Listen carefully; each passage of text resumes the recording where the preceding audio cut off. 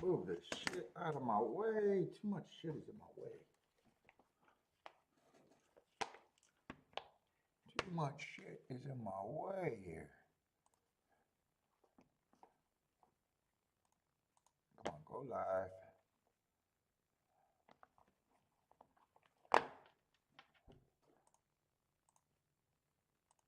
Save that shit.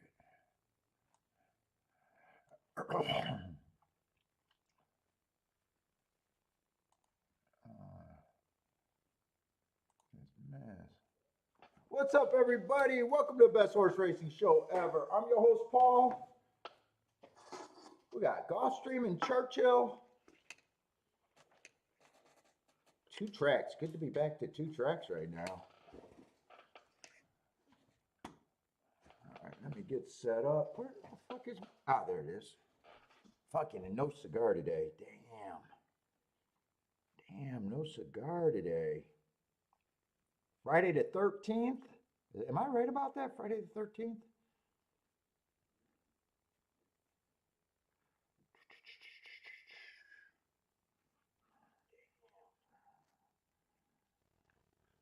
Let's see. I'll put that on a charger.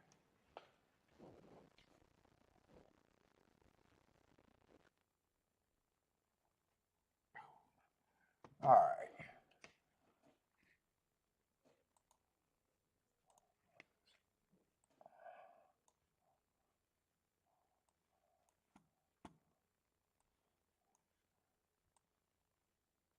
Wait a minute, what the fuck am I doing?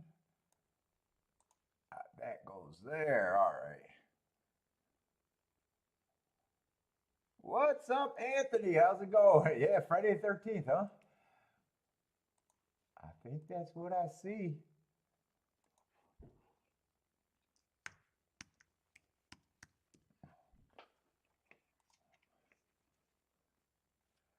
All right, what we got? Gulfstream and Church today.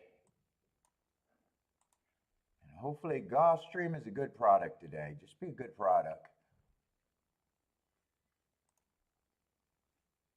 Let's see, it looks like Churchill starts first. Let me do this first.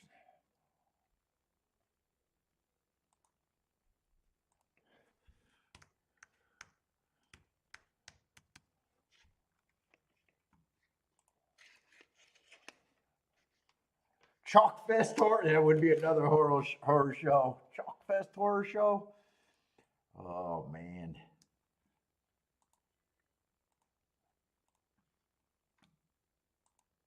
That is definitely what we don't want to fucking see at Chalk Fest.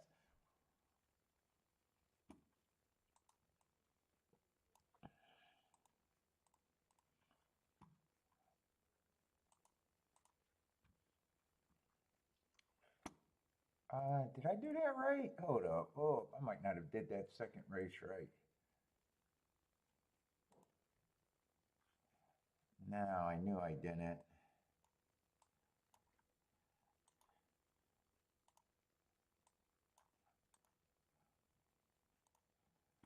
Just make sure that's working. It should work, right? Yeah, it's working. Wait a minute. Ah, damn it. Now I'm confusing myself. All right, second race is 7 horses. All right. What the fuck? Third race is 9. All right. I should be able to figure it out from here, hopefully. Oh, Churchill, looks like we got a lot of short fields, at least early, huh? Shortish.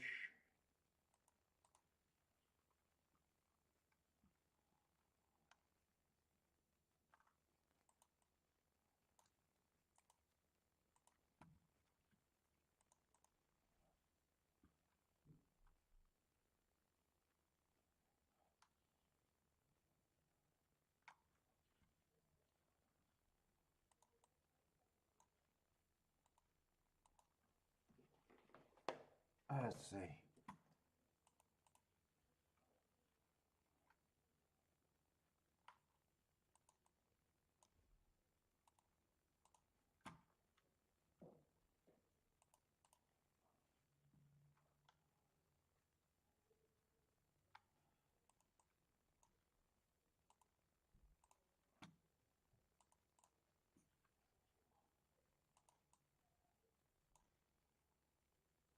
Let's see, last night, Churchill's opening day for the fall meet. Wasn't too much going on. Definitely not for me.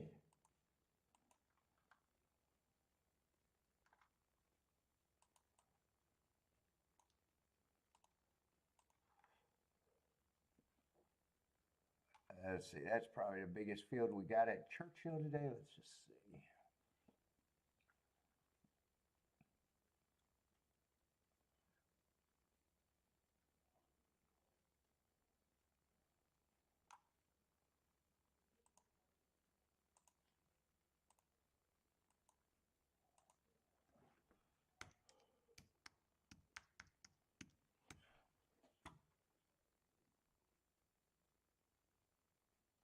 Oh, what I accidentally closed out.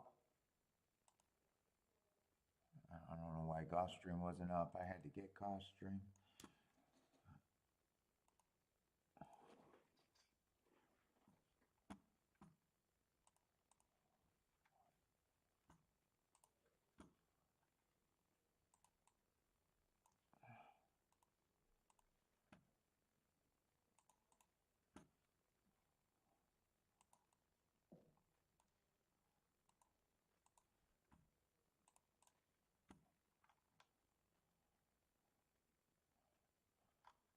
Oh boy. Wake the fuck up. And no cigar today? Shit. I'm grounded. I'm grounded. I oversmoked my cigar allotment.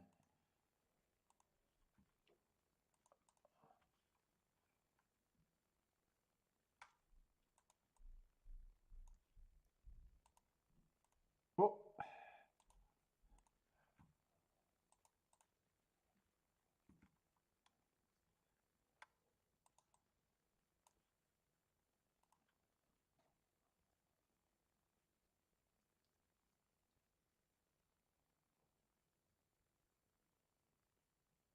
No, their tournaments are new. What's up, mofo? Their tournaments are brand new. So I haven't. I looked at them, but not serious.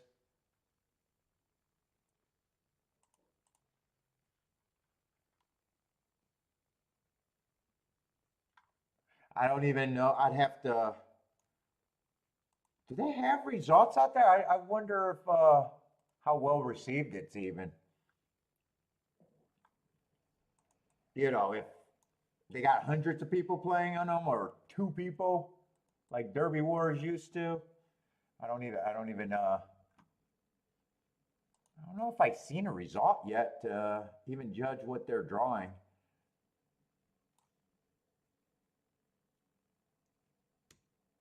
Oh, you started playing them? Yeah, they got a bunch of different all the, tournaments went online and they're sucky compared to what they used to, in my opinion. They're just sucky.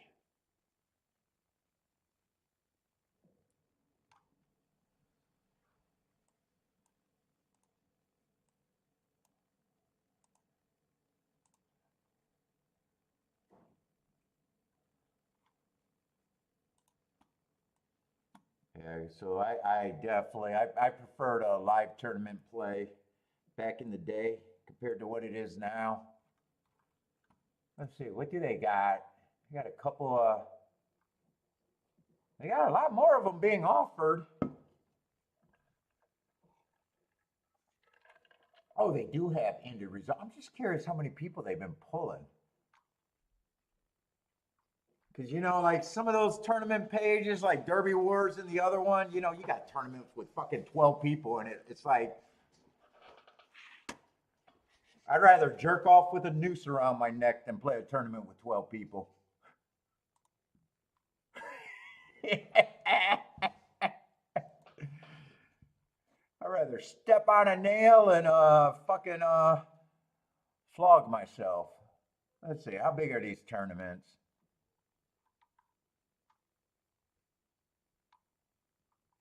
I had a bunch of people get disqualified. So was there only 14 people in that turn? Yeah, I mean, if that 30 entries and half of them got disqualified. Now those people might have just not missed the requirement and played the right way going all in. But fuck, even a tournament with 30 people, man, just I mean, it's nothing there. Yeah, I can't get it. I'm not getting involved in that bullshit. What's up, Joshua? Oh, not bad. Well, not good. Not good. Losing day, didn't cash a fucking ticket, but probably more than what I should have lost on that card. But you know, average losing day is average losing days. I'm supposed to have them.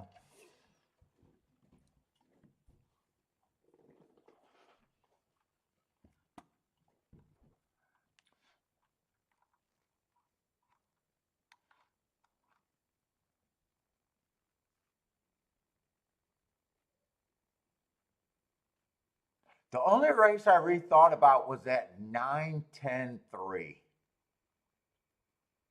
That second to last race. I could have thought about that try better, and I should have asked myself, did I really want to beat the 9 there?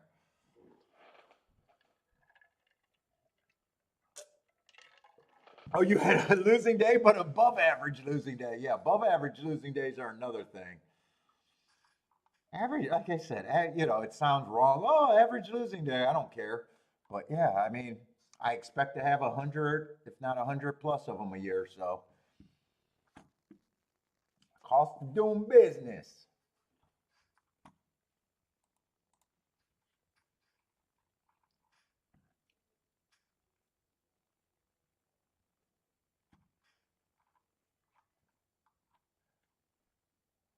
Let's see. Churchill's going to be an earlier race. It just looks like a race that I'm not going to be involved in. Doesn't look like there's too much there. Handicapping wise, got a few first time starters. And my notes aren't really leading me anywhere.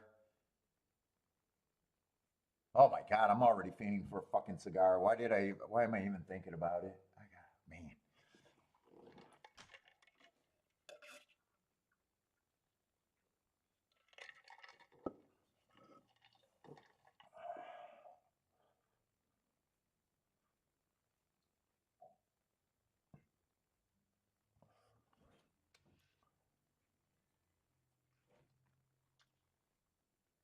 What is it? Expert A picks? What is it?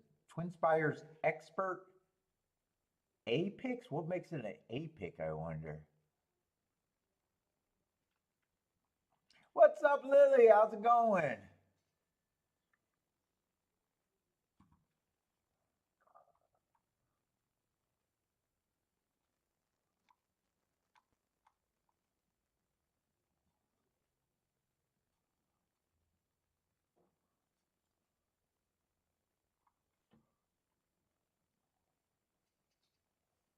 Oh boy. Try to get this caffeine in me. Daddy, what's up, Dad? Oh, you got a La Broma de Cuba. I like those. That's one of my go-tos. The El Jefe. I like the big one.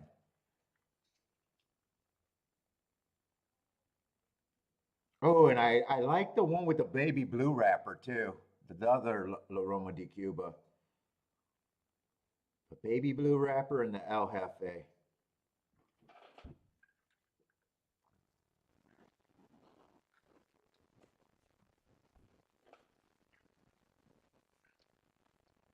I should have snuck and grabbed one again today. Kiki's keep yelling at me, and I keep saying I gotta quit. Not quit. I'm not quitting. I definitely got to slow down. Definitely got to slow down. What's up, Steve? How's it going? What's up, Rennes Do? I haven't seen you for a while. Did you get evicted? I have not seen you for at least a week or two, it seems like.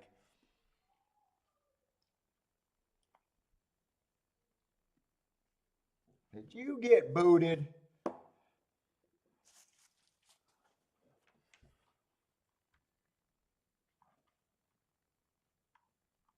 Let's see. That's one of your favorite, the baby. Is that's what it called, the or the nickname, the Blue Lady? Yeah, that is a good one.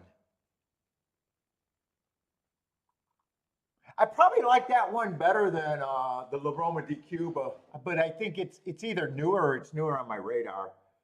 It costs a little bit more. I think $3 or $4 more at my place if you buy them singly. I've been on the La Roma de Cuba, the San Cristobal. Is it San Cristobal with the parrot? I think that is San Cristobal. Yeah, if I'm going to a cigar store, if I'm going to a cigar and picking, I've been between the La Roma de Cuba mostly, the San Cristobal Colosso, and the Drew Estate Underground are are like mine. And then with with ordering them online, we're getting like sample packs and stuff. So that's where I'm like experimenting because my wife's all about the deals. So she's the one that actually orders them for me. So I've been trying like, getting more Monte Cristos. They got a lot of good deals. Olivia, I had a bunch of Olivias and then sample packs. I wanted to try those ones with the knights on the label. The I think it's St. Andrews or something. I'm not sure what the name was, but they always got a knight on the table. And I was looking forward to that, and she got those in two sample packs, and I didn't like either of those. So I think that those are off my list. Those kept, and I got a new mag. I got the new mag for the cigars, but those are off my list. Yeah, Ren, it's been a couple of weeks. Oh, we got rain over there at Churchill too. It's sloppy out there.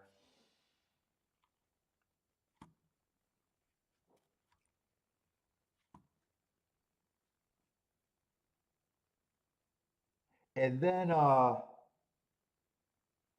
Cohiba. What was his full name? Cohiba. He was on the show. I haven't seen him since he sent me a package. I seen him a couple days. He sent me some really nice ones.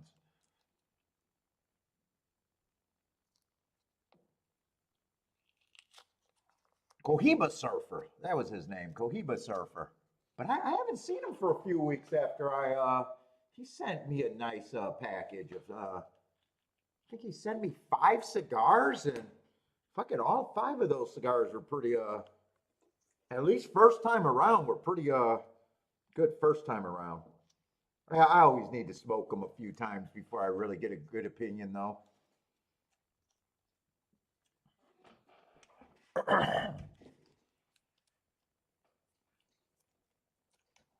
Let's see. I'm not interested in this race. Don't have too much to say about it. Just, lightly raised babies. Omar, what's up? How's it going, man?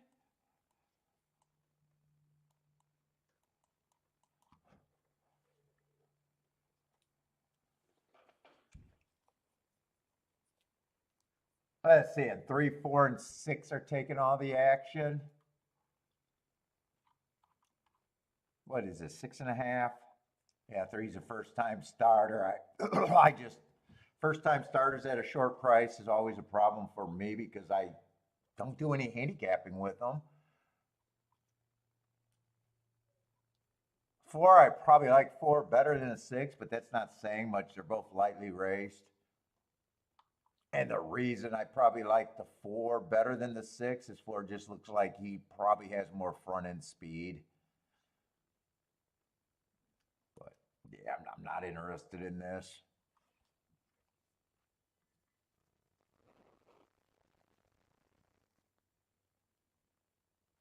Oh, the new company involved in a buyout, ending up moving office. Oh, new boss is not into horses. Yeah, you got to get, dude, if you're a degenerate, you got to get your boss into whatever degeneracy you're involved in. That always helps. It always helps if your boss has the same freaking problem you do.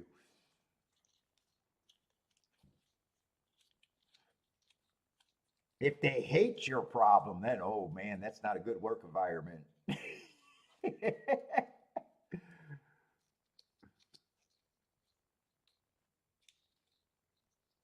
Let's see, what's the first race at Gulfstream? Let's see, so no bet here for me for sure. Yeah, first races are usually a suspect. Second race is a turf sprint, but man, the turf sprints are almost mandatory for me, but there is no real form there. Yeah, the first race at Gulfstream. I'm going to get off to a slow start today, but that's fine. That's fine. I don't play every race. I don't play every race. I don't need to play every race.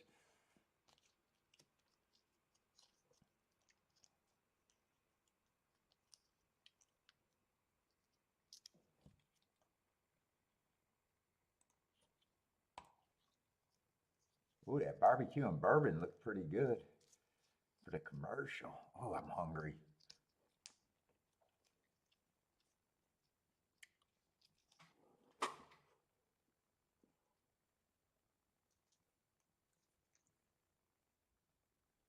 What the fuck is this sighting all about? Is that a Bender sighting? What's up, Bender? Holy fucking shit.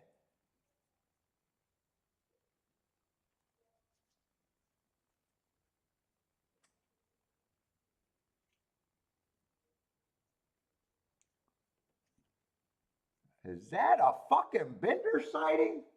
How did he retract his message instantly?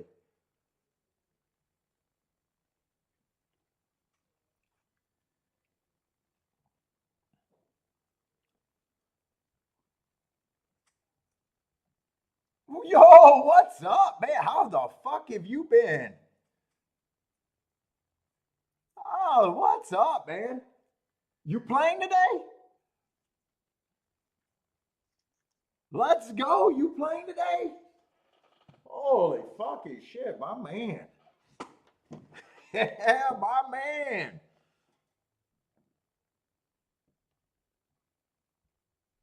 Dude, I gotta catch up, Bender. I got man. I get more questions about you than anyone else. Everyone's always asking how you're doing. All I can say, the last message you sent me before you went MIA, the most beautiful message I've ever heard in my life. That's all. That's all. That's the only story I can repeat. I got more money than God, and he went MIA after that. That's the most beautiful story ever. Or it was what? More money than Jesus? Are you back at horse racing or are you back at work? Retirement was kind of boring? Dude, absolute beautiful story. Hold up, I'm sending you some stuff, Bender.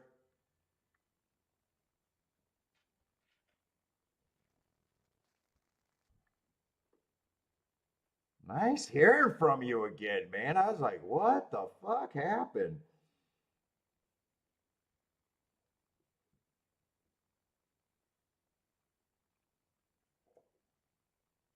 See, you hated working for so long, you got to retire fucking younger than shit, and now you're saying it's boring.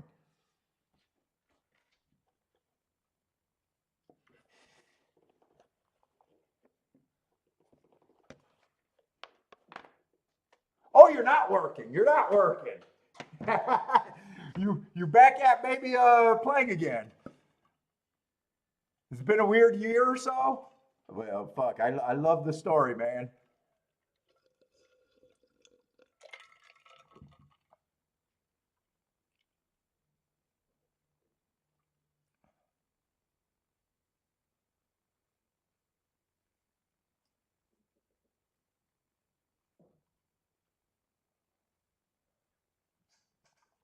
What's up? In is in the house. What's up, In?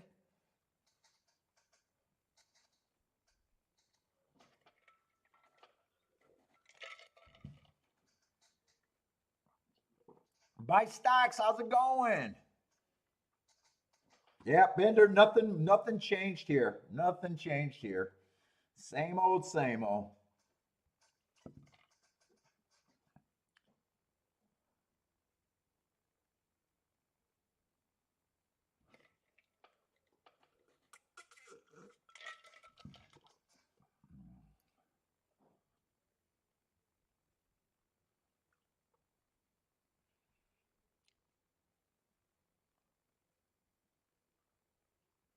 Let's see, they are off and running. 7-4 are going to lead. This is Churchill, no betting for me.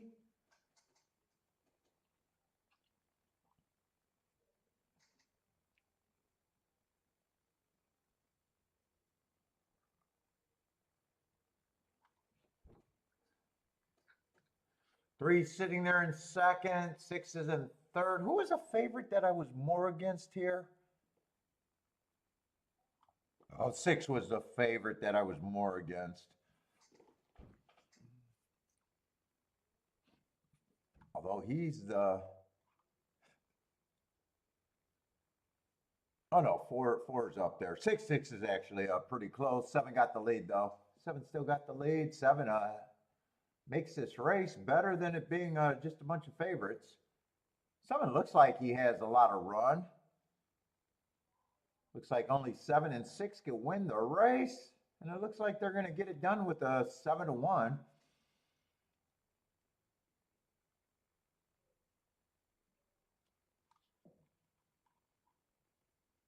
Joshua's booming.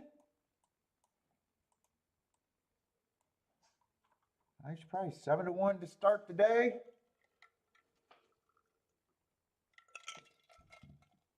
Yep, Marco Lou and Boater's still around. Boater asks about you all the time.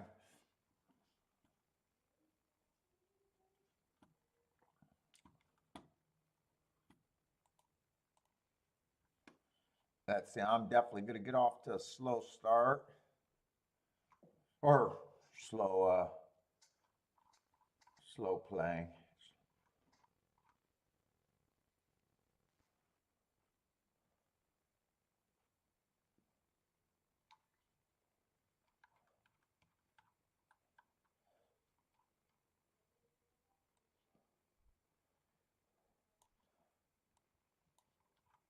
Let's see. And the first race at Gulfstream is going to be just as lightly raced. Less first time starters, but horses with only one race is only a little bit better. Come on, Gulfstream. Give us a good fucking product again today. Please, please, please. Keep the chalk mafia away.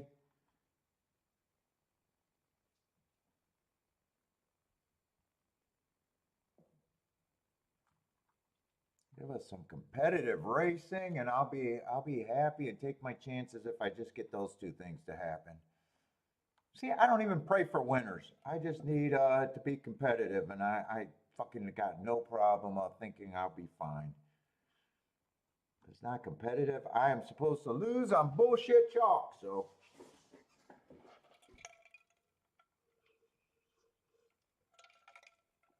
Oh yeah, Boulder. Nothing's really changed at Gulfstream. Turf sprints are still the turf sprints. The only thing that changed at Gulfstream, and I can't really put my finger on why, because I don't want to believe that it's the CAW teams, but they have an overabundance of tickets that don't pay shit. And that's been the biggest problem with Gulfstream.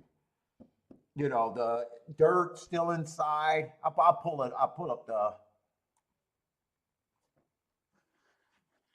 In fact, hold up. I'm gonna pull that up, but I'm gonna send you what I usually send you in case you even want to get more involved. I always told you I got you whenever you want to come back, anytime. You're always never got to worry.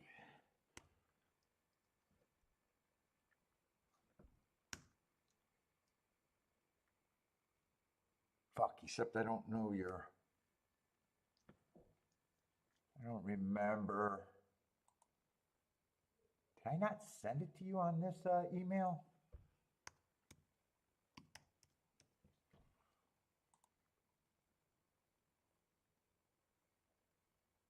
Yeah, so that's been the biggest change at almost to a point where every once in a while I gotta boycott them for a little bit. Still doing great there, but the overabundance of just tickets that are garbage. I don't even want to believe that it's the CAWs because I don't know how they can have a good enough betting model to take 10 to 1 and under exactas and doubles all day long. And, shitty tickets. I'm really like, is it just super uncompetitive right now?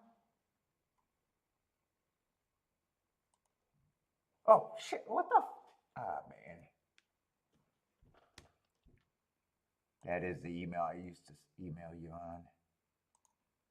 But yeah, that's the biggest change. The other thing is Tapeta's more of a speed and stalker track for the routes. And that's probably the biggest headaches. Turf routes, they're going back and forth. They haven't raced for a few weeks. So, and then Tapeta sprints are almost all speed all the time. But it's the biggest problem with them is just how chalky it's been, or can be, and for long stretches. Yeah, dude, Bender, like I said, dude, whatever, just always contact me whenever you need anything, man. You gave me the biggest compliment of all time, so I always got you. I'll always catch you up with whatever you need.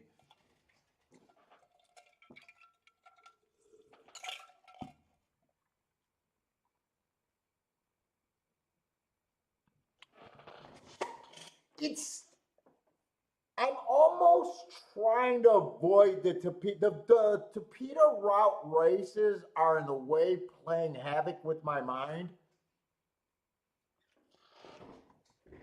I keep wanting to look at that super slow pace.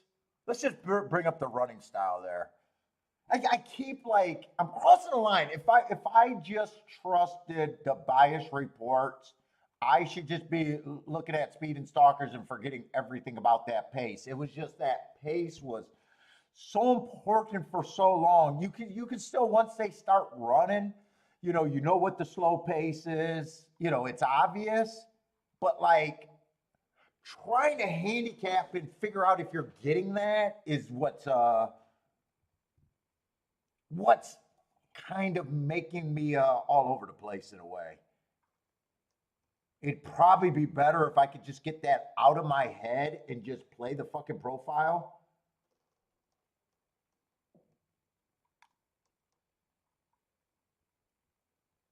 And I keep forgetting about the inside is better than 7 on out. I keep forgetting about that 45% to the inside. But yeah, they're wiring 30%, stalking 46%, and closing 14. That was such a big change to drive that. Drive that down from it used to be a stalking closing track. Now it's a speed and stalker track. I just have a hard time. It's probably more in my head. If I just trusted that profile, I should just be looking at speed and stalkers.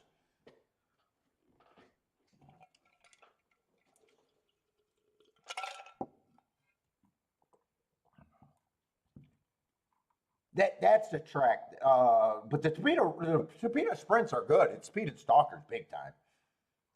It's just are the results any good or not?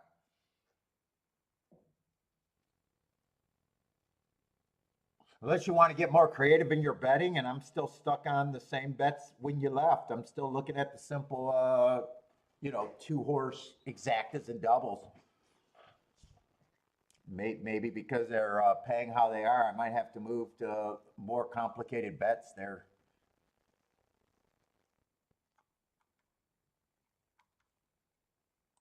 Let's see, this is a Tapeta route. I didn't even realize that just because it's such a Lightly raced race.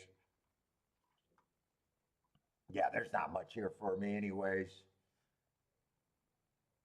I was pretty sure I was going to sit out here.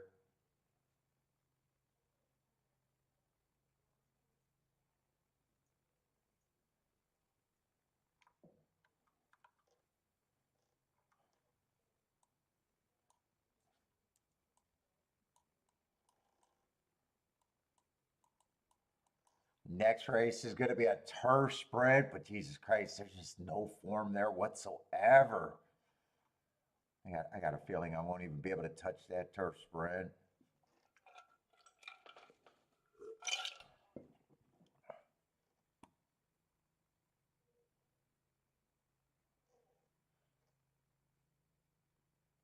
Yeah, you had problems on the. Yeah, I like the Tapeta routes when it was just fucking off the pace, and I was fucking, but I never mentally made an adjustment from them. I just can't get it through my head.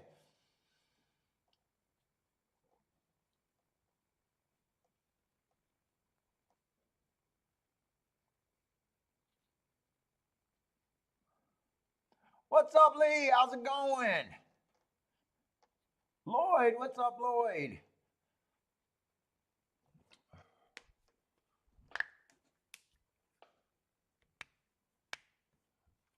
Let's see, five's going to be the favorite here. Just a first time starter at a short price. I mean, those just tend to be favorites that I'm always against. Sure.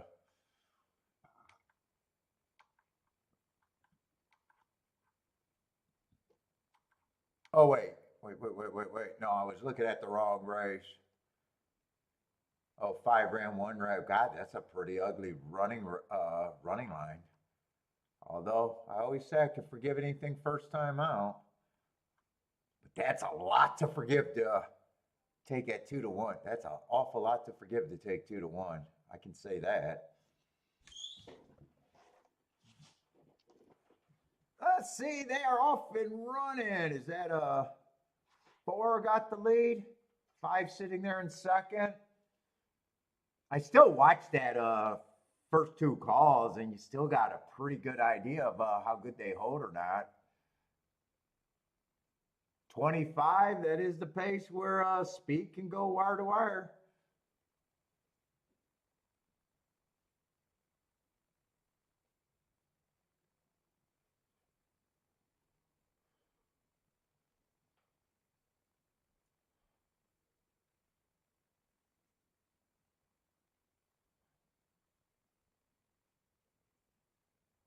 $50 at the half. That's a pro speed fractions right there. 4 and 5 are on the lead.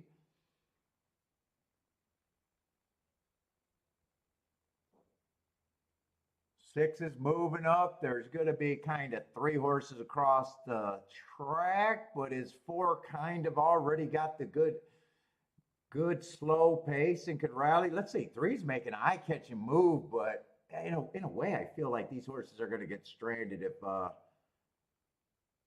just feels like four is going to probably re-break. Well, maybe not. He's trying, but they look like they might have him. Two's on the inside. 2634. 2634. Ooh, six is a nice price.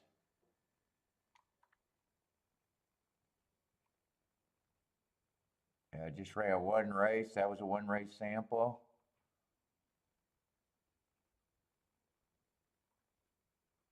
Two at least ran a route race before on the Tapeta. Yeah, there wasn't much for me to handicap there. No matter what happened there, I would have been like, okay.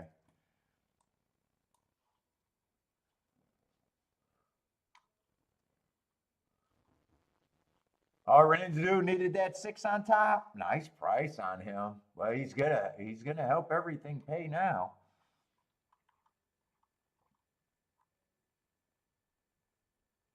Five looks like a favorite that I would say you'd probably want to play against. That's a pretty ugly running line, but even if he won, I wouldn't have cared. That's what category I would have had him in. That's about it. Nothing there for me, so.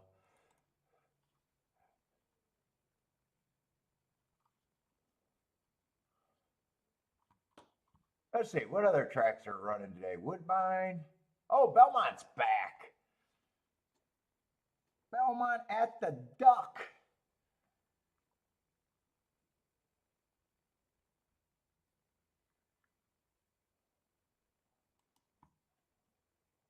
Yeah, Joshua's on a crazy heater bender.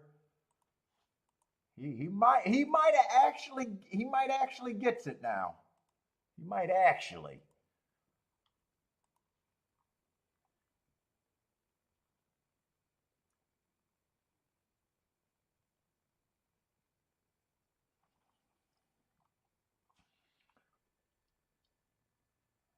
I wouldn't be shocked if he turns the quarter this year.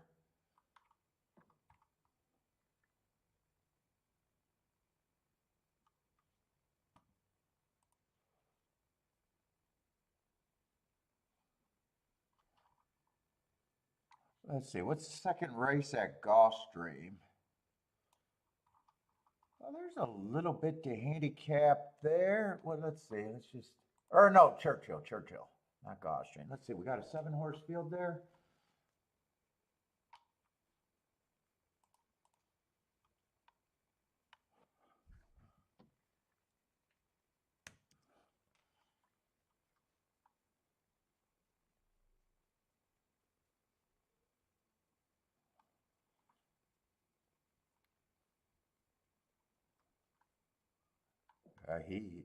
He's on a huge rally.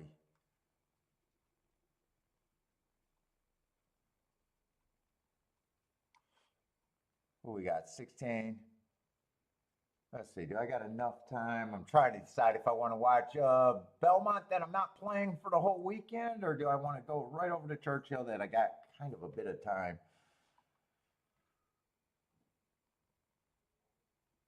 If I was smart, I'd go to Churchill so I don't have to rush.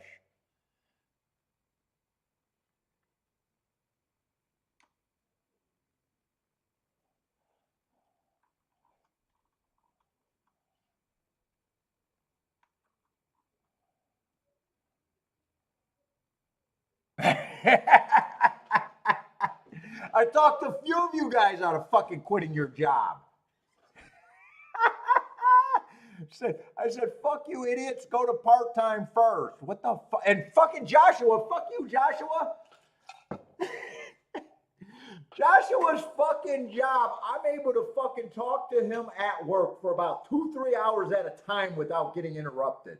You want to talk about a fucking job that you can do while still being a fucking horse player? Joshua, just win for a few years. That's all I ask. Because your job is not in the way of you being a horse player.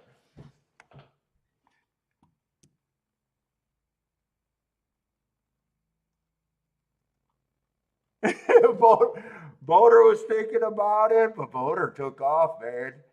I told him the same thing. Just go to part-time first. You got to win for a few years to know that you can do it. But fuck, Boater's at least when Boater was working, from what I understood, he had to be on it. He had to actually be working. Fucking Joshua was able to fucking talk to this idiot for 3 hours at a fucking time. Meaning there's no one watching him.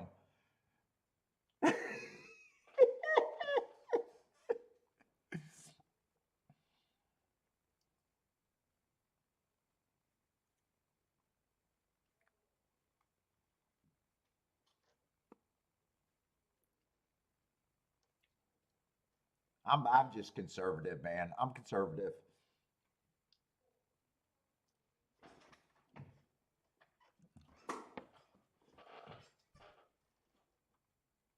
Because once you become an adult, you got more to risk. It's actually easier to learn how to win in your teens, in your young 20s, when you're a fucking douchebag.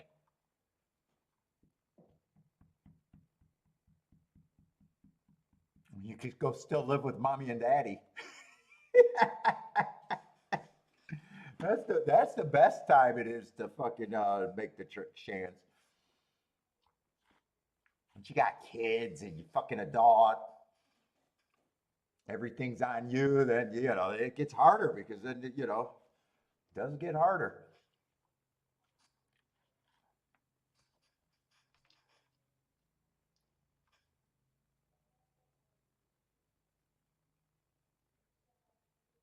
Paul wakes up, no. I wake up at the crack of dawn, but no, I don't put any time into handicapping.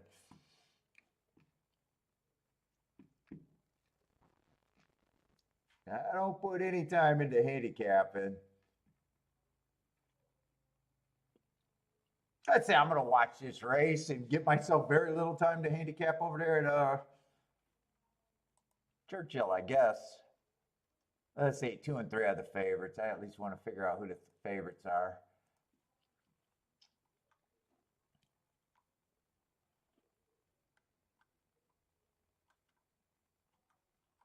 What is that going to be? $16,000 claimers?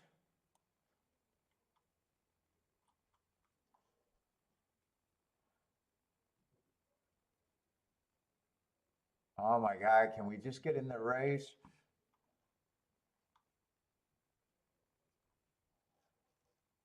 Two and three almost look like the same horse to me over there at Churchill.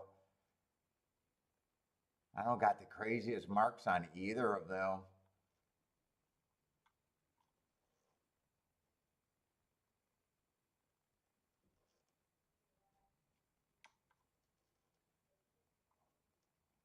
In fact, it's 4 out of the same race.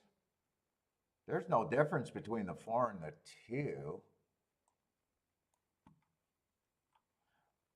With that running line, that's almost the exact same damn running line right there.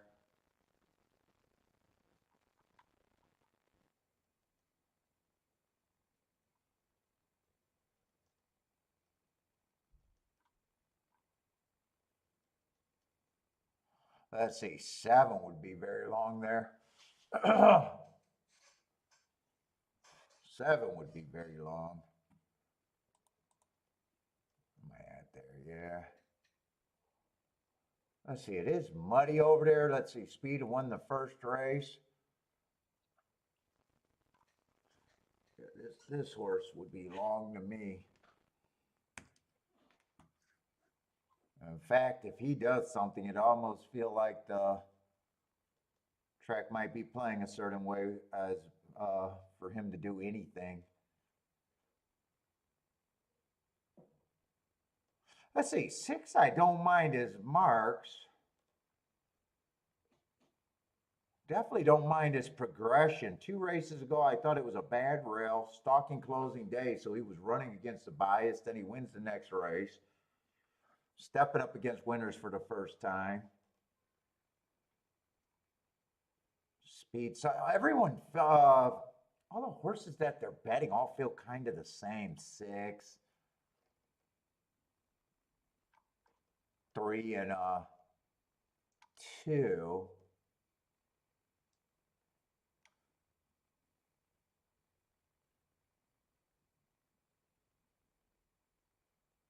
And even the 1, they all feel the same, like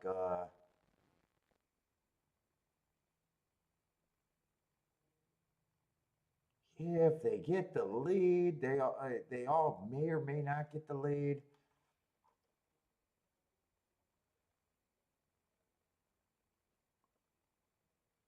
4 is the horse I prefer the most. But doesn't feel like I'm really getting overpaid, and then I'm kind of looking at everything that's reasonable with them.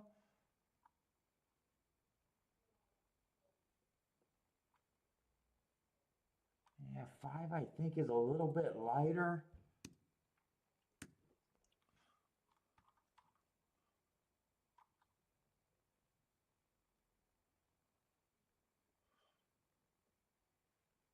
Yeah, one I wouldn't be shocked. Well, 1 feels like he needs to get the lead. I wouldn't be shocked if that happens. It just depends on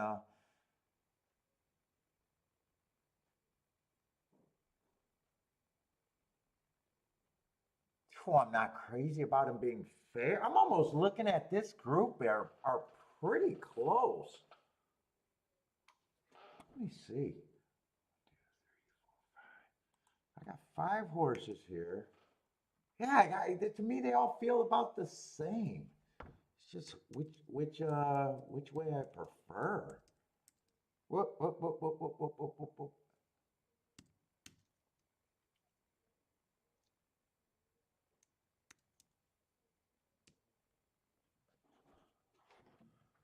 Which means, is there any real betting here for me? If one gets the lead, he would be value at that price.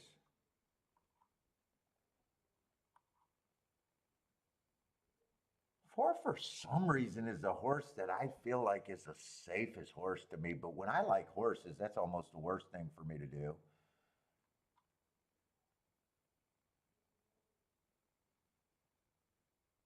1 or 6, if one of them clears. 6 is the best marked horse.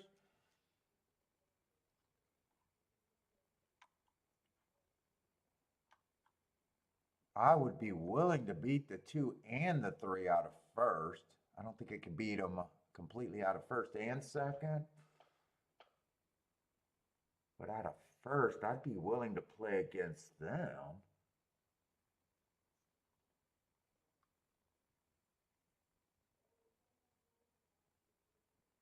But I'm kind of in the exact as even if I key off the 4, I'm basically to everyone but the 7.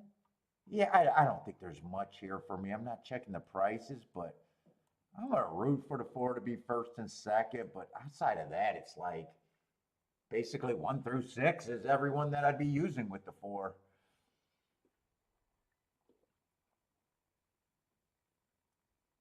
That's probably already too many combinations right there.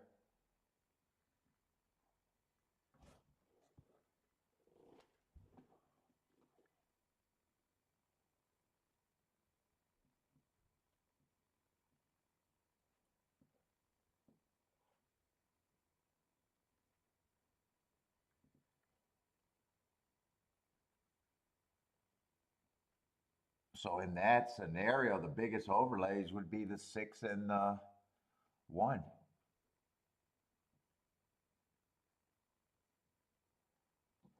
Oh, start out nice and slow. What's up, Gary? How's it going?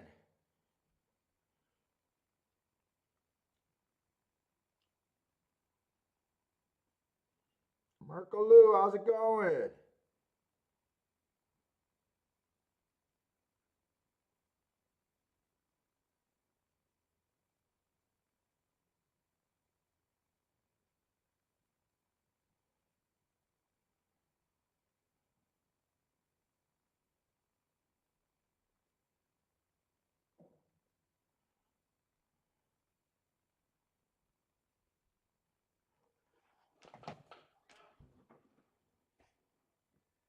Plus, I got a wet track too. I got a wet track. I mean, that wouldn't have made a difference if I think the overlays were bigger. If the overlays were bigger, I would have jumped in. But you know, what the best overlays right now would be 5 to 1 on everybody. So a point and a half overlay. Yeah, who cares? Like I said, I'm going to root for the 4 to be first and second. He just happened to be the horse I like the best.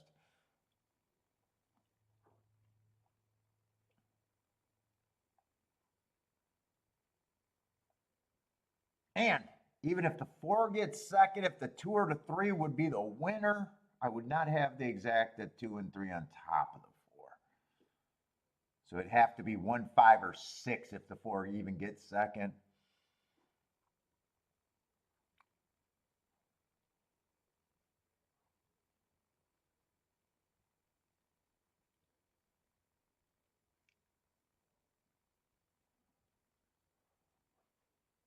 Let's see. 1 did get the lead, and he did get the lead by himself. I thought 1 and 6 were the 2 most likely leaders here.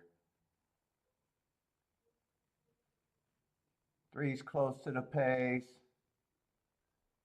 5 stalking. I don't like where the 4's at right here.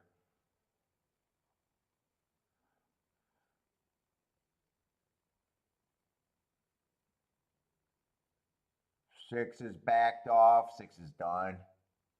right now it feels like only 3 or 1 can win this race unless someone really comes running. And they don't look like they're really coming running.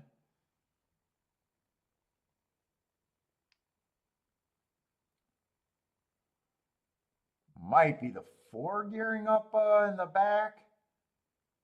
3's now getting the lead. 4's probably going to get second, but like I said, even I'm rooting for the 4 to get first and second, but I wouldn't have played him with the 3 and the 2. That's just going to be a good sit out for me. Good sit out. Good sit out. Didn't really think I could make a score there.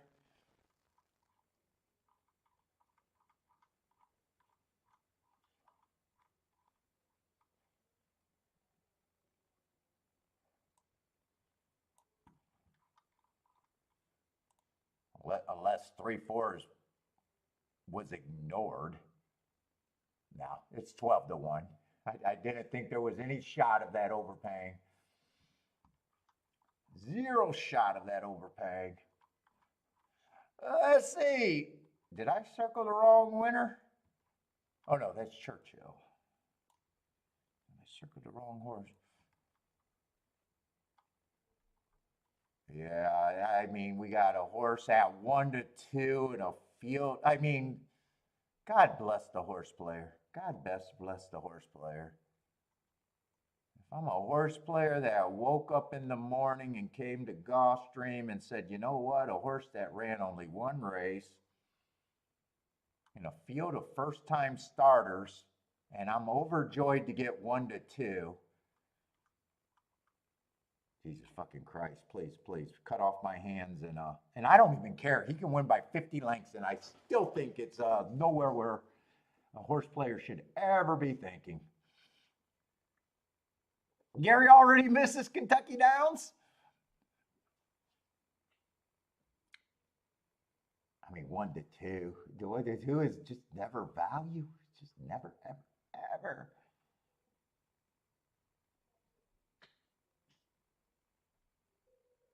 And fuck, the more dangerous the field is, 1-2 is just like, ooh, why?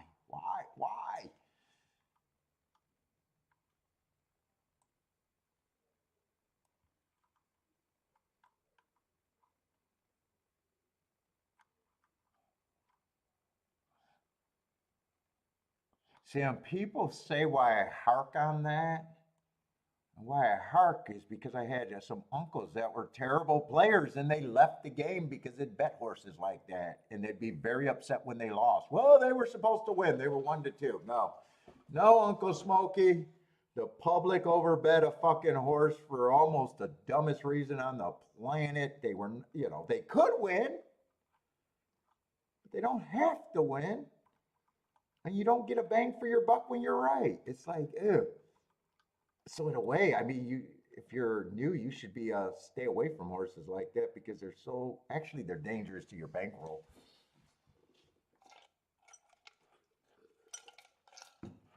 Never will be right enough to take advantage of them.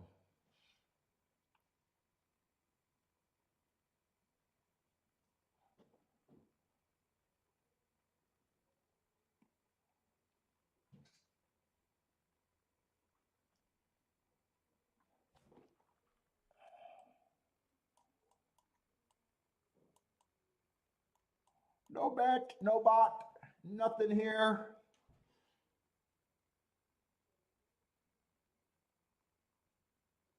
Oh wait, did my fucking chat room freeze again?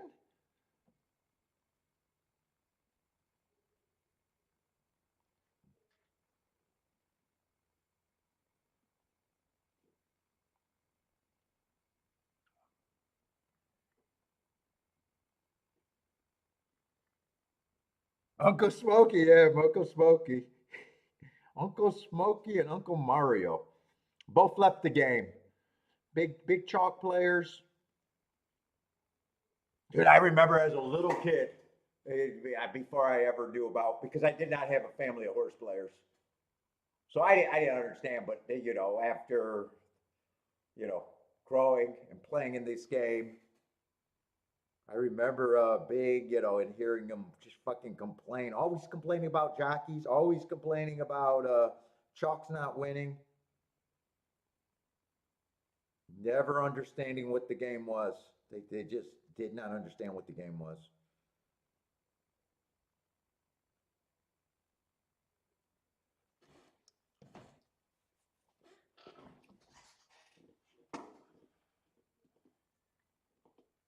Rockin' Ray, what's up?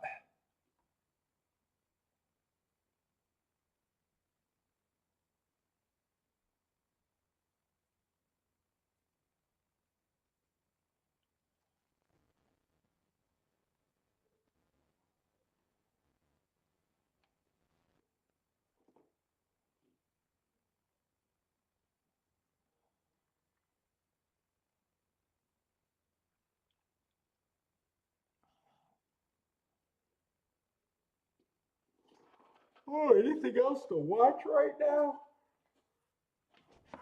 Oh my goodness. Oh, who got third over there at the Churchill Downs? Oh, one did hold on for third there.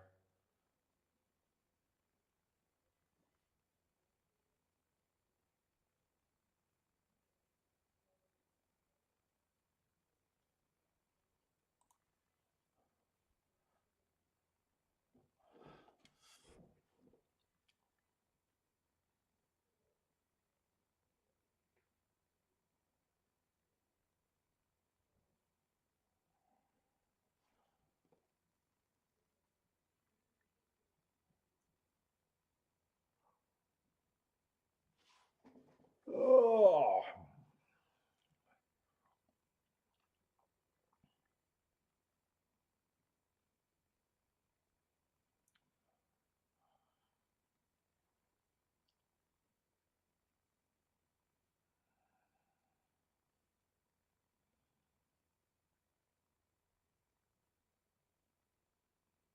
I got other shit running on my computer. I don't know why this fan's.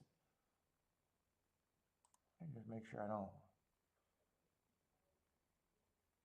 No, I don't have anything else running.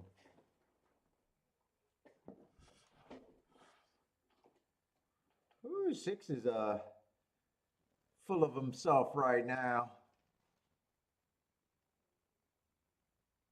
Man, God, I want to play the turf sprint so bad, but this is not the race for me. Shame they have to waste a turf sprint on a field like this.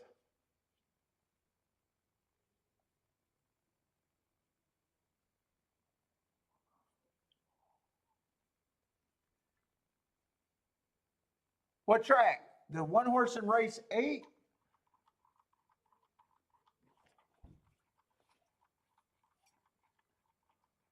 What's up, Greer? The best is here.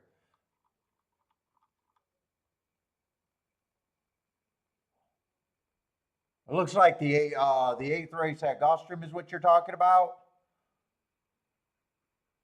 Earnhardt's on a speed favoring day. Yeah, you're right. That does look funny. Are you gonna come back out of the blue and already find a fucking mistake?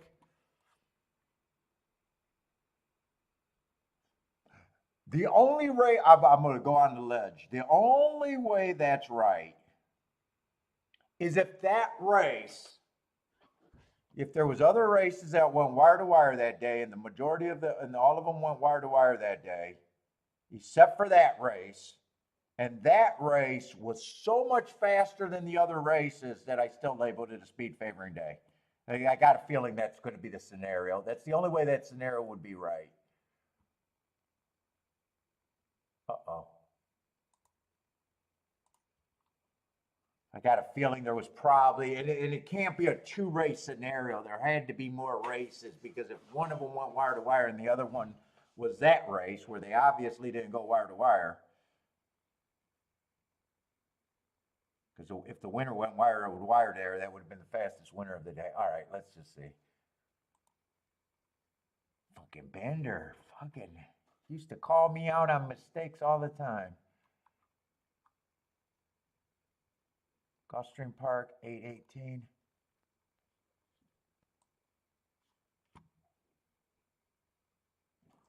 Whoa.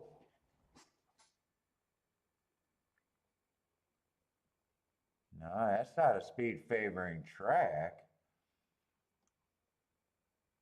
All right, other scenario is I looked at the wrong profile that day.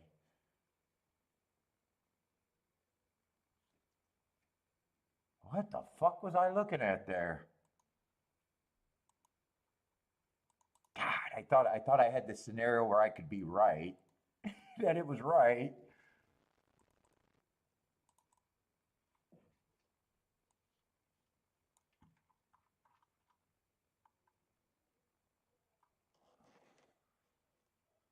What the fuck was I looking at?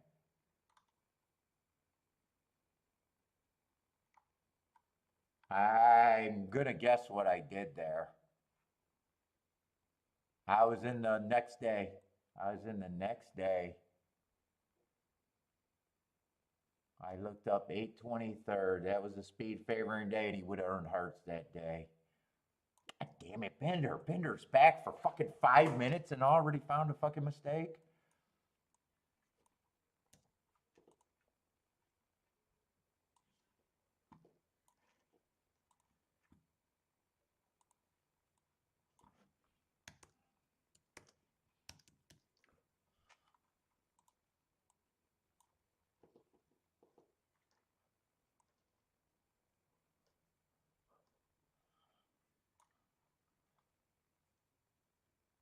Yep, you were right.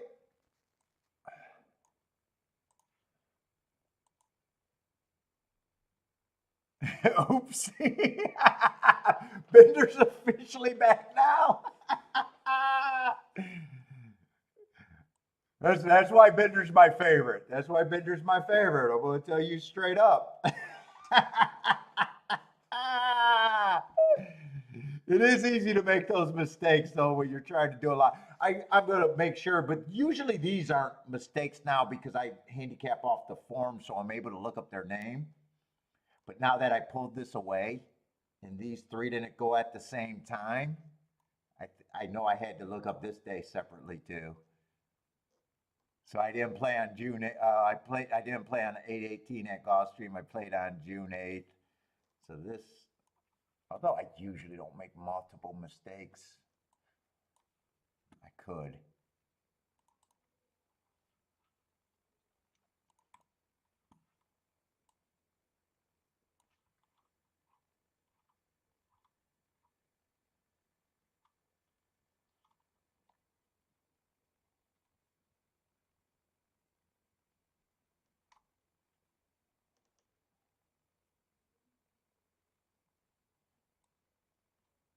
Yeah, that one's right. And I'm pretty sure that I had to look up 6/8.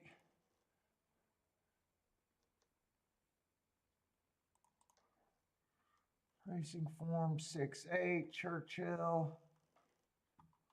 See, that's why I like looking up this. Not only when I got all the forms, I can look up 3 days at once. I get to check the horse's damn name to make sure.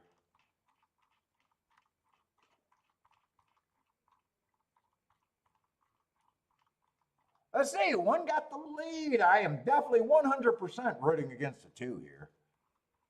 I can't root for 1 to 2s. Let's see, that'd be 11-7.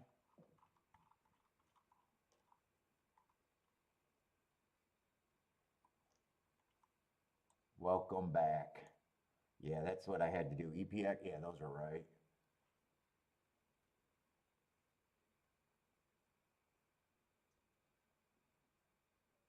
No, I never said you were my favorite, Joshua.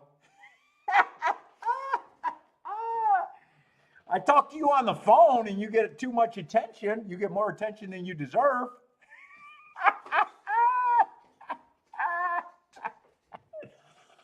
Shit, Bender gave me the Biggest compliment of all fucking time. Liking the show enough to figure out how I was marking the shit. You want to talk about the biggest compliment that someone doing what I can do does. And then he made it work and had winning years after that? Fuck. You got to be fucking kidding me. Bender listened to all the definitions, started doing it him fucking self, and then having fucking success? You got to be fucking kidding me right there. He didn't ask for a handout. He didn't ask for, oh, you got to prove it to me. He liked what he saw. He figured it out and he made it fucking work. That's the greatest compliment I could have ever had from someone. And I am not even kidding about that.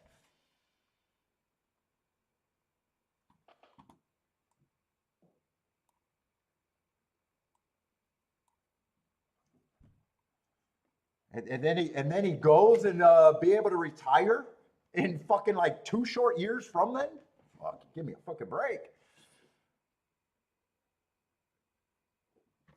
Give me a fucking break. That's a beautiful fucking story. They should make a movie about that.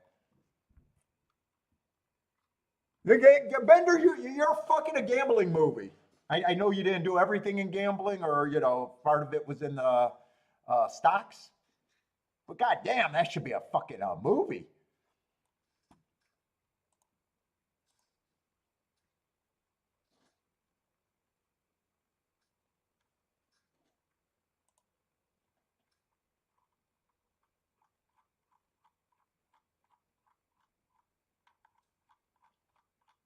And that's how I knew he was close, because he figured out kind of how I was marking up the forms.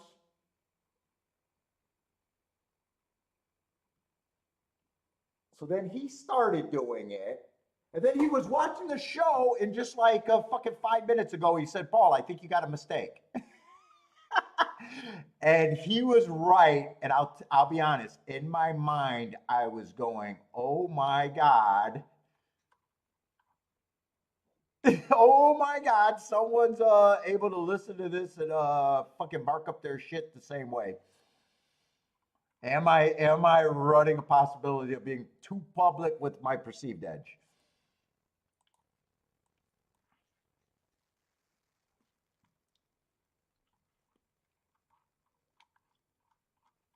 Let's say one ran a good race. That 1 to 2 did win. They're probably going to be a decent exacta. One's 30, or probably at least as good of an exacta you can get with the chalk winning. Let's see. They 1 did get the lead, so he held on for second at a giant number, and 2 was stalking in the good position. So that track did play how we expect.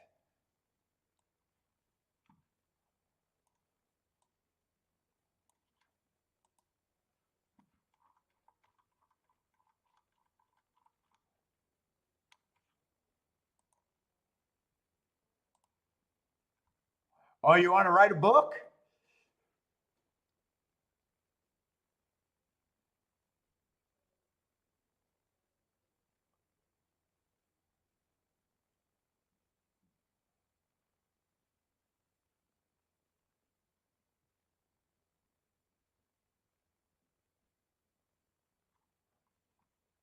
Let's see.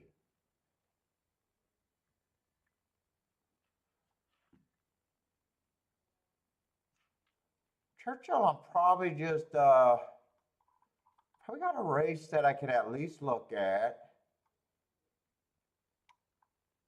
I'm gonna watch Belmont getting in the gate. I'm in no rush right now.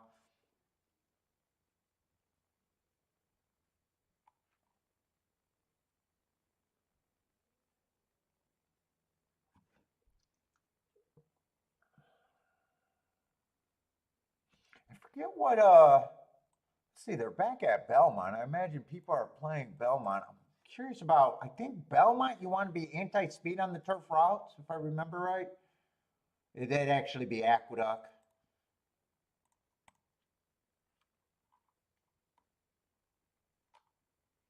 21% going wire to wire, so I'd be anti-speed. Oh, the inside was really good last most of the year, 51%. Stalkers and closers been dominant. And would be watching that inside of the track too.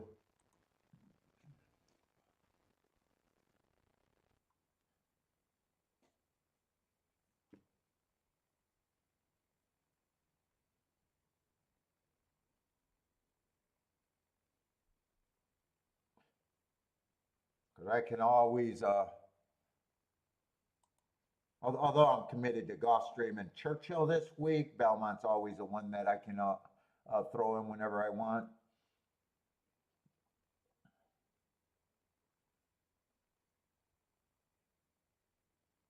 It's just where I think I'm struggling and where I want to play or what card I think is better.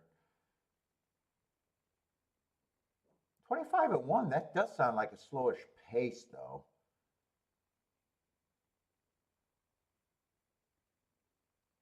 So maybe they can speak and hold up better than expected.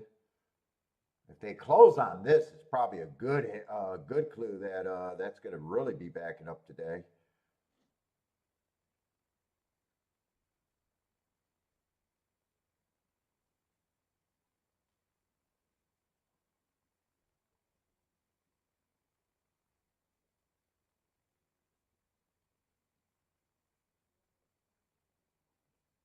And that 50-2 really helps the 9.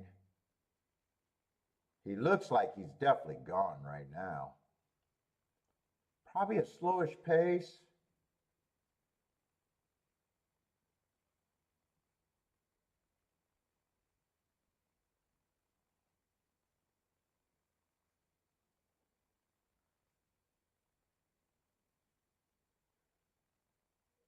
$9.25.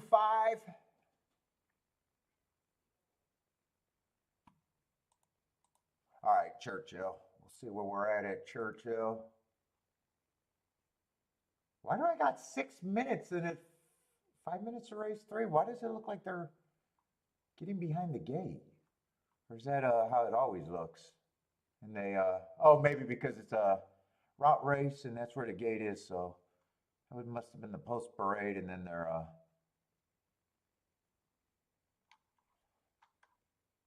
we got $16,000 claimers.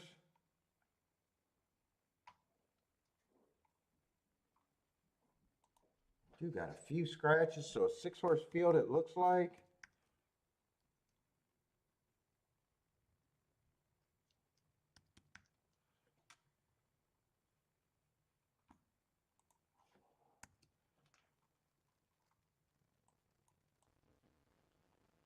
Just make sure Cowboy Emmett, yeah, I'm in the right race. Got him always make sure.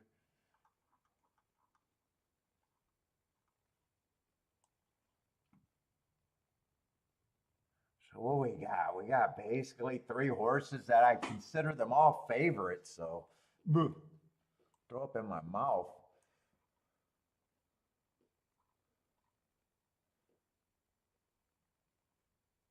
Yeah, 3 just got a lot of marks at a lot of races at tracks that I don't have marks at. What is this? 16,000 now winners of 2. Yeah, Hawthorne, Indiana.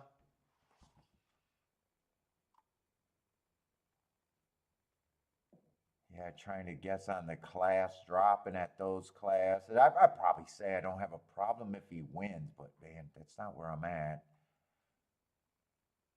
Let's compare him to the other favorites.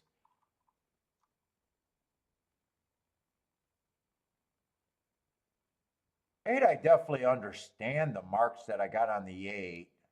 I probably feel more comfortable with the 8 being one of the favorites than the 3.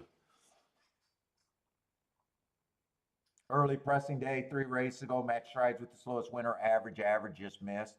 Next race, I think he ran on a bad rail, love the excuse. Next race, I think speed favoring track, dueled. I'm guessing he probably lost to eventual horse that went wire to wire. If I had to guess, in last race, I think that was another bad rail day and he had the bad rail. I just want to make sure on that speed favoring track that was the scenario there.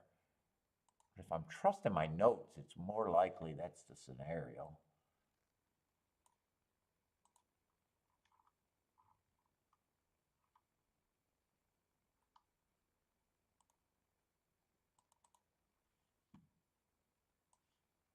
Yeah, yeah, the winners went wire to wire. It was only a 2 race sample. They both went wire to wire though.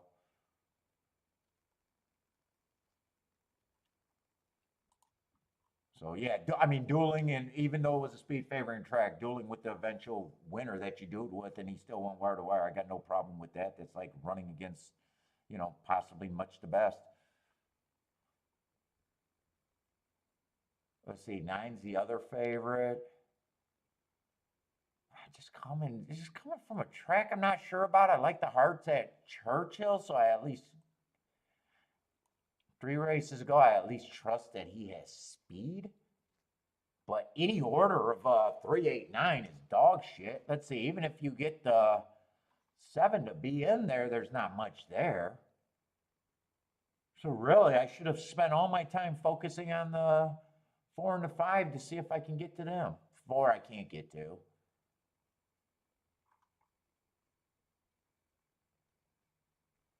Pretty sure that looks like a heart to me, or that looks like a circle to me and not a heart. Yeah, I guess if I could get any of the horses that matter, I guess 5 would be the easier one to get to.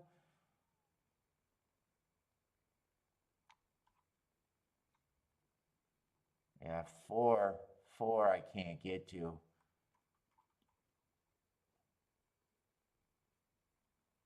5 at least got a couple bad rails.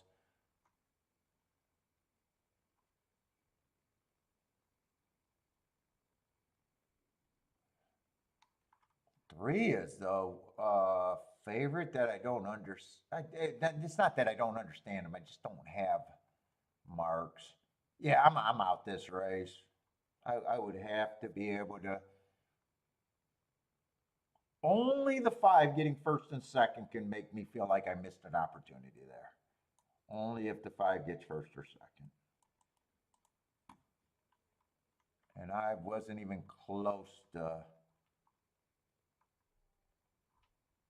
If I was looking at doubles, I'd probably just be trying to get through with the 8 and the 9, which is kind of chalky to begin with. So I don't think there's just anything here. What's up, Gordon? Gary with the boom.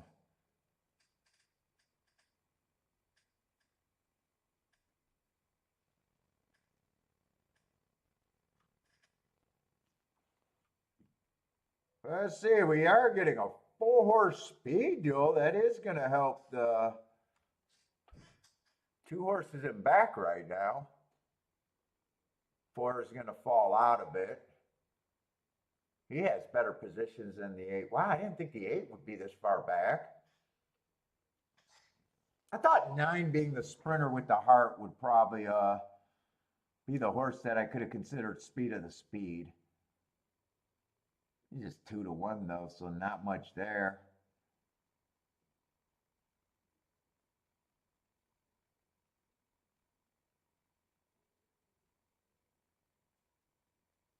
Seven looks like he's waving the white flag. 4 and 8 might be interested. Well, 7 haven't went completely away. It's just because he just felt like he backed up. Nah, I think he's completely away. 4 and the 8 are now look like they're gearing up. 3 and 9 are still dueling. 7, I'm going back and forth. Does he have run or not? I'm going back and forth on him.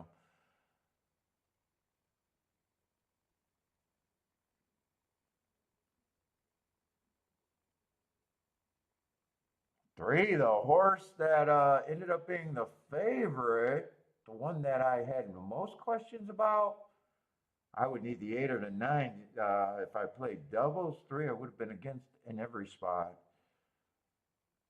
All right, but it's 359, just or 3 389. There's just no good good, no good accommodations there.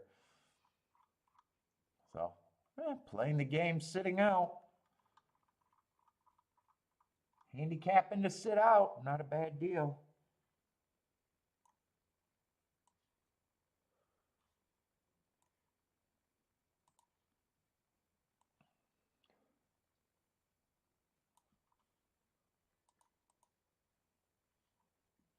Let's see, Gulfstream. What we got at Gulfstream?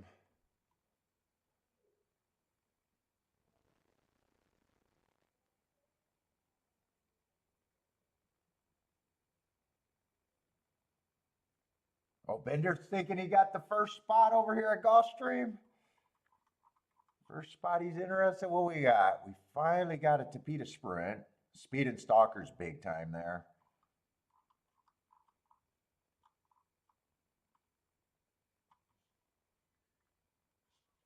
In fact, I might want to pull that out just to remind myself.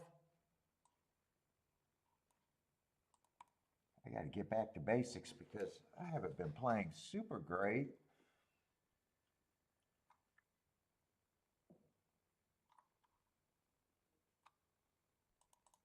Oh, wrong day, wrong year. Yeah, speed. They're going wire to wire 50%, and that's a huge sample, 330 races. 50% of the time, they're just the fastest horse wins. There is a little disadvantage from being 7 on out, though. First 6 post positions are winning 82% of the races combined. Both of them are in the 40 percentile. But speed and stalkers, you got to be, say, I'd probably almost look at that like that's a turf sprint right now. Probably got to be on the leader within 3 lengths of the lead by the first call. That might be the best way to say that.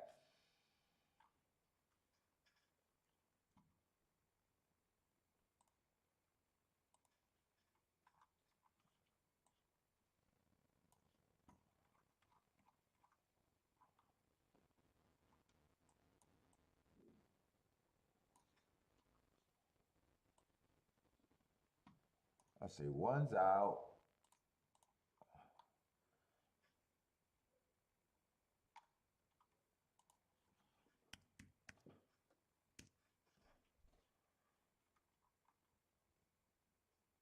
Let's see, two's the big favorite.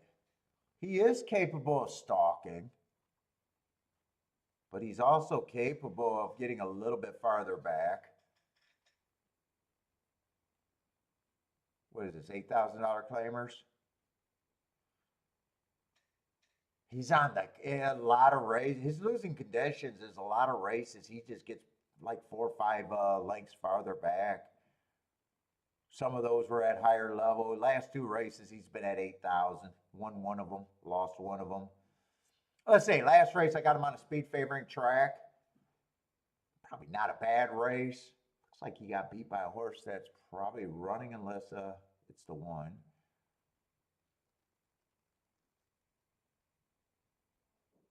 The race that he won at 8,000, he was just average match stride. There is weakness there.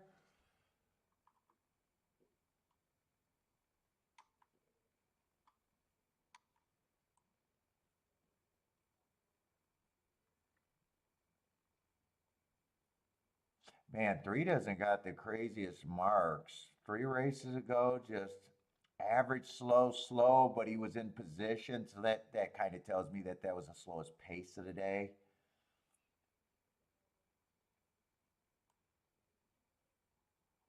Last race, I thought he had the good part of the track. It was just average before falling out of it on the good part of the track. I'm not crazy about that.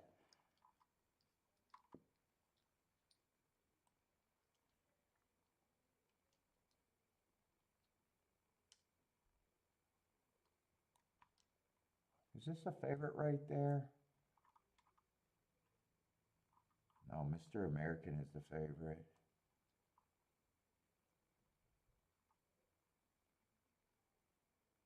Let's see, 4 stalking. Oh, he should have got an asterisk 4 races ago. I thought that was a stalking day, and he was trying to go wire to wire.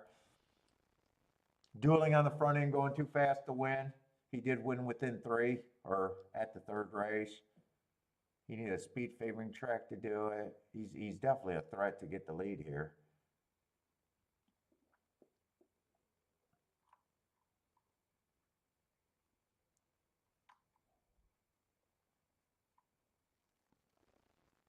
Couldn't get the lead last, or 5 couldn't get the lead last race on a speed favoring day.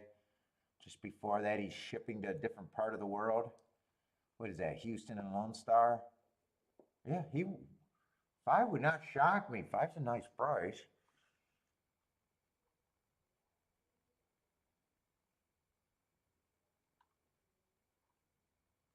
There's quite a few horses that fit. 7's one of the favorites. That's a big class drop from the last race. Kind of a long layoff. I'm not sure how to bet this race.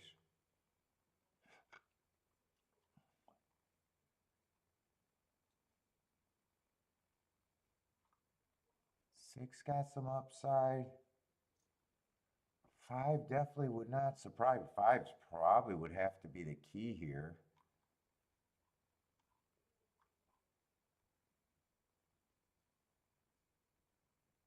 Oh, Mr. American is a 2 horse. Why was I trying to figure out who him is? So who is this horse?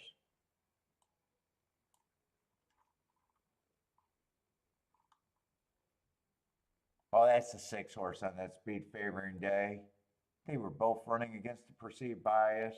There's not much difference between the 6 and the 2 other than 6 is a better price right now.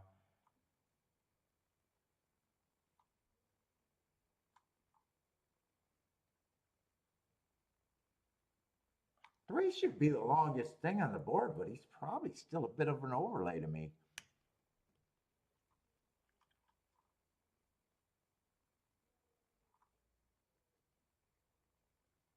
But these 4 horses, they're like, is that 4 or 5? 1, 2, 3, 4, 5. I can definitely make a case for the 7. I'm not crazy about the layoff, not crazy about the 2-1. But I still wouldn't have a problem if he wins. 6, I have no problem if he wins. Same with the 5.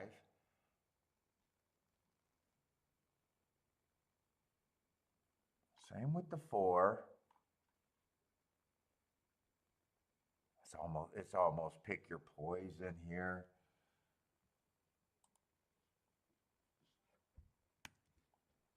If they're all 22%, that makes 5 the clear key horse there.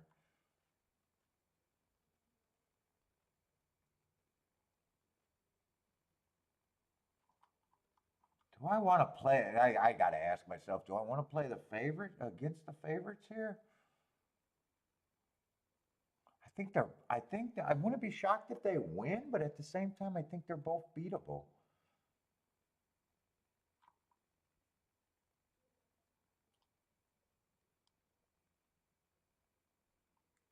I would definitely be the. I guess it's just deciding if these pay worth having. 2 5's 21-1. 7 5's 18-1. Obviously, know where the best ticket is if you can get rid of both of them.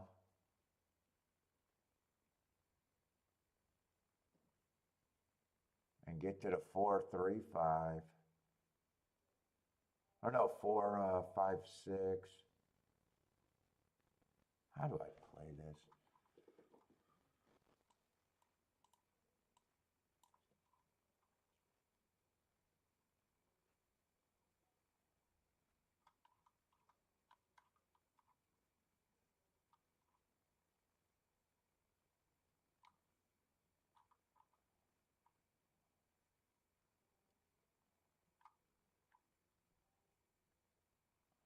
Five, I'm not sure if 5's a.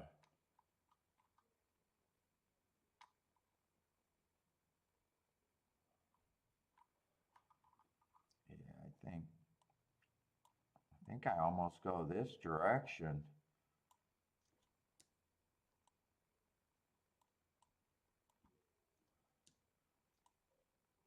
4, 5, 6.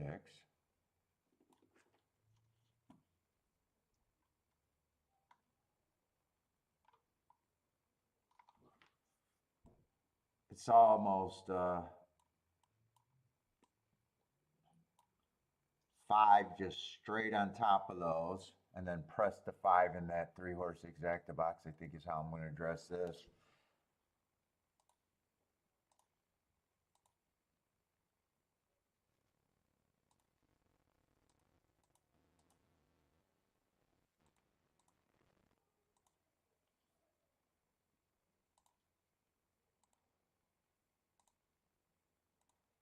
And I should even check, I didn't even check to see what the 4664 was paying. Let's see. Oh, those are straight. Those are straight.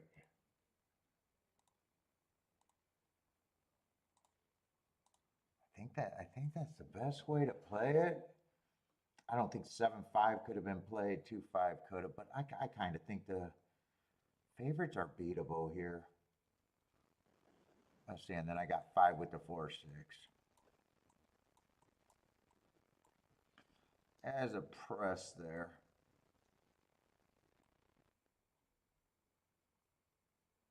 I think this is my first race of the day.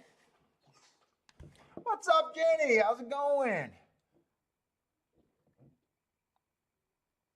Ooh, I don't like how 5 got a great break. Did he get gobbled up because he's not fast, or hopefully he's running? Let's see. 4, 5, 6 are all on the front end. I like that I got first run over the 2 and the 7. I'm actually happy that the 7 did not break. Keep this 5 going with the 4, 5, 6. I like my chances here.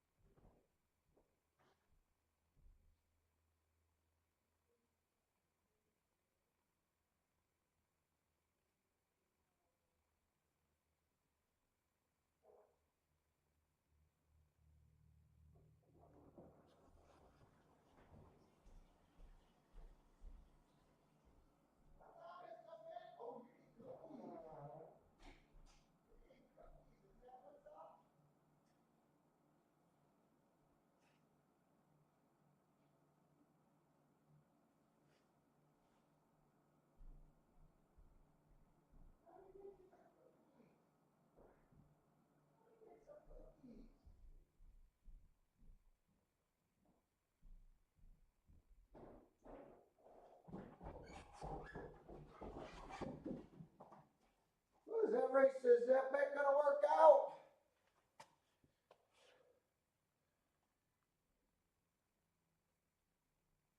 Four, 5, 5, 4 would be beautiful.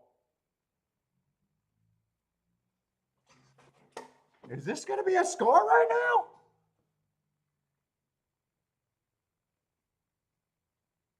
It's probably 4, 5, but I played it 2 different ways, so I'm gonna get the press ticket.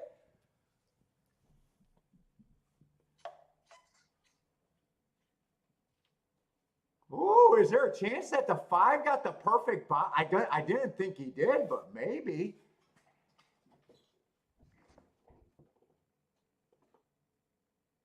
Let's go!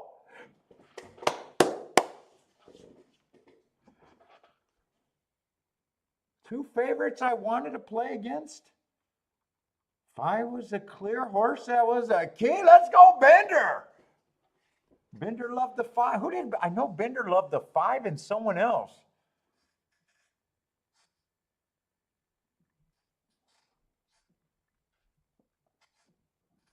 I'm back. Bender's back. Feels like old times. Fuck it. I gotta impress Bender. Fuck the rest of you slubs. I gotta impress Bender.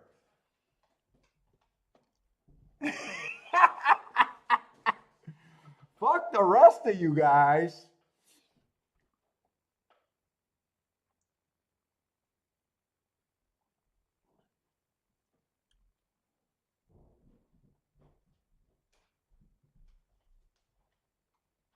So Bender, some of my betting changed. I've been really working on getting the combinations down and pressing bets.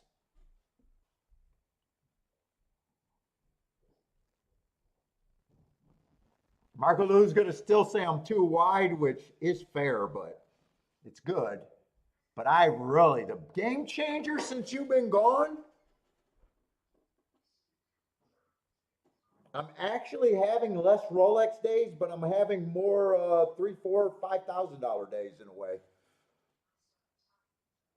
And it's just because of the press betting, and being willing, trying to cut the combinations down. So that's been a change.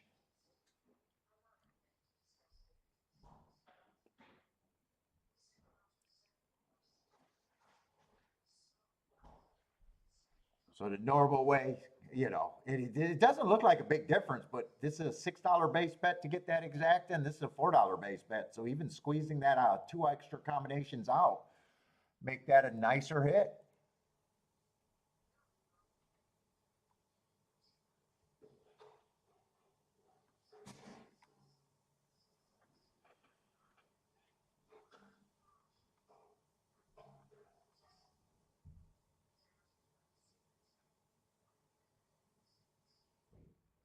So 50, what is that? 50 some to one? 50 some to one exact? Yeah, I'm going to be happy with that. 55 to one exacta. And I get the press ticket. So $6 base bet to get us $55 and a $4 base bet to get $55. A whole bunch of fucking times. I love it.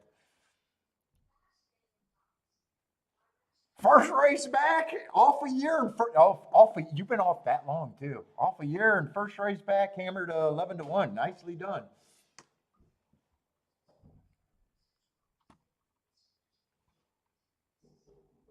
No win bet for me, but I was playing that if I had to win, I was pretty sure I was going to have the exacta because I think I got an all but the three there.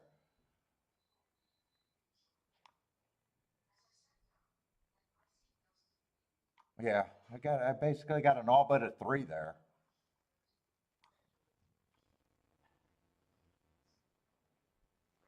All right, I can relax already.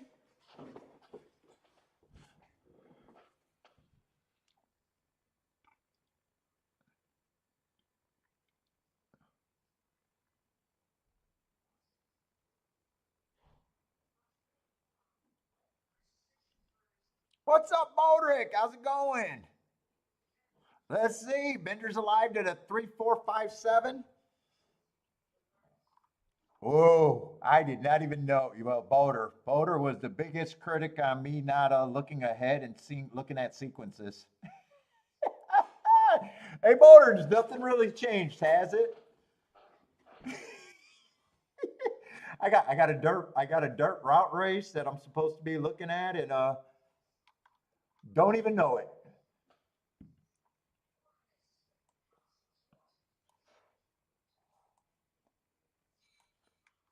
And did I call Boulder Bender?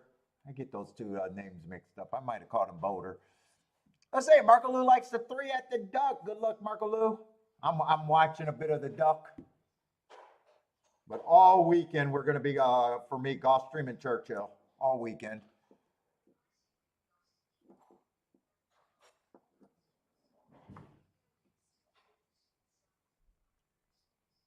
I don't know how the fuck the five won that photo. How the fuck did he win that photo?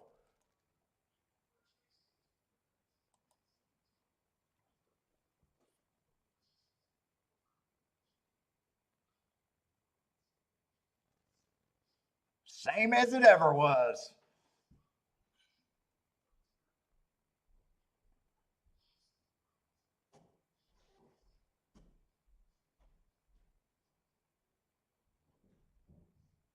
And Kiki, Boulder, I gotta keep messing up the name. Bender Kiki's even going to be happy to hear you're back. That's a name that she definitely knows that I speak of.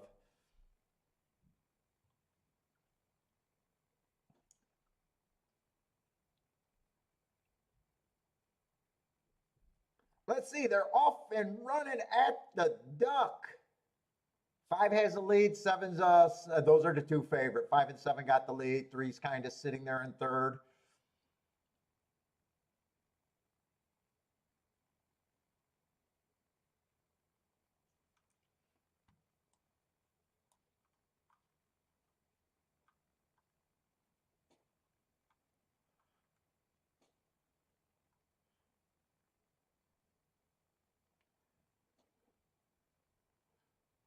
Six is making an eye-catching move at a big number. If he can continue this move,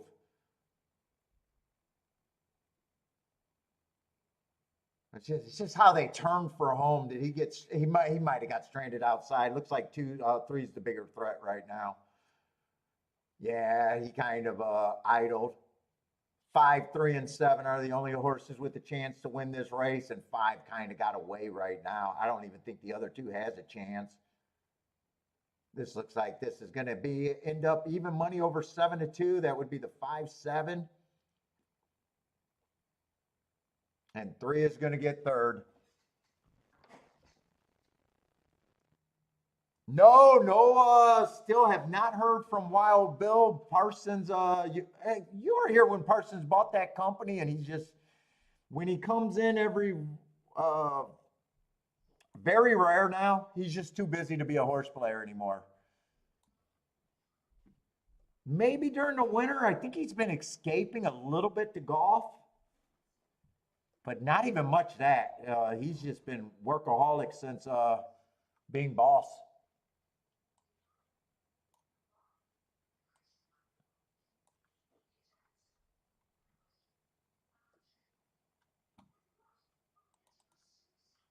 In fact, she's been very inactive. Probably about when we were playing on Skype is probably about when he stopped playing. Probably around when you took off is when he stopped playing for the most part.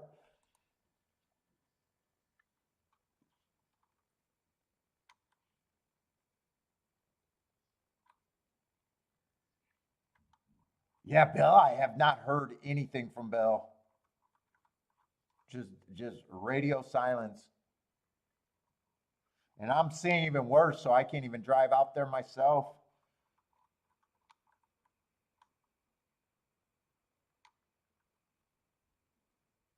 Got some updates on his sons. I know his sons are doing well, but other than that, I have not heard from him.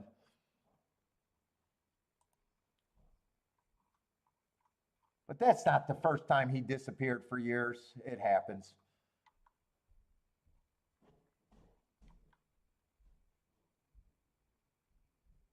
If he was a responsible adult, I'd be worried about it. But since he's Wild Bill, it's like it doesn't fall into, you don't get worked up. Barkaloo says I just took Bill's money and kicked him out. Actually, I accidentally deposited some money in his account accidentally when what was I doing? I was playing somewhere.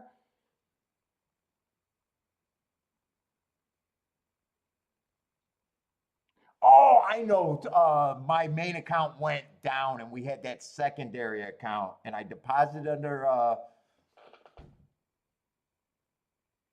I deposited it, played under his account.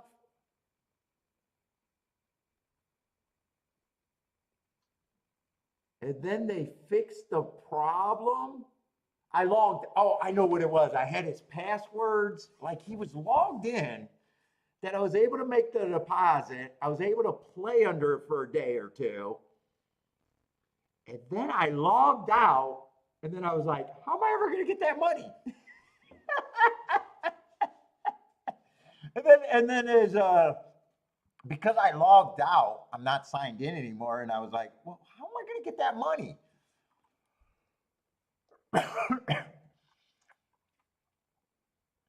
So actually, since I haven't seen him, he actually benefited.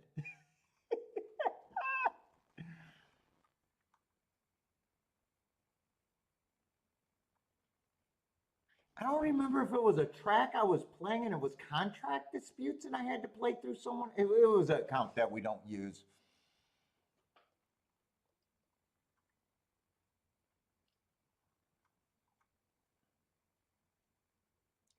Let's see, five's a favorite here at Churchill. It just doesn't look like that great of a race, does it?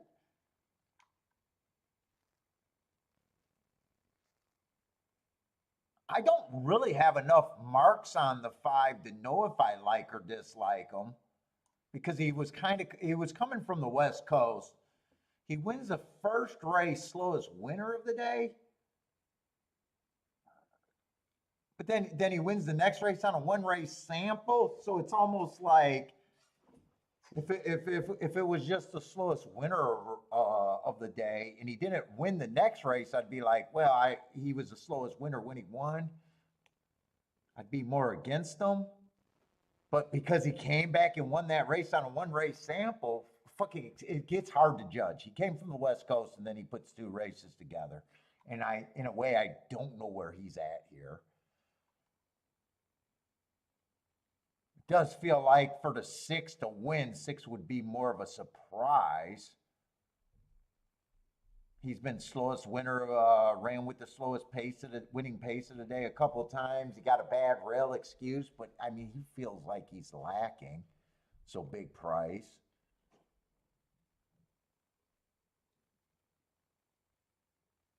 Four, I have no problem if four upsets the five. He feels like it's possible, but his lack of speed makes it to where I don't think I'm getting overpaid at 4 to 1.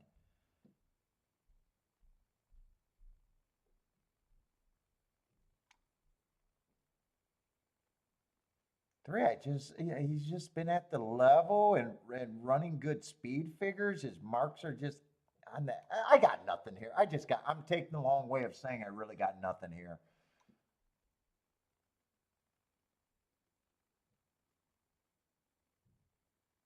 And two, I'd be complete, or I'm sorry, the one. One, I'd be completely against the one, except that last race was a grade one race, and it just gives me enough. Well, at 3 to 1, I was going to say that last race gives me enough pause.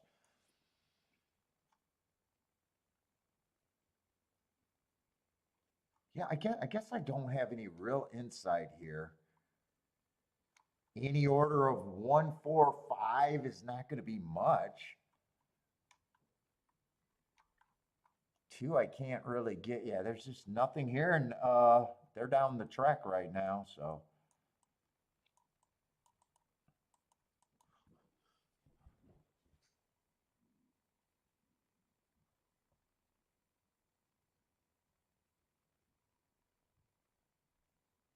Bill had to pay for all the food he ate at my house. Well, I used to get, dude. Some of the ladies at Kiki's work used to watch the show when Bill was on, counting how many drinks he was drinking. That was their game, and how many times he went to the fridge. And they were giving Kiki updates. Like if he was eating a bowl of spaghetti, they'll be like, "I hope you're not planning on feeding Paul spaghetti for dinner because Bill's eating it." So they were giving him the drinking and what he was eating updates.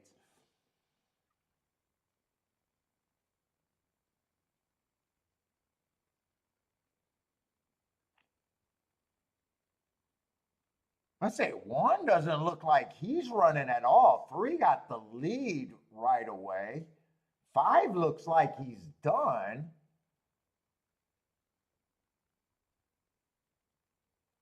Three looks like a shoo-in to get at least first or second here. He'd have to. I don't want to jinx him.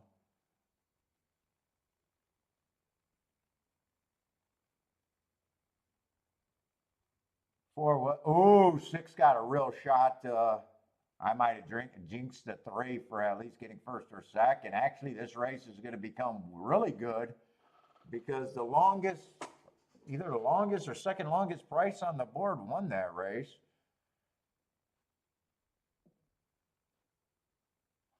I'm glad I didn't have much of an opinion there because I know I was not I didn't even consider this horse.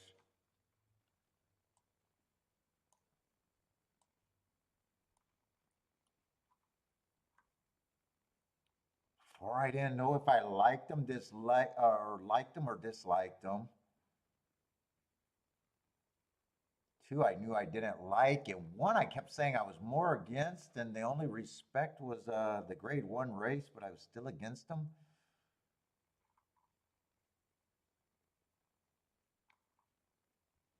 Yeah, didn't know where I was with the two favorites there, that's for sure. Let's say Bodrick's booming. 17 to 1. Over 9 to 5, over 3 to 6 to 1, is it? 6 to 1? Is that trying exacta everything?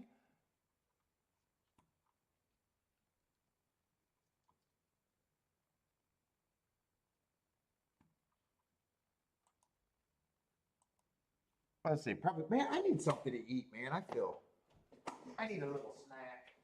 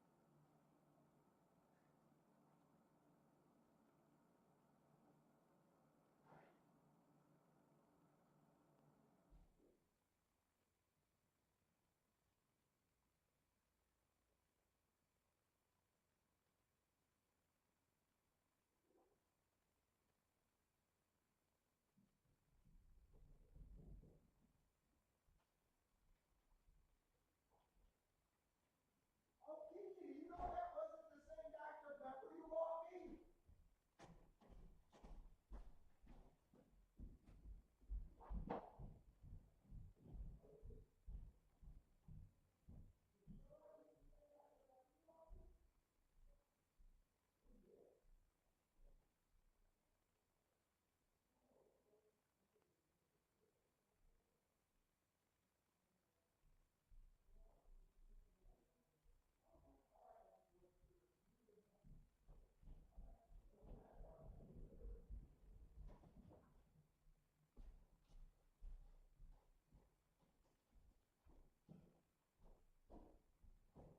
Oh, you gonna go to the barber?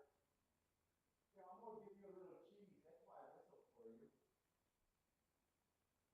Oh shit, you got cheese?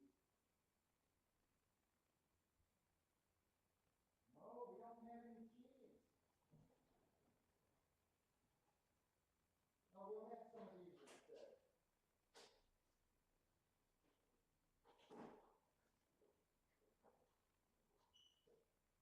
You wanna have some of these little breads again?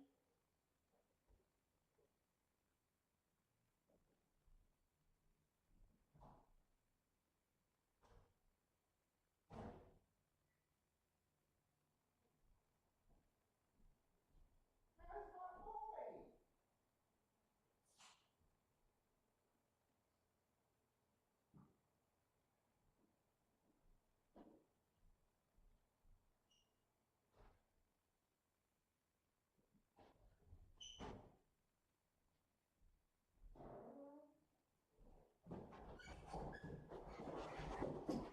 You going to get a haircut, huh?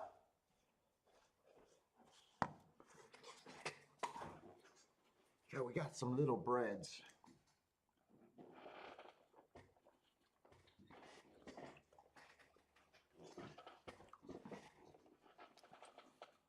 She got me Dr. Pepper cherry. I really like that raspberry and cream Dr. Pepper.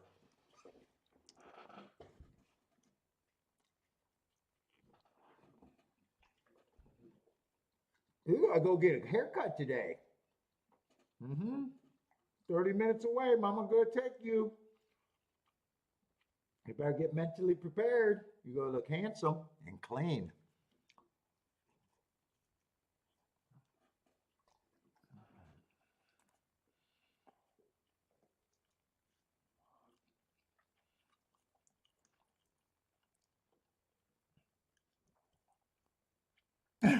Baldrick almost sent Amy some pics. Do you charge her, Baldrick? You need to charge her for your pics.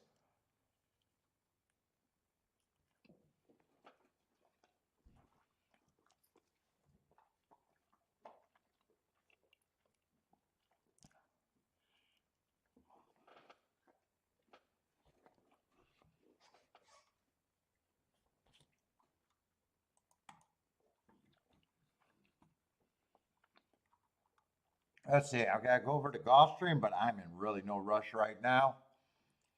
If I hit a press bet, I'm gonna be happy with the day.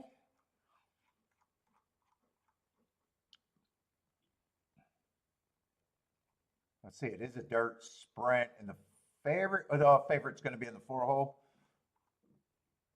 Oh no, it's a dirt route, but same thing. Inside is what I like.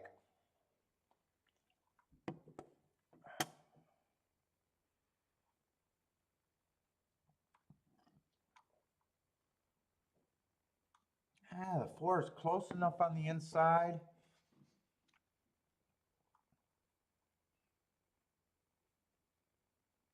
I keep trying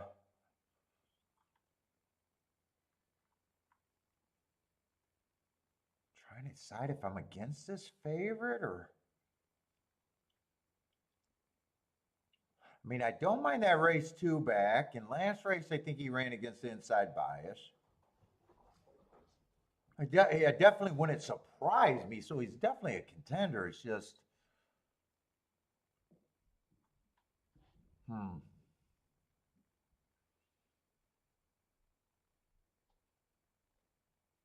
And three's the other favorite. The inside helps. I'm not crazy about his marks, but those were on a sprint.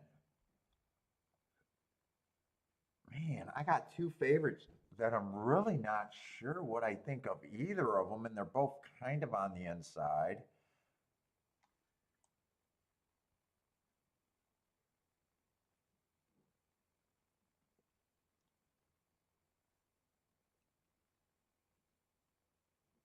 One and two, I'd say, are both interesting at a price.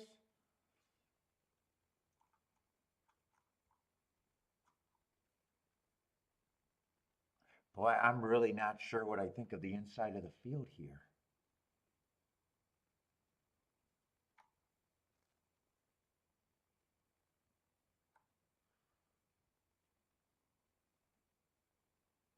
Seven earned hearts last race, but if Gulfstream's Gulfstream, it's still hard to win. And those hearts, they were earned at a route. I'm probably not that big of a believer in them. He's going to be on the out. He should still be a price.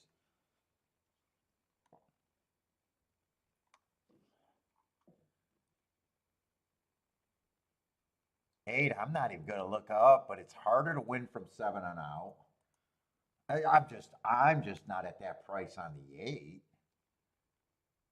He'd have to be, to me, much the best. I'm like nowhere near that price.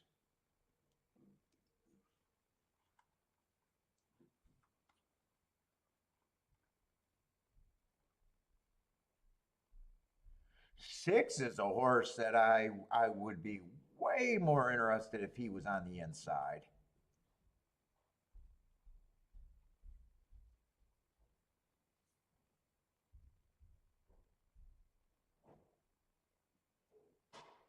I either got him at five. I think I'm out this race. I definitely like his races last two. Who was he getting beat? Is that the four? Yeah, he's been getting beat by the favorite. 6 even from the 7 hole. I probably think he's a little bit of value.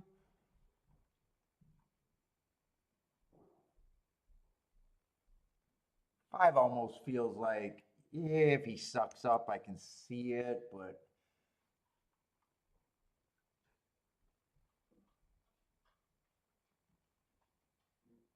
one, I just don't see the form there, even though I think the inside is worth something. I just think he's an overlay.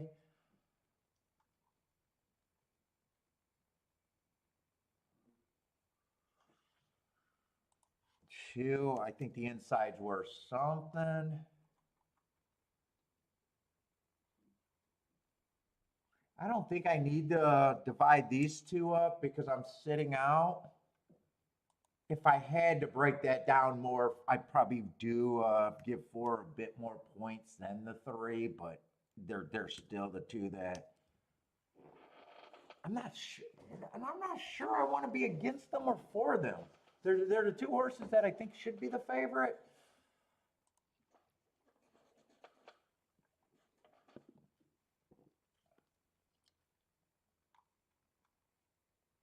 Three would probably be the one that I'd be more against than the 4.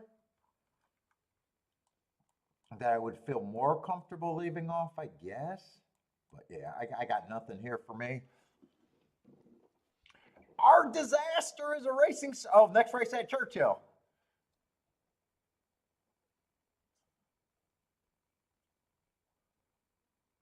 Bender likes the 2 here. And I know you're live to 4. What's up, Kathy? How's it going, Kathy? Yeah, 6 could not click. That's why I couldn't give 6 a bigger number. I thought 5 was more of a suck up horse. I'm a little surprised him getting the lead.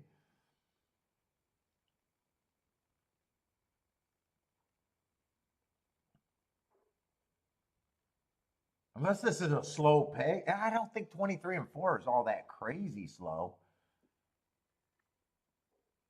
We'll see if this ends up being a slow pace. Now 6. I would have been all over the 6 if he drew a little bit more inside, though.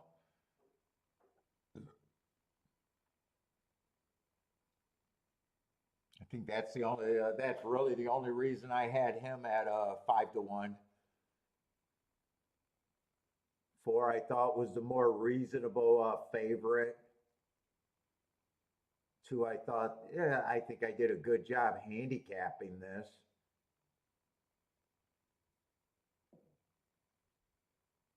Come on with this, too.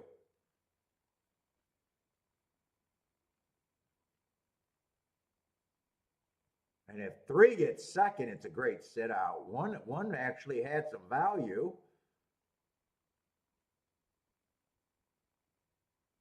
Dude, that's just golf streaming. Come on, 1 gets second. So this is, I can say this race is okay. Good, golf stream's just golf streaming. I love that betting board there. In fact, if I don't hit the race before, there's a good chance I'd be able to hit that exacta.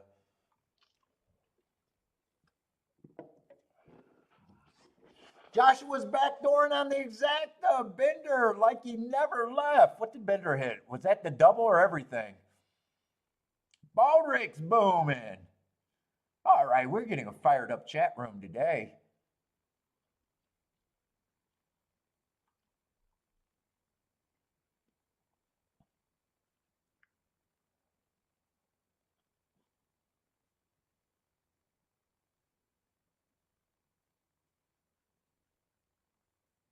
Oh, the double with the 4?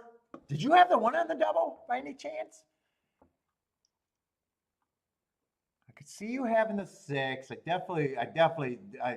don't think that double could have been missed if you had the 5.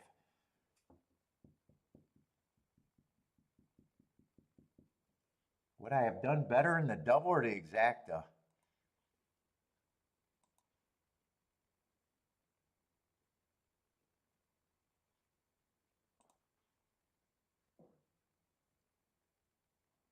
This double paid 42-1. It just depends on if I'm pressing the 4, I'm pressing the 5 last race, and if I'm using all 3 horses. I probably did the best I could in the exacta, hitting the exacta last race. Because that was an easier press for me.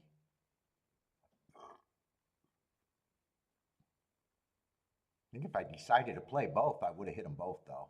I might not have pressed the exact if I played both. Because I know what I put in that race.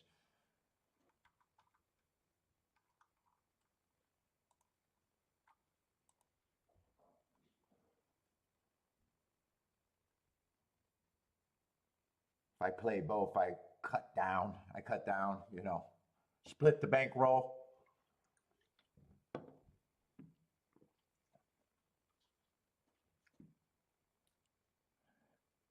It's not our, oh, I thought that was a horse's name. Our Disaster?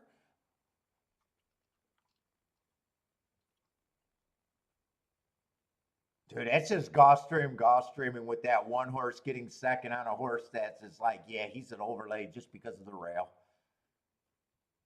That's such a Gulfstream.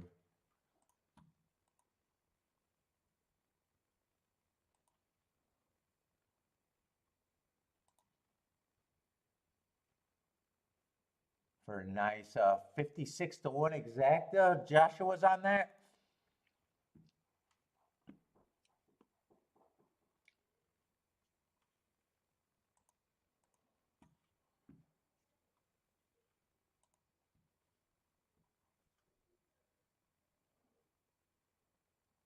I say, gonna watch Belmont. I am in no rush right now. I'm in no rush right now.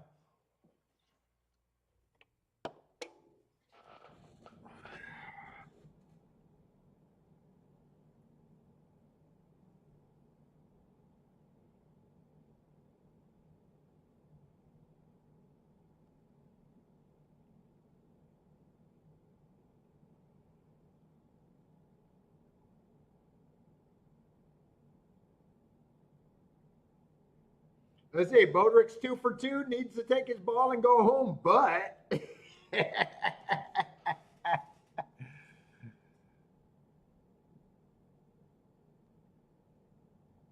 oh man, glad to hear that. Your dad be cancer?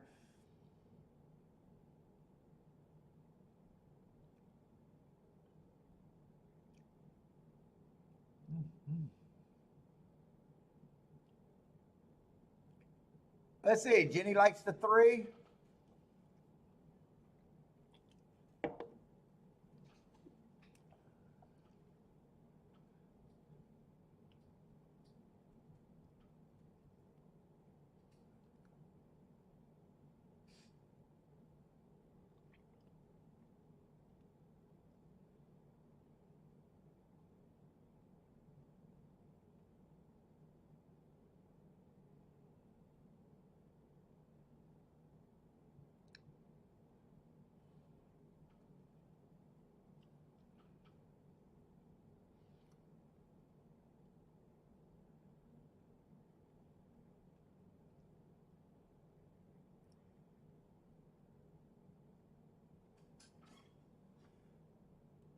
And Churchill on the mud, I'm not so sure. Well, as of now, I definitely don't need to be making decisions there.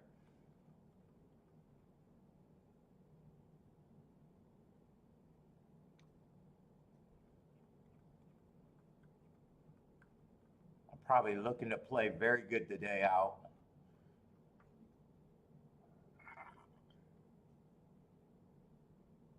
Oh, that's great, man. Get along with them too.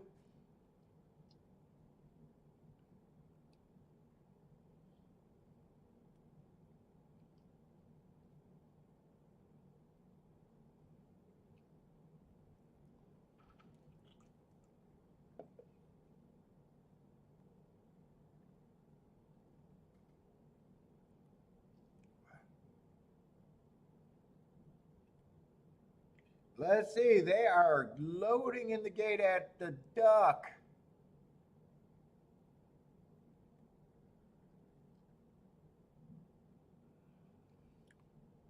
Big Chief Rasta, what's up, man?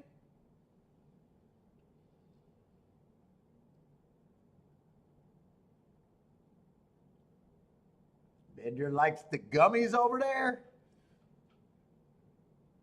The gummies.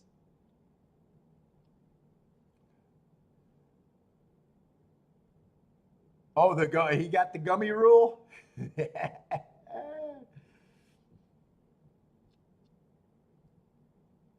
Let's see. You got basically 4 horses close to the lead, and everyone else is a deep stalker to closer.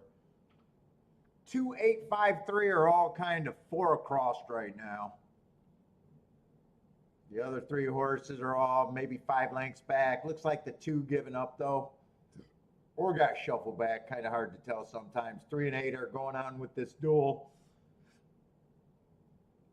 Let's see. 8 is the bigger favorite.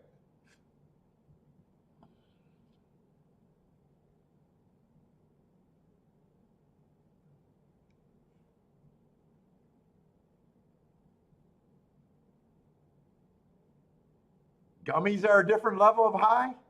I did brownies. I don't know if I've ever had gummies. I'm just not that into weed or whatever the high is on weed. I've just never been into it. Let's see. 8 is gonna just run them off their feet and just dominate that. No doubt about who was the best there. Did I call the wrong number? Well, then it's either 8-1 or 8-7 that got second. It almost looked like it was 8-8, but that's not possible.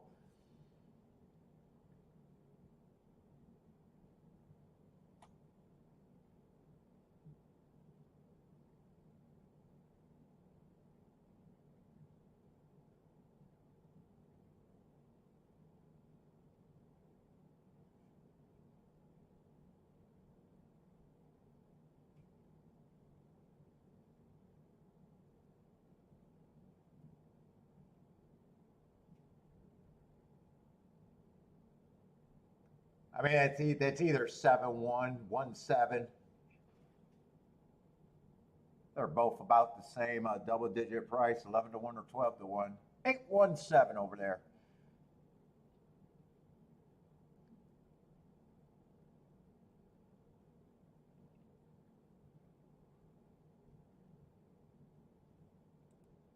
All right, we got Churchill. And we're just on the mud right now. 5th race.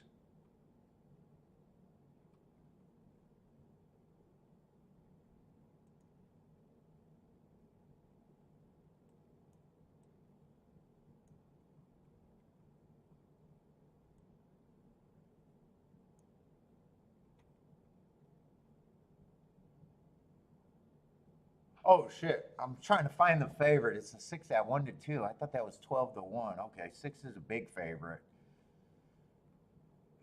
What do we got? We got 6 furlongs on the dirt, 80,000 non-winners of 2 lifetime.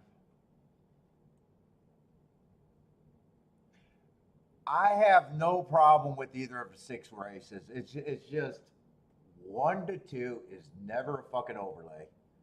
You're never getting overpaid at 1-2. I don't care if he wins by 1,000 fucking lengths.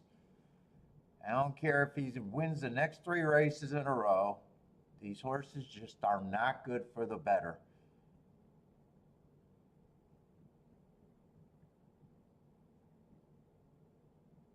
And I really don't have a problem with them because first race I can forgive anything, but that's a good race. I thought it was a speed favoring track. He stalked. He was second best. And even though I got him slow, that also tells me, because the winner only had a 2-length lead, that probably was a speed favoring day, and it was probably combined with the slowest pace of the day, meaning that's probably a sneaky good race. And then he comes back, wins off of that race, fastest winner of the day. Just overbet here. It's, it comes to a point where it's not even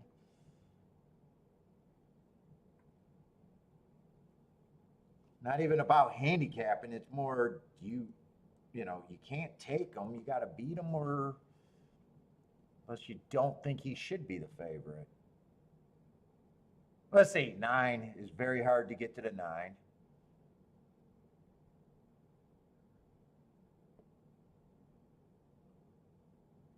7, I'm just not sure because I kind of need my marks to think what someone is. And he's just been running a couple one race samples. He's mostly a router too, and I do hate route to sprint, so it's not like I'm there.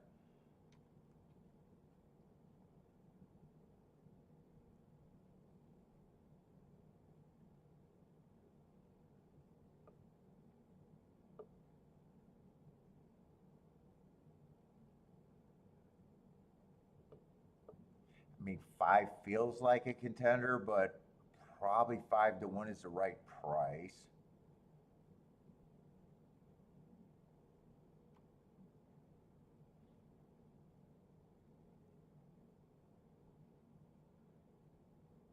To earn those hearts at a route, I could always say I just don't like route to sprint. He's been sprinting for a while. He feels like he'd have to run his best race.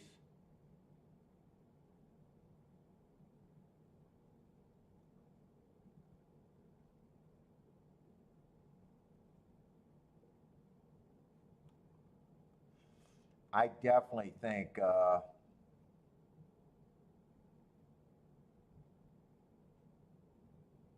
6 is a favorite, but by definition of my betting line, I think he should be the favorite. He's just overbet.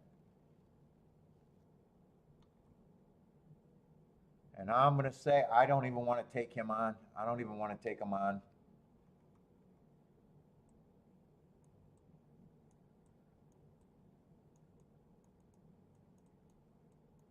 I don't even want to take him on. Just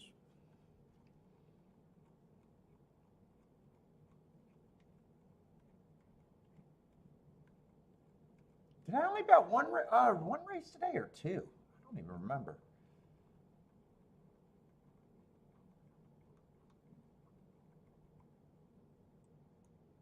I didn't bet anything at Churchill today, did I? Why do I think I did?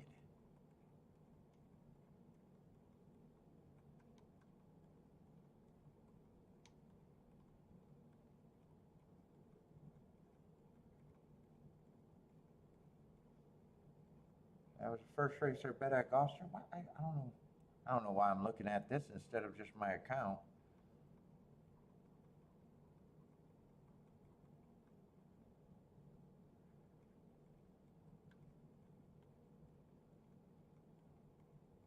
I thought I at least wrote down a bet that I was considering. I don't even see that. Maybe I wasn't considering anything today.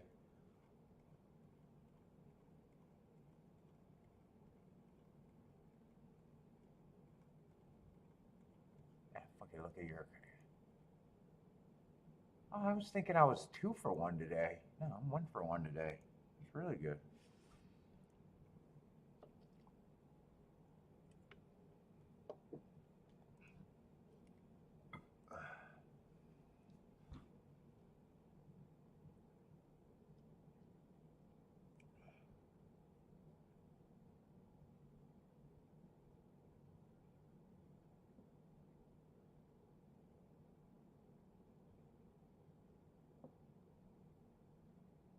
Let's see. Bodrick likes the 7 here. What's a 7 here?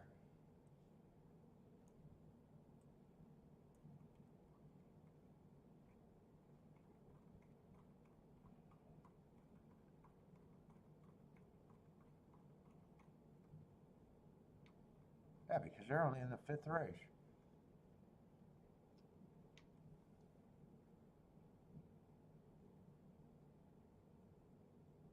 Yeah, actually, 7 I kind of was against because of route to sprint. But I never, I don't think much of sprinters in this race. And I never came back because I just got turned off completely.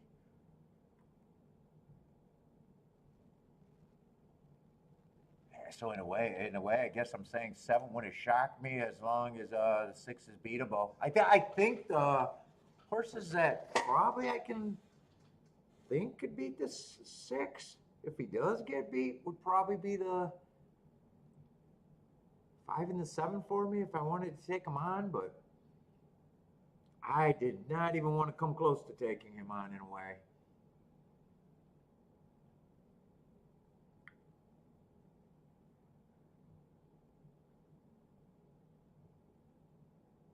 Oh, Bender, you played pick sixes today? That's Joshua's new thing.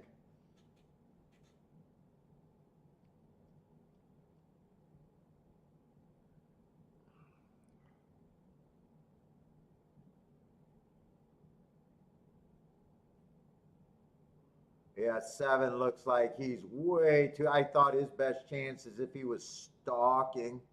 Yeah, 6 looks like the right decision was well, is he slowing up? Maybe he can get beat. His tail just did the bob, but he's still got a pretty big lead. I don't think he's gonna slow down fast. No, he's gone. 7 is gonna rally to get second. 7 looked like he wasn't gonna do any running at all. Yeah, 6. Just trying to decide. Do I want to take on a favorite? Was enough to say, no way.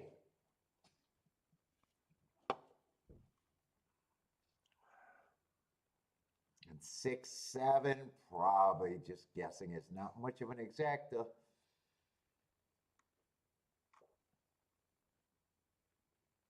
Oh, those are $2 exactas. Yeah, $8, 8 to 1.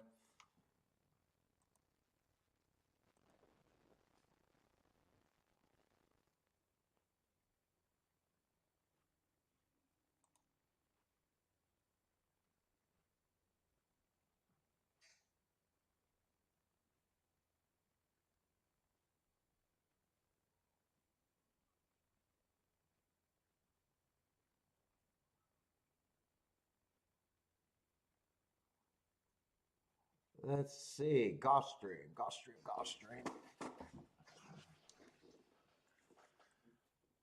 Oh, that was Lee's choice. I see the name now. Our disaster. I get it now.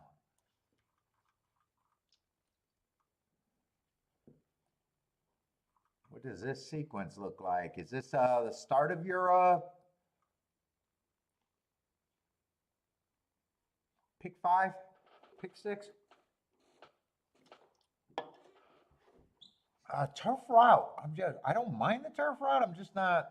They've been taking a little bit of time off the turf routes. Let's see what this sequence is. We got a Tapeta sprint.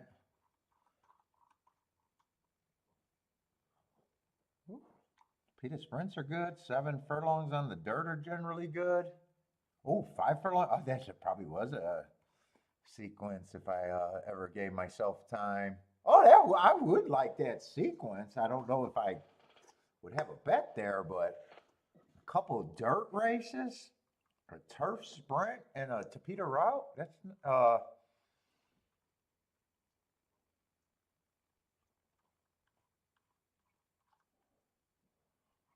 doesn't look that. It looks like there could be some doubles or something if I want to keep pressing today.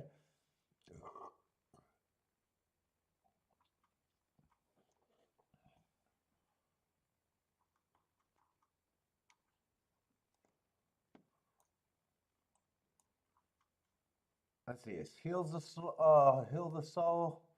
Is that the favorite? Am I in the right race?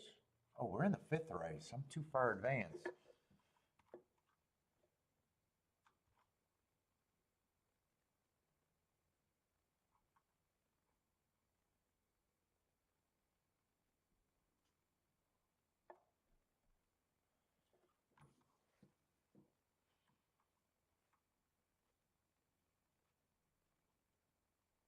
This was like a $35,000 claiming race.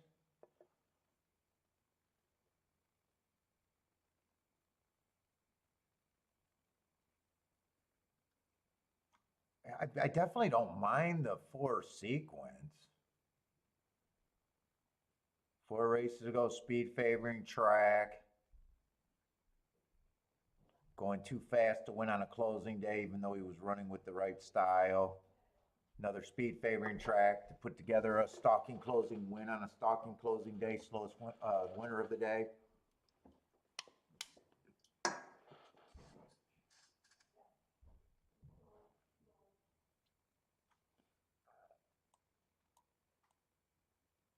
I'd be curious who that horse is.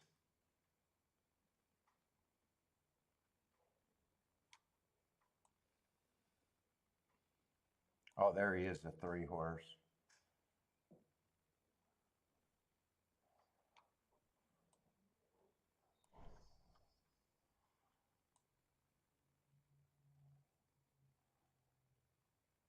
Oh, I like this race on the 2.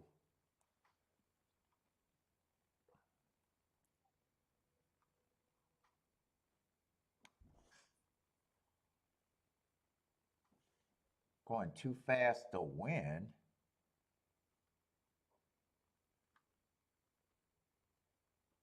He's trying turf again. He's definitely interesting.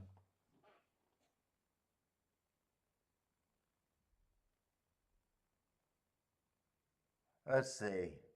I don't trust this wind on the 1.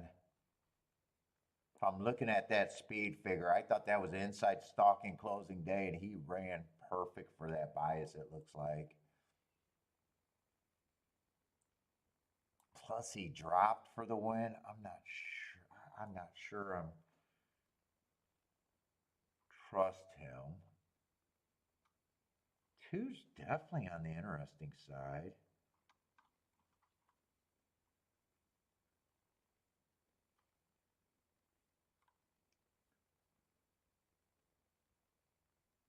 Four, I'm having a hard time if I'm having a hard time deciding if I'm scared of the 4 or not.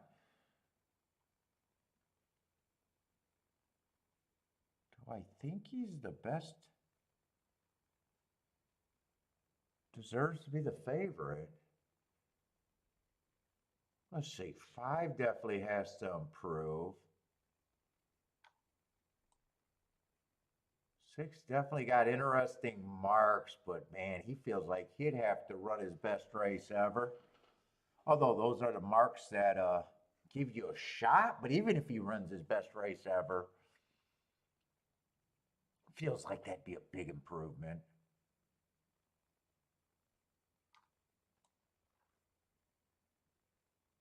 Is this a race that the favorite's coming out of right here? I definitely think 7's a big contender here. Oh, wow, 7's 10-1. I seen that August 9th race.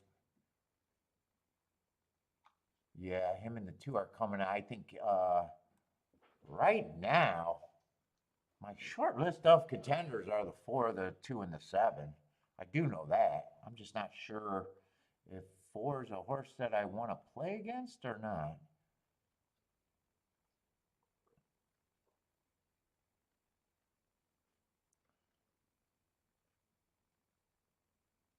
Dude, I got to make a betting line here. I'm kind of lost here.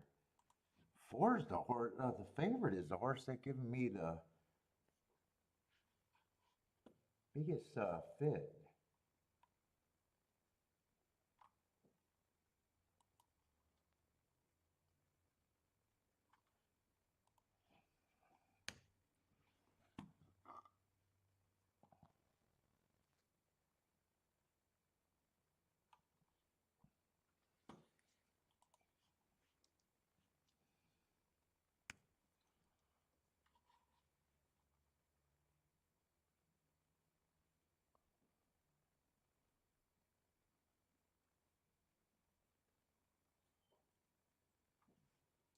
I think the horses that I'm not interested all that much.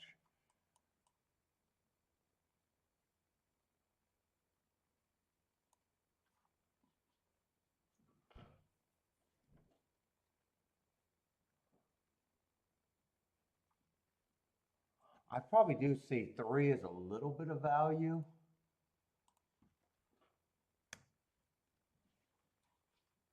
I don't remember what I thought of the 1. Yeah, one I did not like. I do not trust Lash Rose.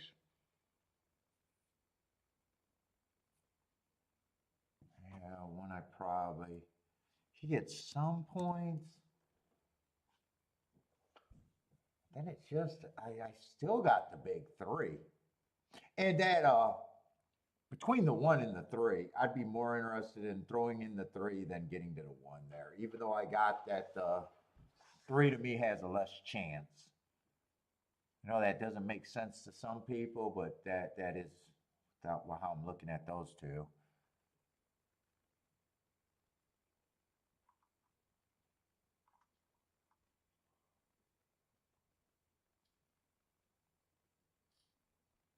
Four's 100% four's over bet.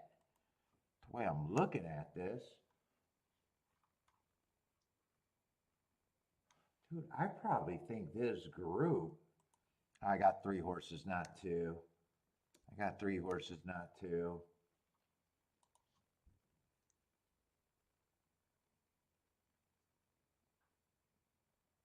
Dude, even if I say he's 30% of it, even if I say the four's 30% of it, the other two are the better overlays without a doubt.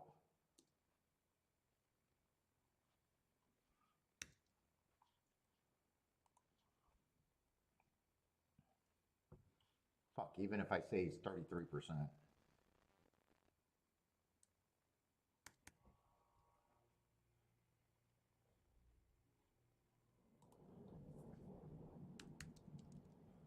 I'm not going to be able to look at doubles.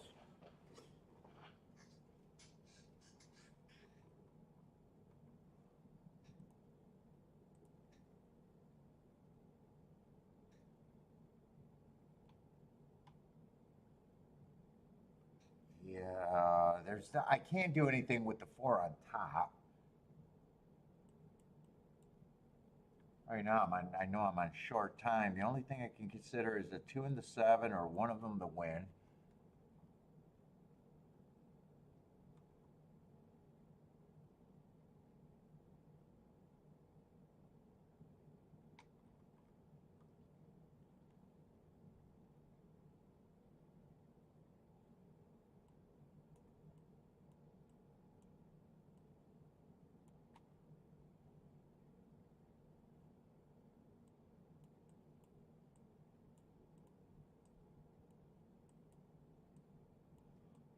I don't know if I'm going to be able to get all of that in, but I'm going to try to poke at this a little bit.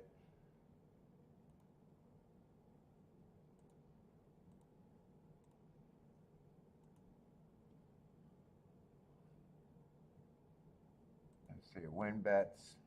Exacta box is going to be the next ticket. The 327. I'll get the nah, I won't even get that clicked in. All I got is the win bets in. All I got was the win bets in.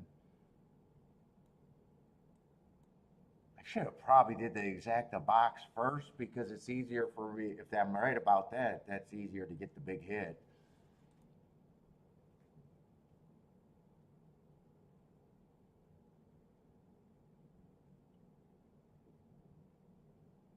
Let's see, six is going to lead.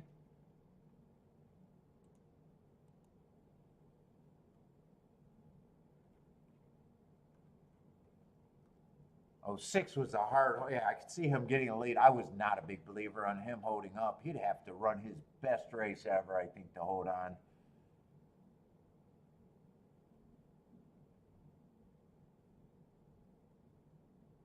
Come on, keep this two and set. Oh, four looks like he's making a eye-catching move already, but keep this two and seven active.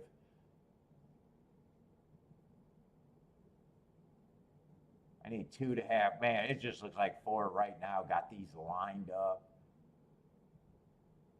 Seven's waiting on horses.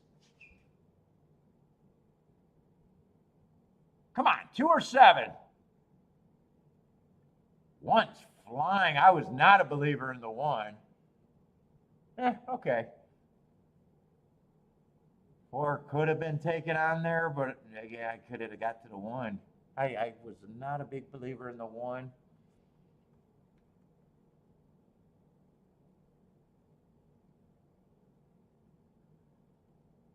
Yeah, I did take on the 4 and I took on the 1. I didn't get the exactas in, so I had no shot at that 4-3 exacta. Yeah, okay, I got the least expensive part of that home, or least expensive bet.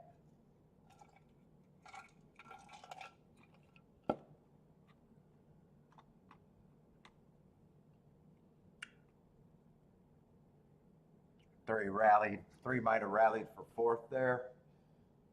1-4-7, I think 3 maybe.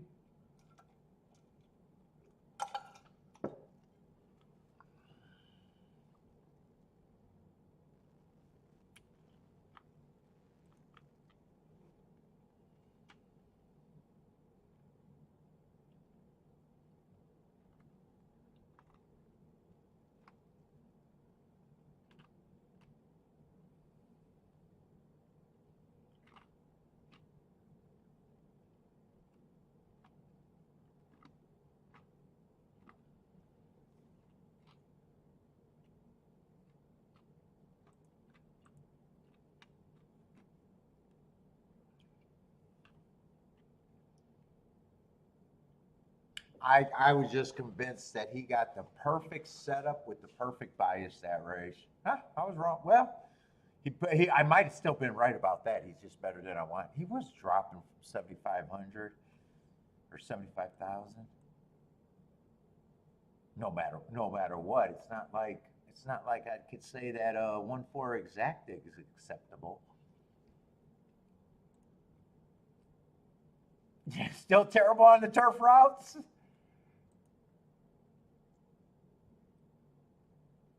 Yeah, and turf routes, I'm pretty sure I remember that. It's a little anti-speed. I think it's a stalking dominant track.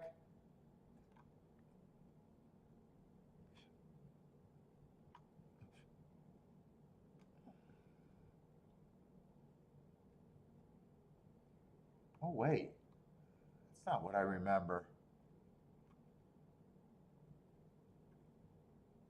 Oh, that's Aqueduct. That's Aqueduct. I was like, that's not what I remember.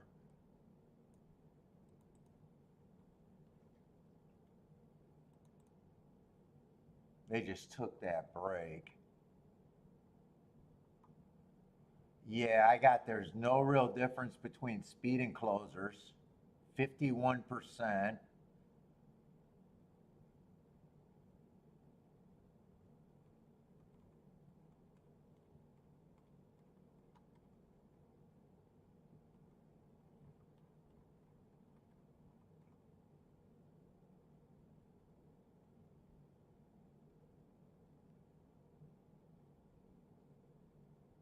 Why is that drifting?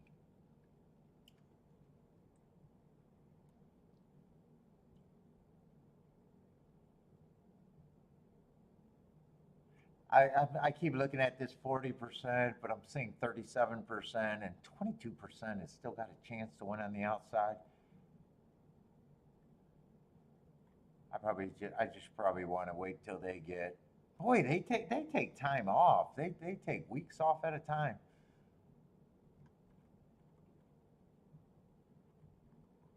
Yeah, we'll see if we get more of them again. A pure stalking track is always my least favorite track to play, though. It's always my least favorite.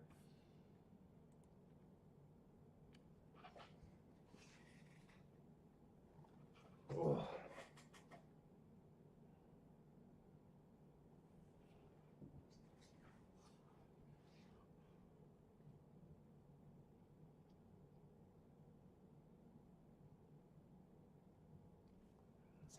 Let's see. Gonna just watch Belmont. See if. Oh,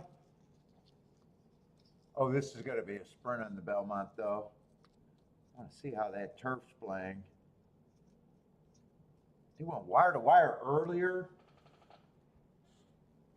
but I thought that was a slow pace.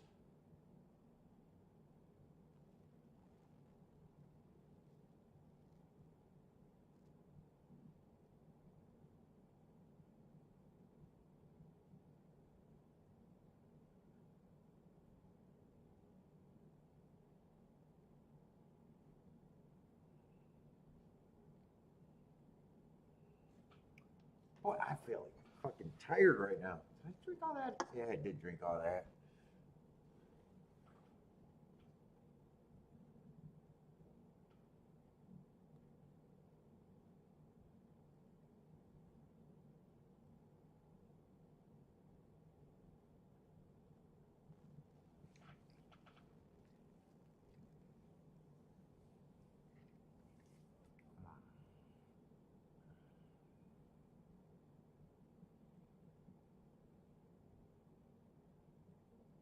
What did I think Aqueduct was on the dirt last year, or the turf sprints? That I do not remember either.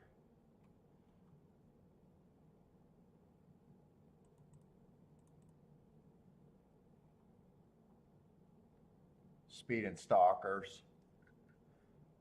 Closers aren't impossible, but 18%. Post positions were very fair, and they just don't run that many, 39 races.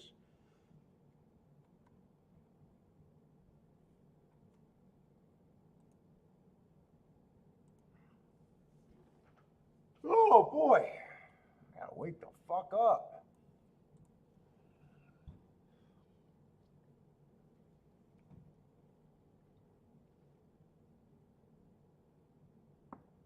Let's see, 5 has the lead. 4 stalking, 9 stalking in third position, maybe about 4 lengths back. 4 is going to have first run. 9's the big favorite, and everyone else gets farther back.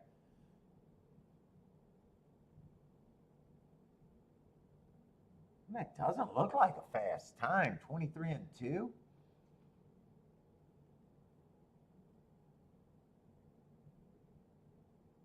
He's turning for home with a nice lead. Feels like he's responding pretty good. This looks like this is going to be something because the 2 and the 4 are making runs. For second and third, 5, 2, 4. So nice horses underneath.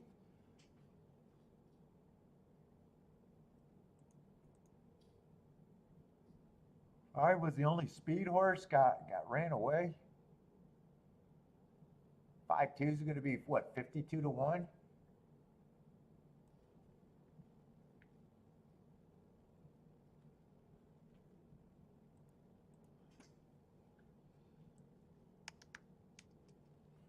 What am I looking at? I'm going down the road. Going down the rabbit hole right now.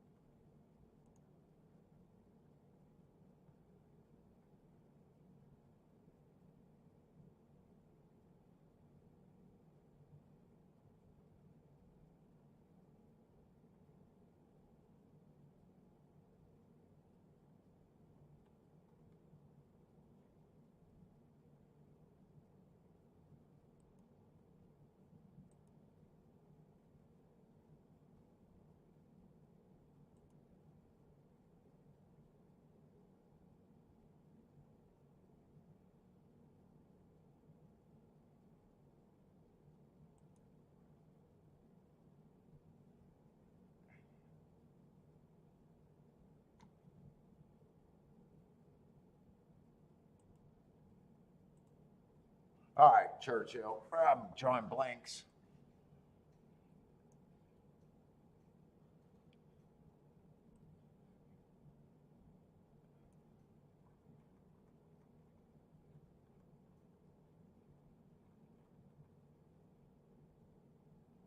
Let's see, we got a mile in the muck.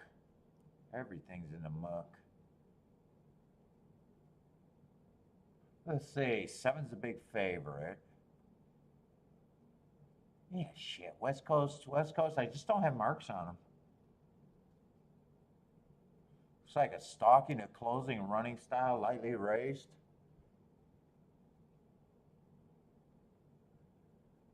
I have no idea what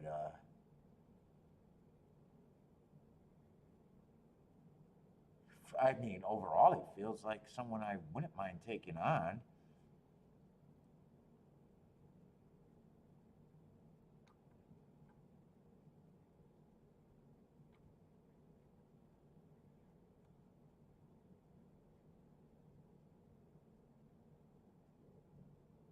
Let's see. I've had a big number, might be a little interesting. Bad rail stalking closing day going too fast to win. I have no idea. Speeds are. Boy, I feel like I'm starting to slur.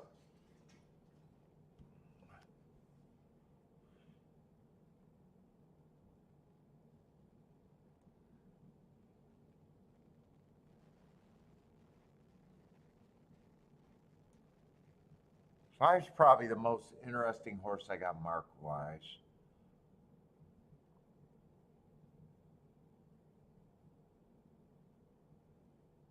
Four might be a little interesting with that bad rail.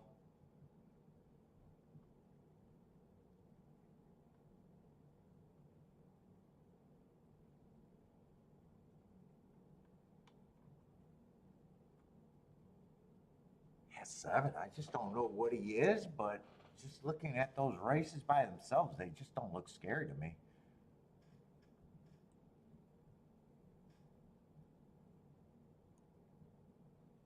And I almost wish I had a little bit more.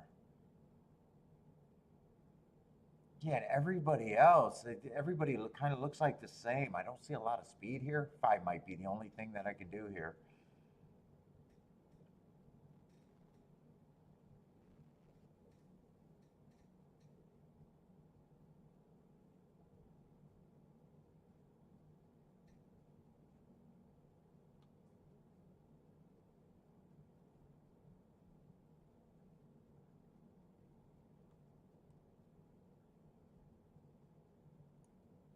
Three might be able to.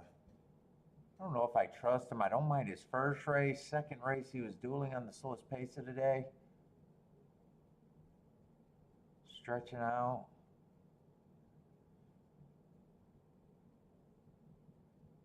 I think there's too many combinations. If I start looking for combinations, there's probably a million of them I can get to.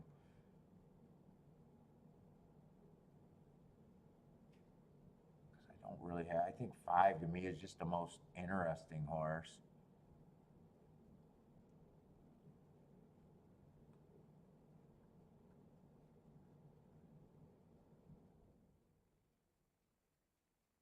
Yeah, I'm not even sure what kind of yeah, 22 to 1, so win bet's probably yeah, even backdooring an exact, I probably got to use too many horses.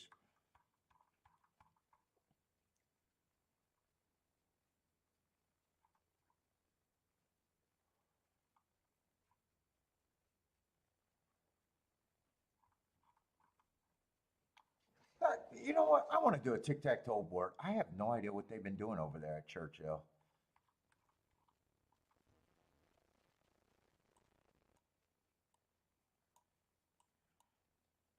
I don't know if speed or outside or I have no clue what these results look like so far today.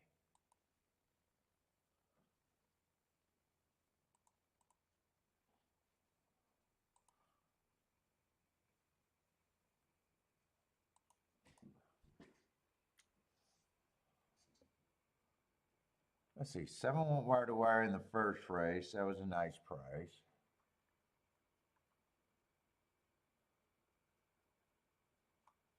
3 stalked in the second. That was a big favorite.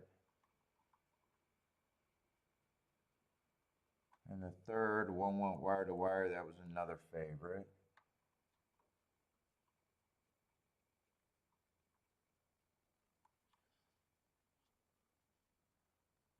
6 horse closed. That was a nice price. That was the biggest price.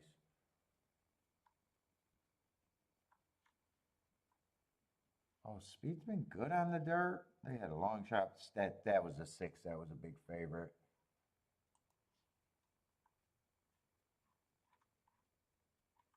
5 feels like I should be doing more here, but I think all I got is a win bet.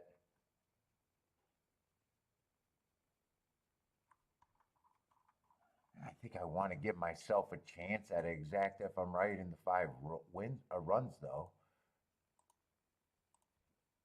I'm going to do a win bet.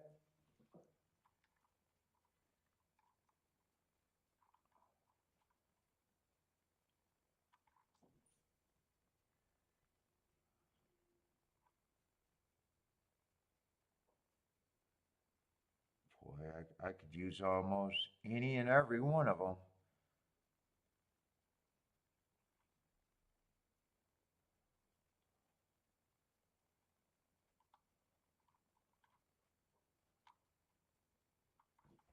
Maybe I'll use a couple more and just do it since I got the 5 to win. Maybe I won't worry about the 5 on top of the exacta. Maybe I'll just try to backdoor a little bit.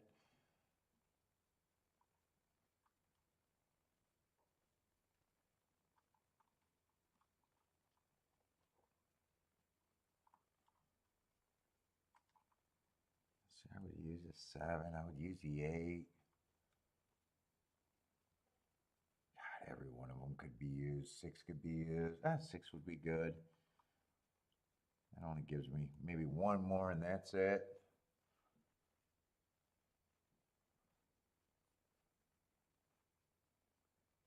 Yeah, fuck it. I'm just gonna go with the win bet. Fuck the place bet. I'm having a great day, so it doesn't matter.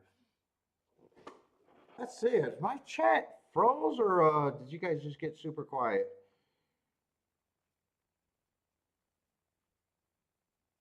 Oh shit! I didn't realize. I thought my chat just got super quiet. So this chat froze. Man, ever since I got the new internet, I don't know why that affects my chat. Here, we got to refresh this.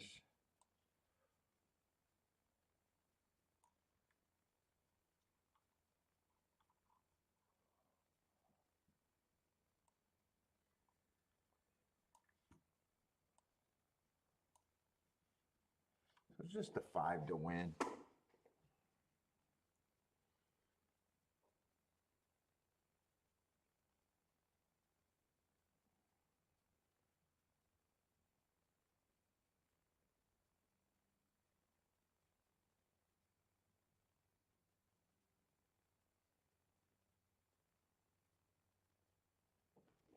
Oh. Oh man, I got tired. Let's see, they're off and running. I'm hoping 5 gets an easy lead. I think that's his 10's gonna go for the lead, huh? Ooh, I don't even see 5 breaking anywhere. Huh?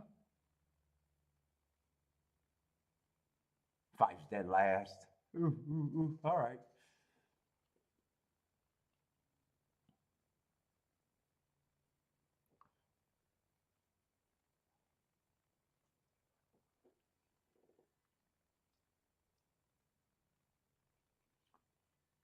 Seven stalking, 4 stalking. 10 has the lead. 23 on 1. That probably does feel like a fastish pace. Trusting the heart's not going to work here.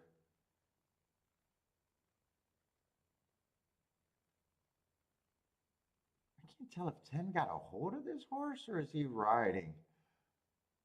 Here comes the 6. Here comes the 3. Looks like, oh, 6 has the most motion, but he gave a big old poke to the other, to the 10 horse. Looks like this is going to be 6-4-1.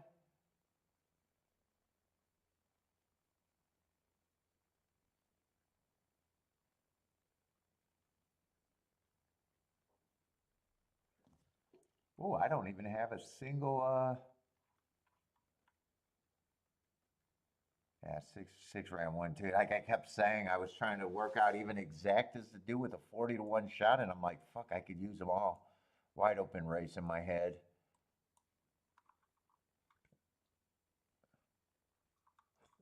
wide open race.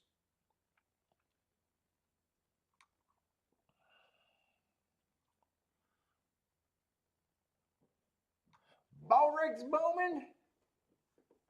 Ooh, nice prices. 13 to 1 over 4 to 1 over 12 to 1. Those are nice tickets.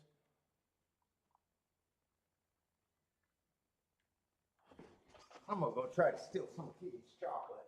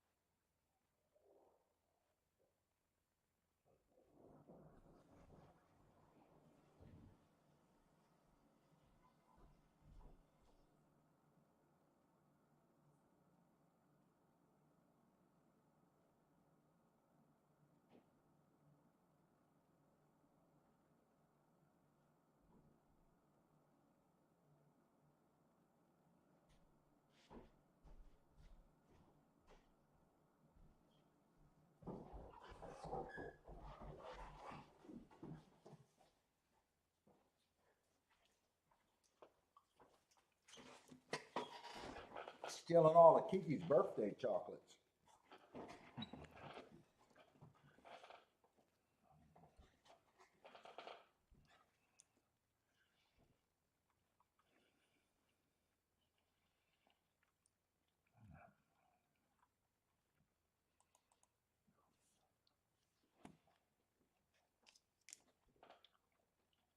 Let's see, Gulfstream might have some good sequences at least.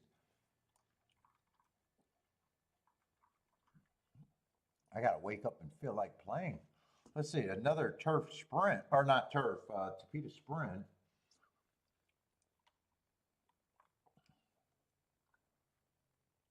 We do have only 6 horses though.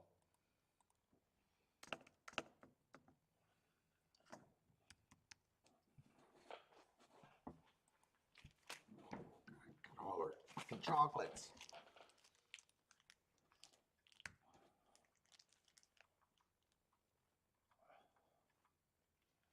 So what is that, 20,000, 5.5 furlong?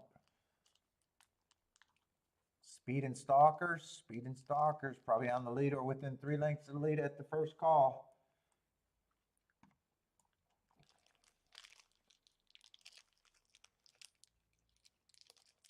What's up, Charles? How's it going, man?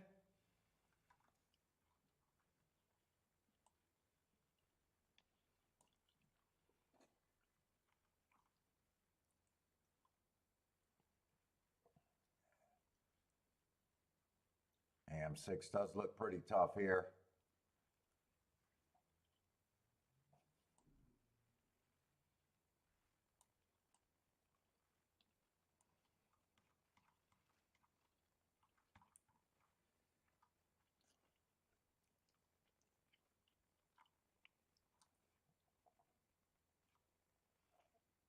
He probably has to get hooked by another speedy horse to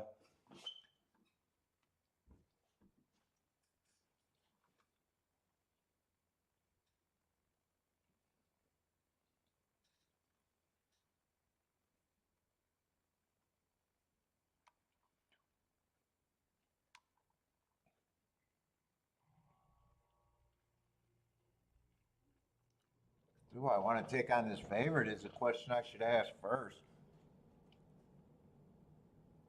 Let's see, losing condition is probably him getting hooked. Let's see, I do see that he run. I mean, he just fits the track.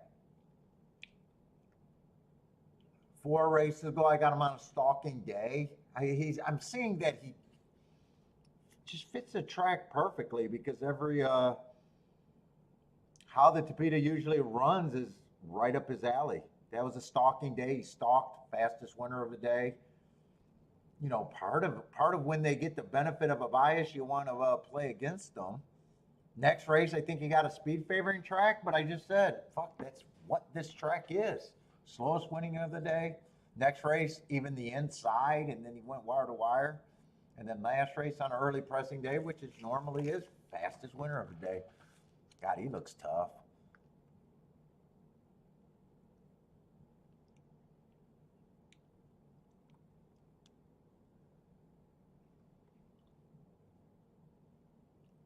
There's other speed horses here. It always feels like there's a chance for someone to hook.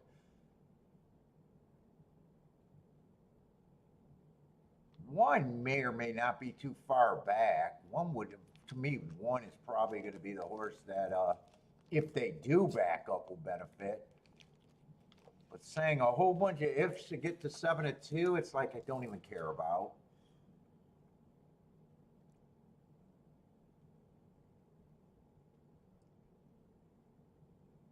It was like 3. Might be a little bit of value.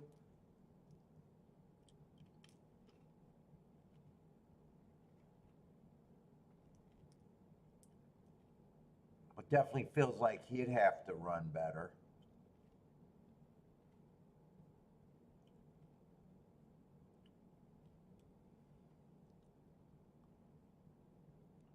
Four is almost like the 1 to me. They come off the pace. They need a setup. Mr. Narcissist can do it all. Just overbet. He's just overbet.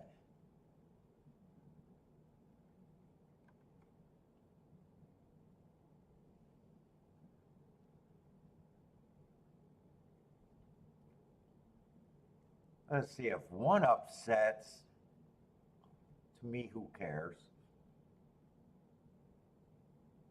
And if 8 upsets, who cares? Yeah, I'd have to be looking at doubles. I don't think this is an exacta race at all.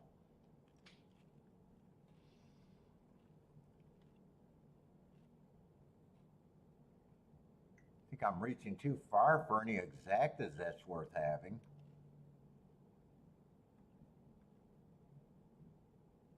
Let's see, and only I'd have to have someone that I can find instantly next race. Let's see, that's going to be a big price because I don't have prices in this leg. So 1 does not fit the bill.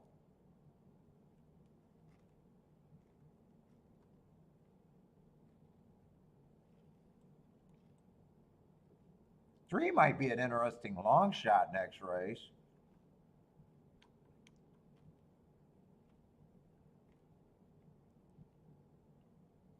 It's probably a reach to put in front of the 1, but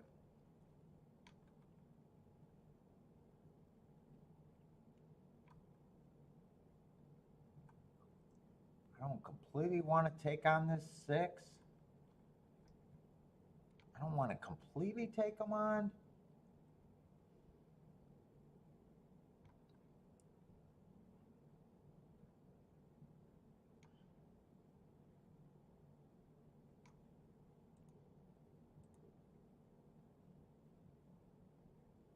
Let's see, I'm in the wrong race.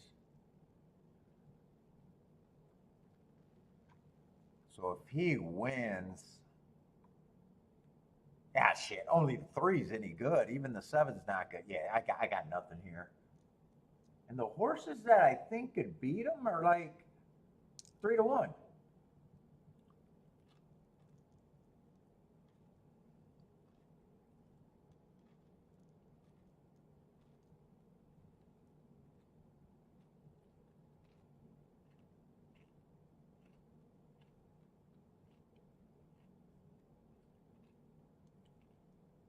And I do think for exacta, I think 6 would be hard to get out of for second. If you beat him for first, I think it's going to be really hard to get him out of second. I just don't see anything here.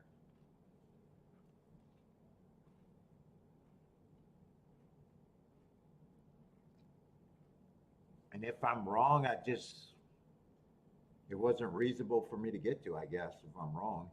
Any order of 168 is no good. Eh?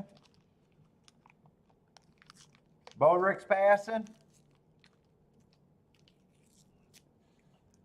And once I get food, man, the diet, like the diet's going well, but you can't have chocolate just sitting in the house and I'm not going to eat it.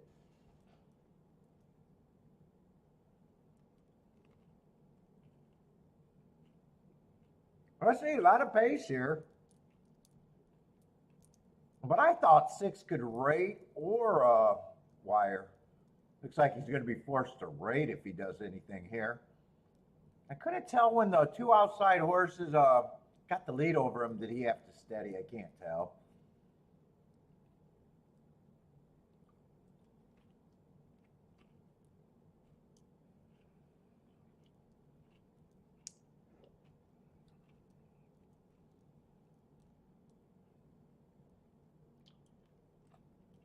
Feels like the 7's already done, and it looks like it's the 6-8-1. 6 is going to lead. 1 probably has the best shot of the group to beat him. No, 4 still trying.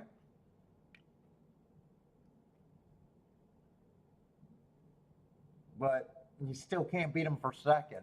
You still couldn't, even if you beat him for first. It was probably going to be the 8 or the 1. Yeah, there's nothing. There's just nothing there. I couldn't make anything there.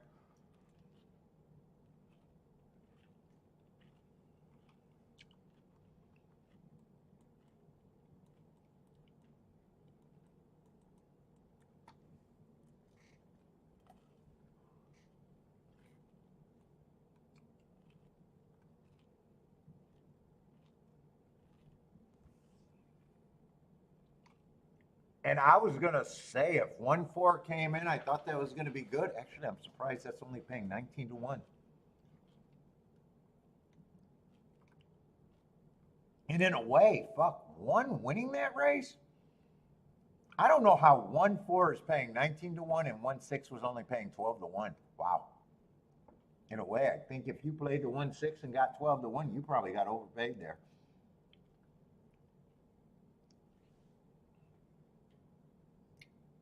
I thought that was going to be like 6 to 1 or something.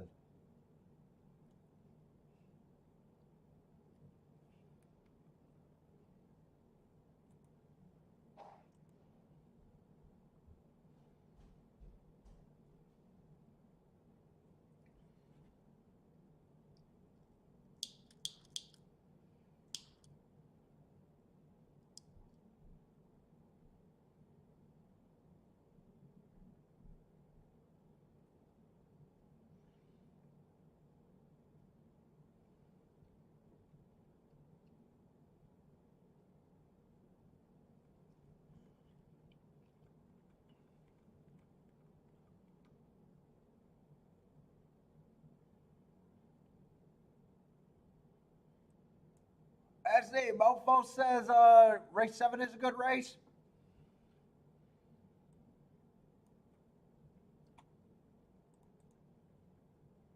Yeah, Churchill, I haven't seen anything that I really had an opinion on, and most of the races I think were just good. Oh, the last race was, I think last race was a good result.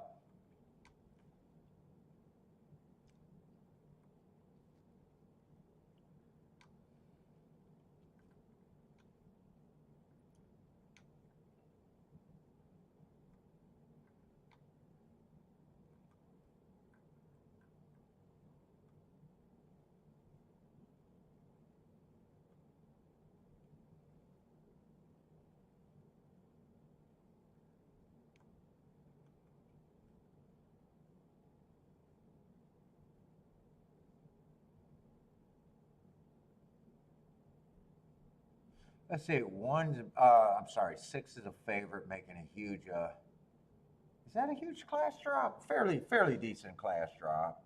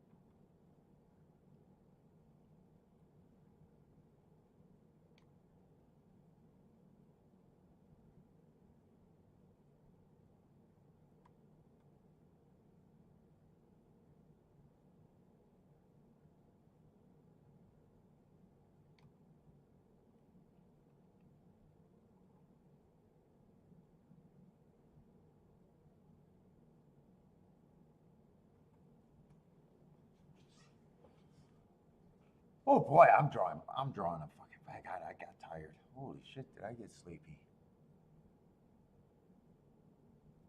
I keep losing my train of thought. Let's see, 6 and 7 are the favorite. I gotta get a. What was this race? I'm completely drawing blanks.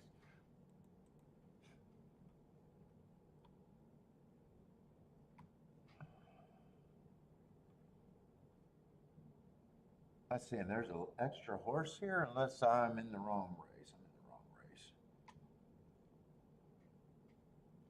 Let's see, so we got 11 horses. We got 30,000 claimers. And speed's been okay.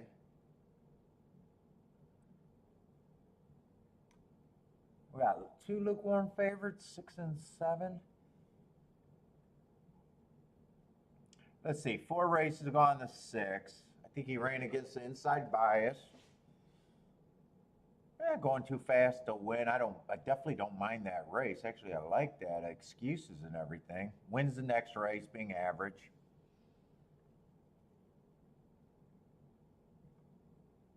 Got no problem with him being looking like second best.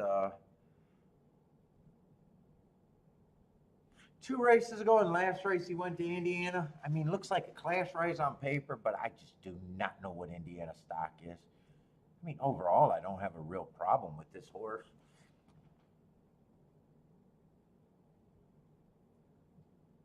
Seven's the co-favorite.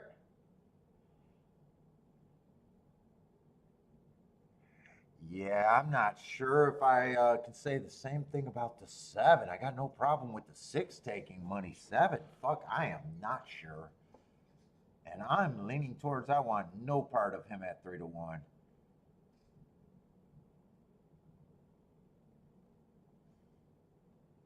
I mean, if I'm taking this on face value, he's dropping, but fuck, I don't look at B and C level tracks.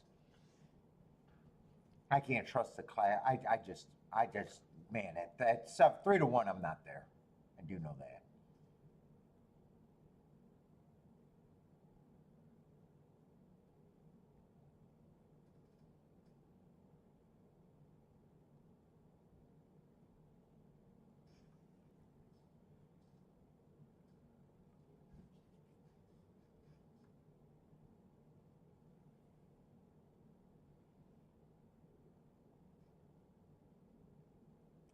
Eight's probably priced somewhere about right.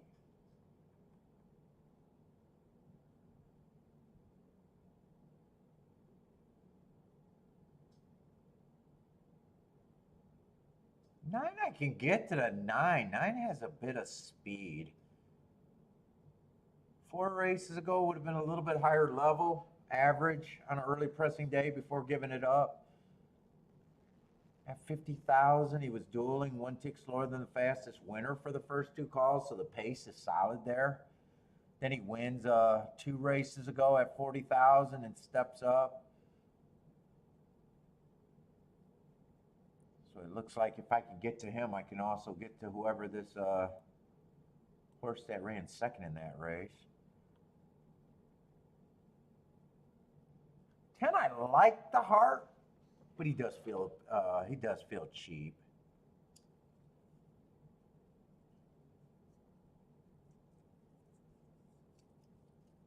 11, I like the heart, but I don't like route to sprint. I really want to find. Oh, excuse me.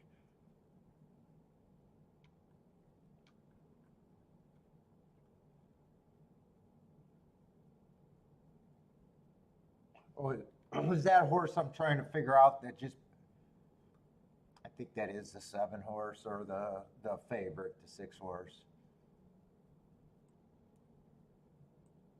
So yeah, if you could get to the 6, you can get to the 9.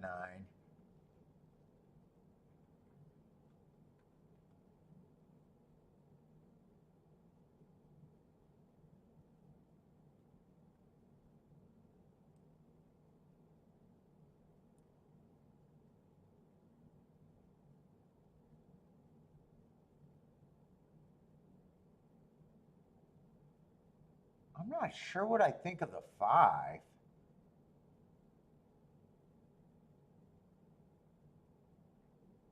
Yeah, I'm probably not that big of a believer. You got to watch out for the Kentucky Down bump. Horses that ran in Kentucky Downs, they do come back and win at a high percentage. Kentucky Down bumps happen every year. I don't know how big of a believer I am in that one.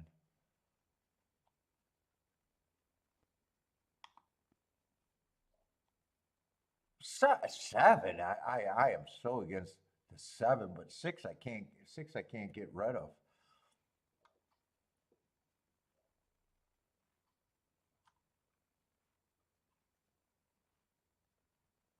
2 I'm not interested in.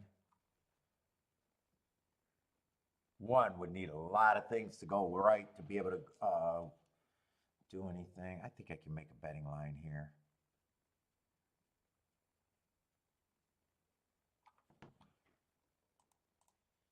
Let's see, they all start at 11%, so I am going to have to be really hard on some horses.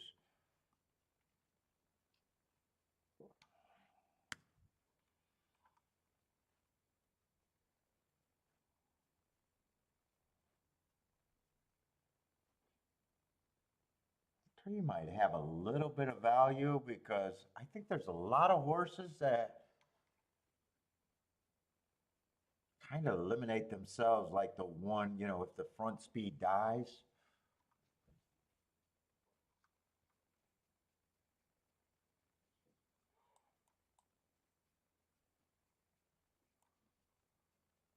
Before we come back to 5, I come back to. But I'm just nowhere near that price on the 7 will 100% have to prove me wrong. I'm just not anywhere near that price on him.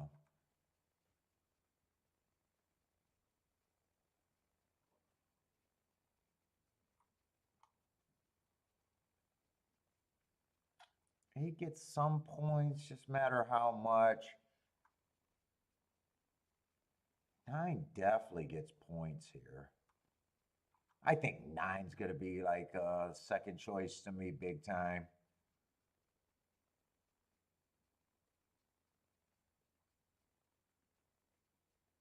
10, I don't mind the marks, but the speed.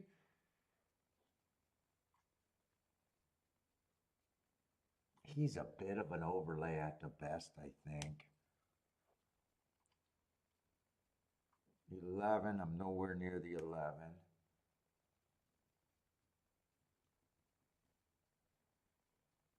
Oh, what was that?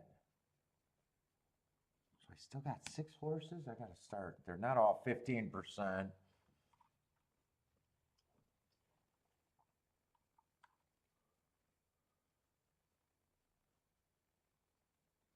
3 just feels like if the pace melts down or suck around kind of horse. I think he offers a little bit of value. 4 is kind of the same thing as him. It's just if the pace backs up.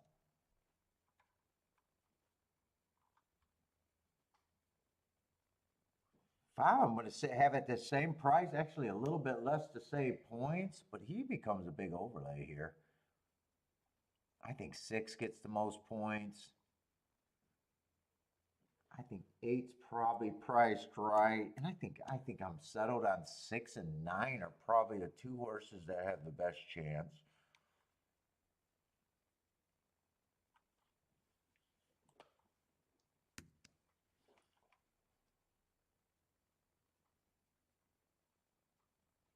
Probably 6. Think 6 got a little bit better of chance, but it's not worth me trying to separate those 2.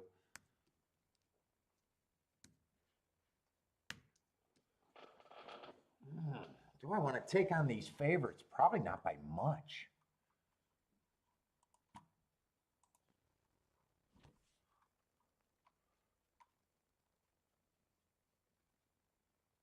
And 6, 9, 9, 69, 96 can't be played. Those are like 10 to 1.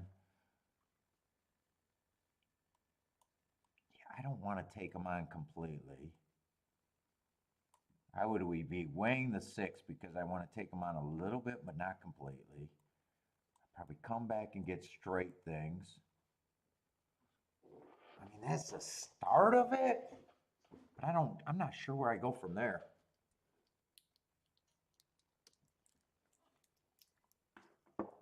I guess 5 makes it because he's good for me.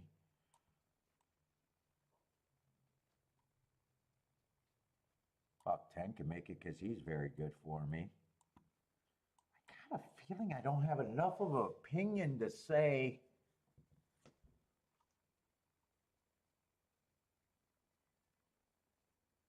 Let's see, I got a at 7 I would not use at all. 7 I'm willing to lose no matter what. Let's see, I got to write down how many horses I think is even possible.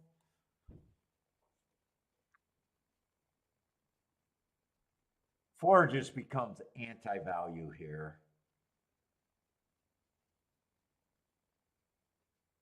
Like I'd rather take the 3, so I guess that's 4 total. I'd have to be willing to lose if 4 7.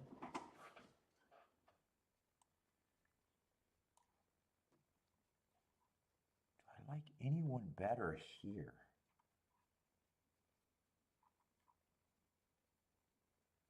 That I would play straight, so that's actually not that bad.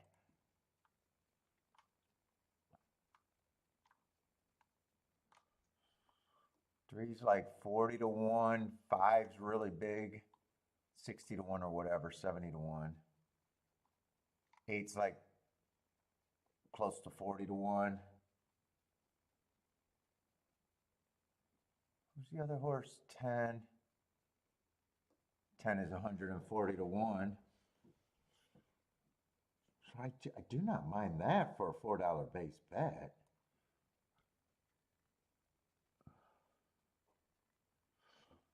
Let's see. I'd already have him weighed on that base bet. Could press him on the turnaround, but I only want to go against him a little bit, so I don't think I press the turnaround. Although I still think I should weigh that more than the 9 by a little bit. Let's time go to take a little poke here.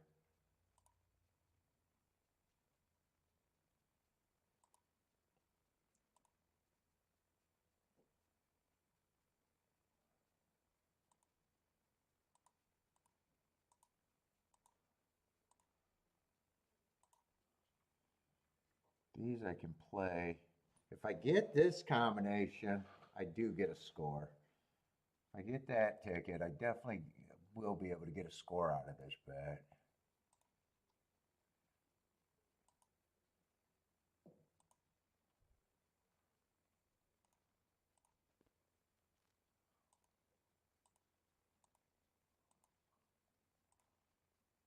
Well, if those are paying good, it got to be paying even bigger to the 9. I don't think I'm going to press this. I think I'm just going to write it out like that. Yeah, I don't think I press.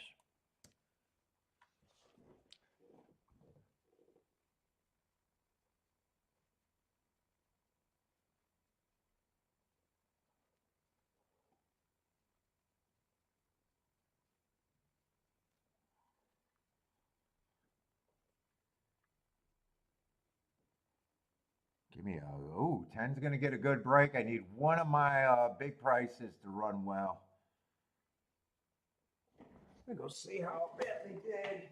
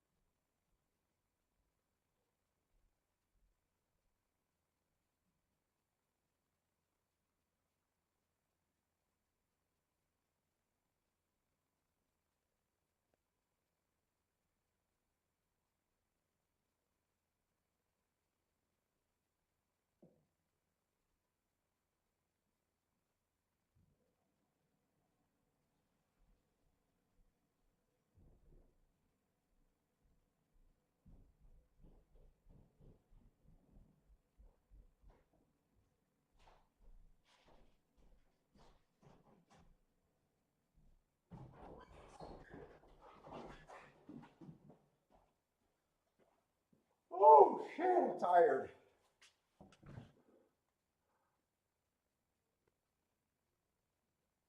Oh, that's well after the wire. I have no idea what this result was.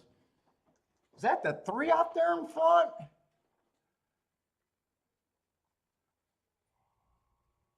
Can I get a 3-6 or a 6-3 would be beautiful. I have no idea. I just seen the run out. I should have pressed, but we'll take it. We'll take it. Oh, I wish that came. I actually had a problem. How big of a difference?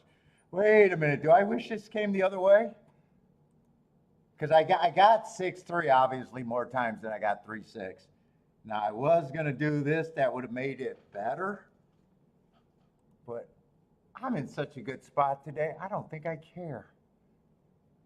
Let's see. 3-6 is gonna pay 70 to 1, something like that.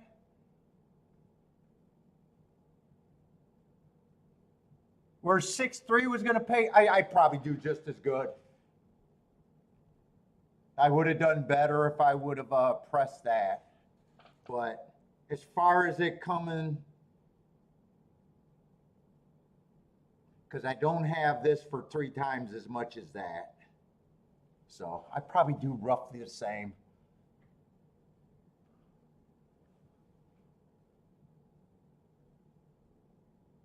Yeah, I just keep asking myself, do I want to take on the favorite completely or a little bit? So I wanted to take him on a little bit, but not really completely. So I got the 6 on top pressed. I got it turned around. I just got lucky with one of the price horses that I needed for a good exacta.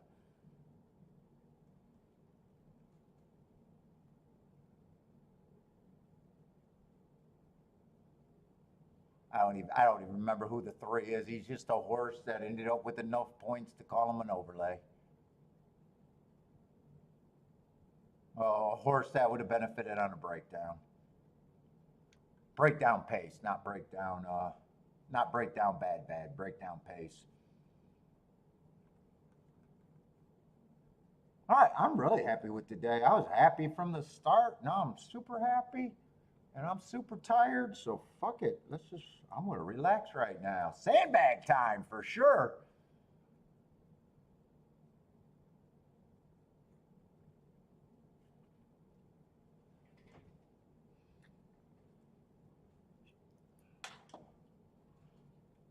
So since I didn't talk to Bodrick or Joshua last night, I had to talk to Kiki.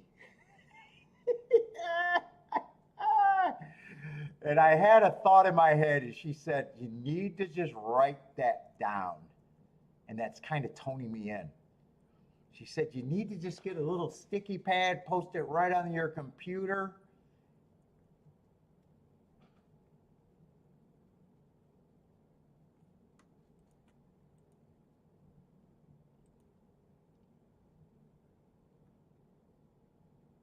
And if you haven't figured out that question that I need to keep asking myself.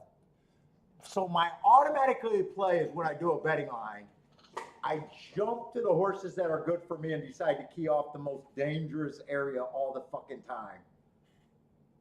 And lately I've been thinking, you know what? How much do you save yourself by asking, do I really need to beat this favorite? Do I really want to? Should I be trying it? Instead of just automatically going to the greatest, and saying, well, if he runs, I'm supposed to lose. It's actually got me out of that little streak. Nope, Lee is not Jared. But Bender, if you keep hanging around, you'll quickly realize Lee.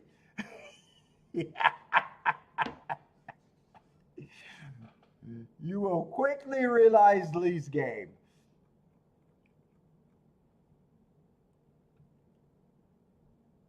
He's a UK. Nope, completely different from Jared.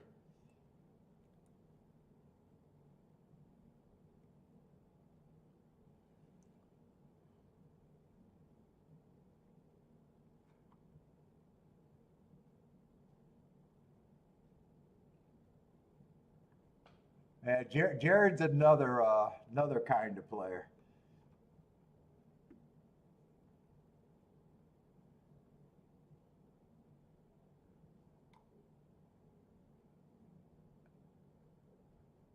Oh yeah, Joshua. Yeah, I mean, talking about yeah, I keep saying. Obviously, I say that those phone calls have been beneficial for me too.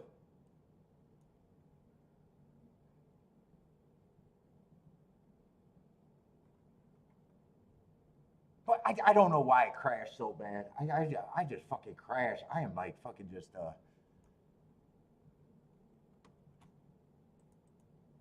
feeling tired, but fuck, I handicapped that race pretty damn good.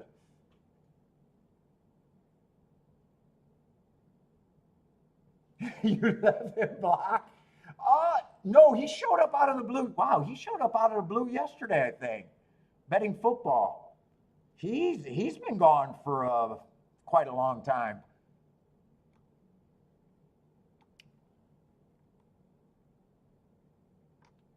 Yeah, I think he showed up yesterday or the day before out of the blue.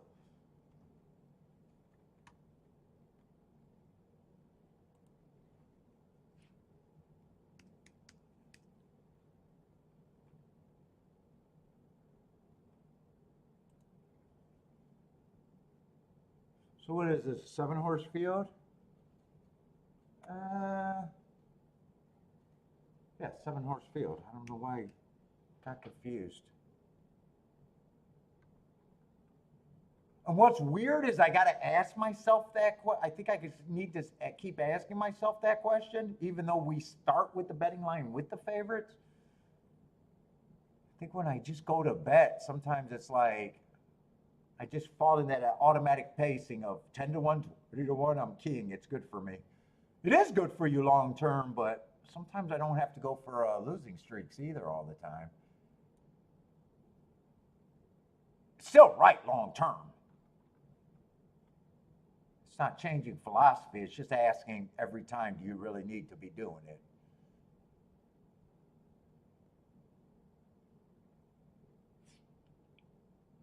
Let's see, this is a dirt race where I generally want to be inside. H1 of the favorite, he doesn't even have the running style that I think is great for this race, especially his last 4 races.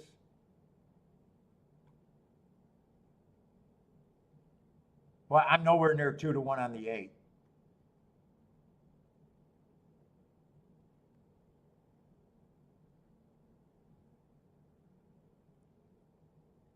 7 probably has a little bit more speed, at least recently.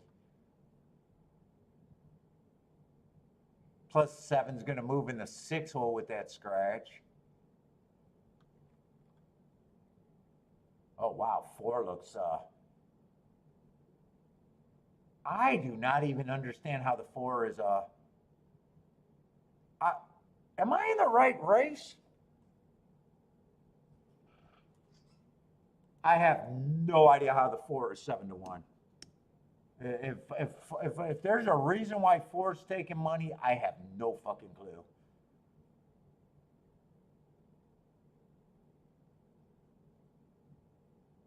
I mean, I'm probably being ridiculous with 1%, but it's pretty bad what I think of the 4. I think 1's probably the best horse on the inside.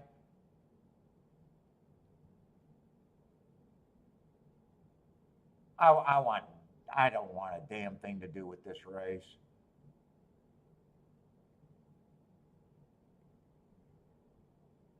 3 might have some upside if the inside's really good.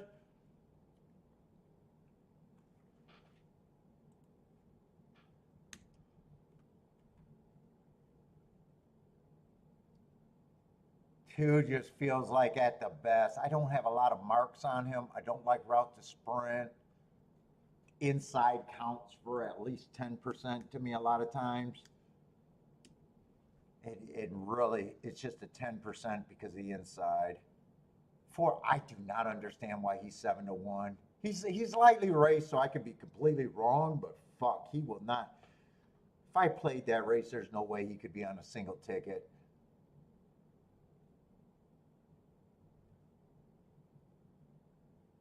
6 probably just gets points because he's more inside of the 7 and the 8.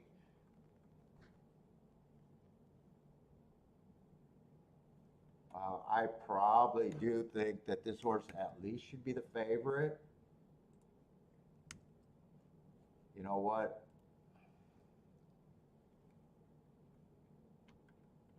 I don't think they're equal because I think that inside helps the 1 by quite a bit.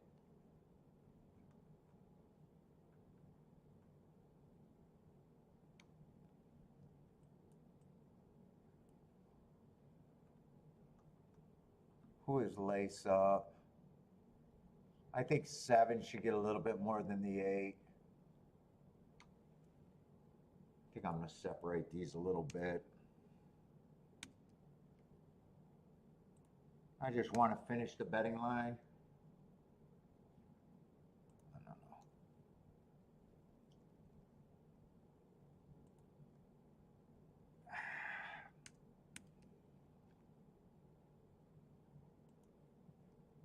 I'm trying to do a aggressive betting line right there.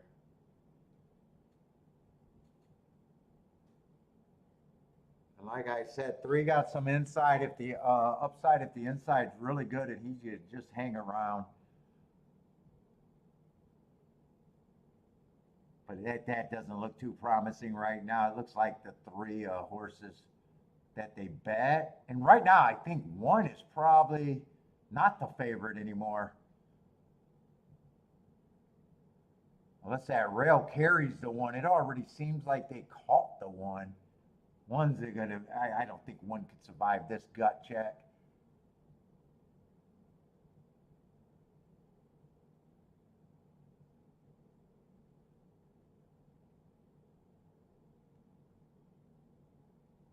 Well, 1 might survive it. There's going to be objection, or probably since they were bumping. 8 just gets beat on the outside.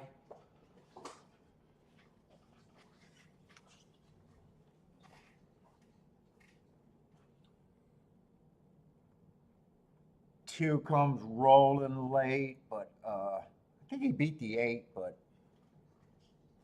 couldn't beat the 7, so there's not a whole lot there.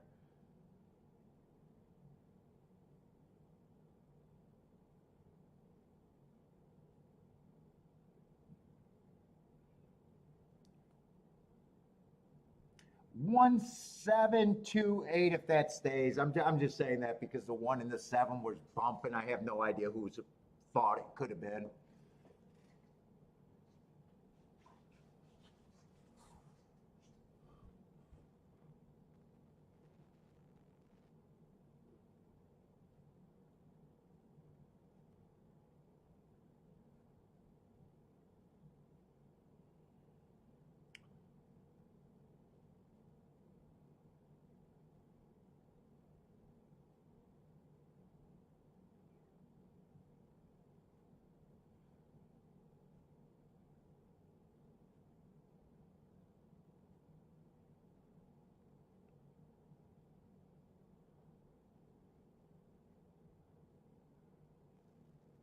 Leah's 1 for 1 today with our disaster. That was your only play?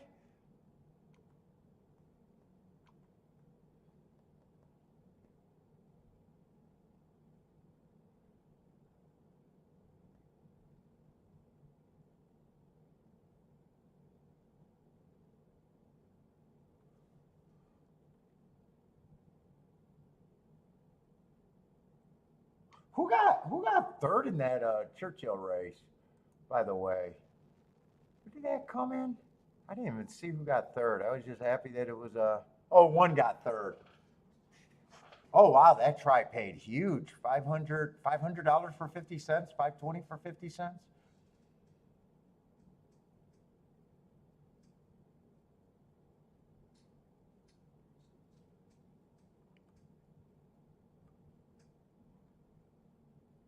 Yeah, Lee, I was going to say, how could you be 1 for 1 if you were upset about that horse getting ran down?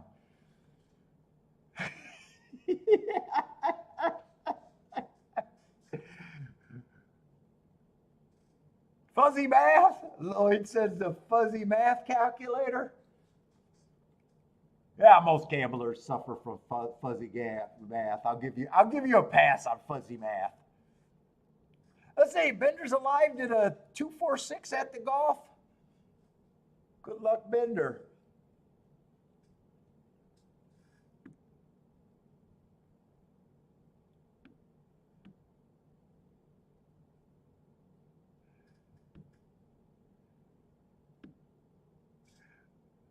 Always the same with Lee. Whenever he loses, he says he won at the UK every single time. Hey, Gary, that's why I had to do the show every day that I play. In the olden days, when I first started, I only did, I think, 2 shows a week. It might have started with 1 show a week. Then it went to 2 shows.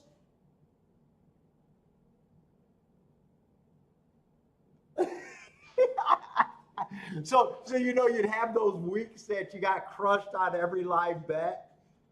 So then you're saying boom, boom, boom on Saturday and Sunday when you're not on. And I realized that I couldn't brag about the weekend because it just looked suspect. So I was kind of forced to do the show every day of the week if I wanted to keep bragging.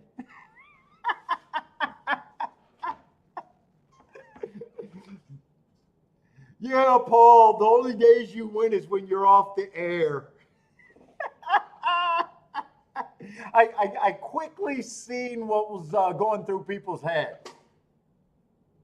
Oh, wait, you got killed on Monday, Tuesday, Wednesday, and then you say you reclaimed it all on Saturday and Sunday. Sure you did. I was forced to play and right now it's 100% the last 2 years. I don't even think I slipped in a bet off the air.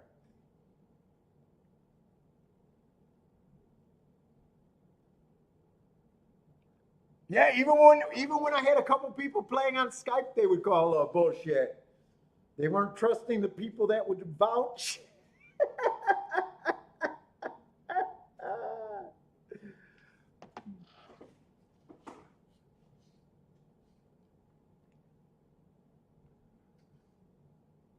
I've been doing it a long time, man. I can't believe how long I've been doing it. Like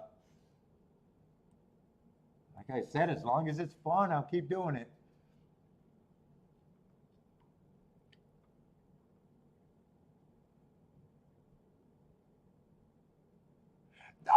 Bodrick, I like them. They're on the actually my cigar guy wanted me to buy his. I like the Crown Guard because it's kind of unique. But it's the overall watch is too dressy for me. It's more of a dress watch. It's not quite. It's not quite. They're good watches.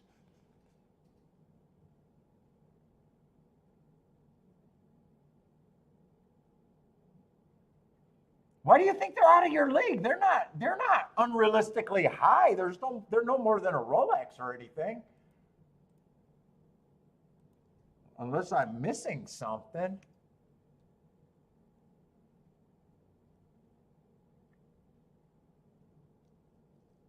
And fuck, if I could buy the watch, you could buy a watch.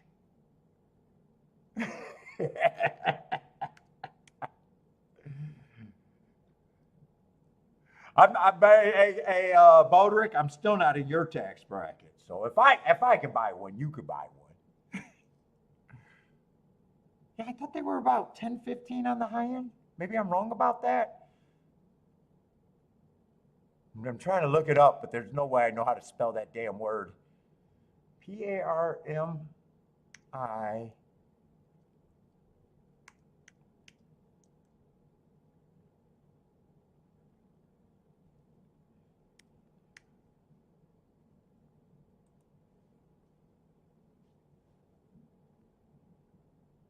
Or are they actually the ones that I'm thinking of? Maybe it's just a model that I'm looking at. Maybe it's just a model that I hold up, what is their watches? Hold up, let me see this. Hair guy. Oh, this might not be the brand I'm thinking of then. Oh, I might not know what this brand is. I was thinking of another watch brand that starts with a P that has that crazy watch card.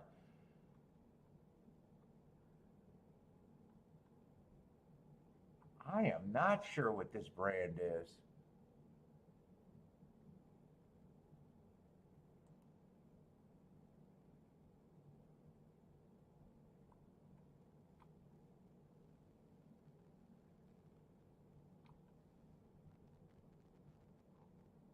Yeah, that's not the watch brand I was thinking of.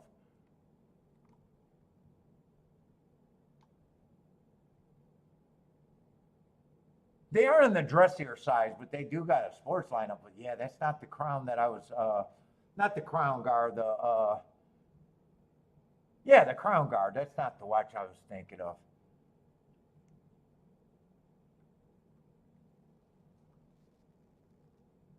Yeah, that one's under my radar, so I have no idea what watch that is.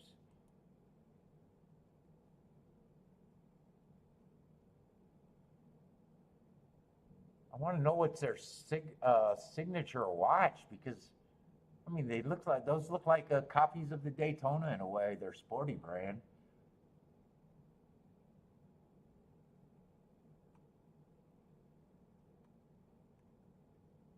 Yeah, not that one's not on my radar. That's not the watch I was thinking of actually.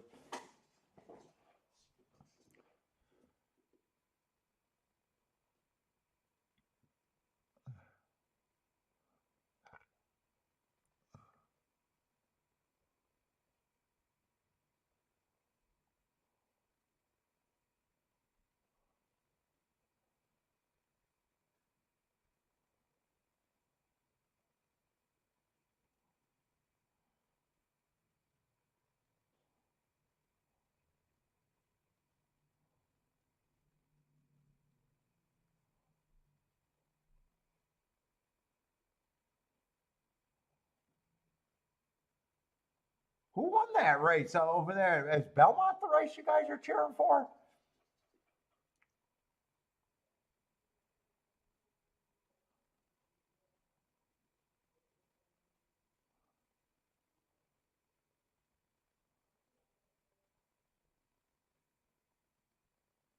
Oh, you just figured I would like that? Oh, you saw what? Yeah, I do not know that brand. I'm trying to think of the brand. The brand I'm thinking of starts with B.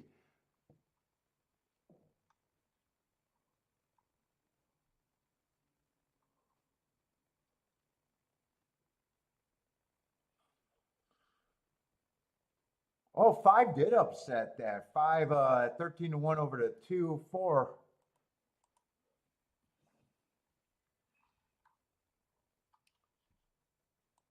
Let me see. Now I'm curious. I got to look at Crown and Caliber. God damn it, Bender. Or not Bender, Bodrick. Because now that's going to bug me. What watch was I thinking of? I'll be able to find it on the used market really quick. I think that'd be the easiest way because I don't know how to spell the brand or even start spelling the brand's name. In fact, I think this is a watch that I'm thinking of right here. Panerai, the crazy crown guard. That's what I was thinking you were talking about.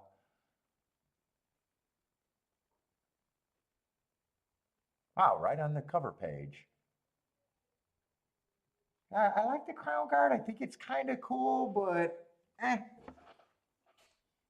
don't know if I'd actually. There's just other ones that I prefer before that one. Could have got a pretty good deal, but dude, but I swear to God, every time I tried to look, I love the one I got. Oh, why is Crown and Caliber not showing me why? Okay, I can't get distracted. You guys know I'll get too distracted.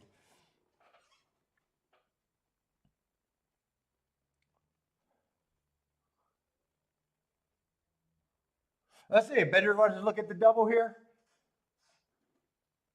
Who we got? 15 minutes?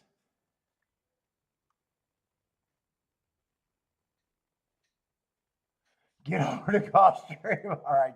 You're telling me I don't want to look at Churchill, or you don't want to look at Churchill? Oh, Fender, this is dang. Oh, man. This is a race I know I shouldn't be in.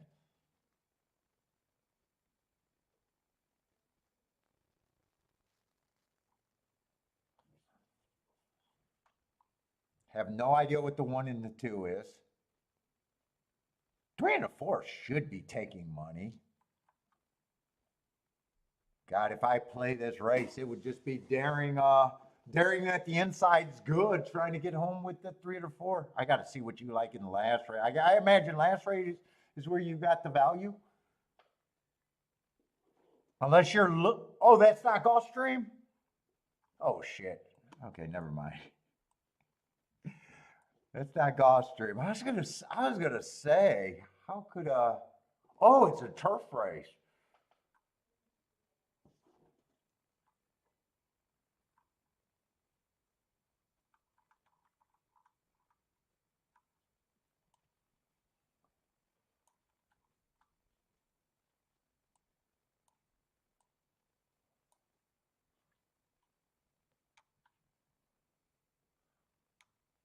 Well, turf. I definitely want to look at this race.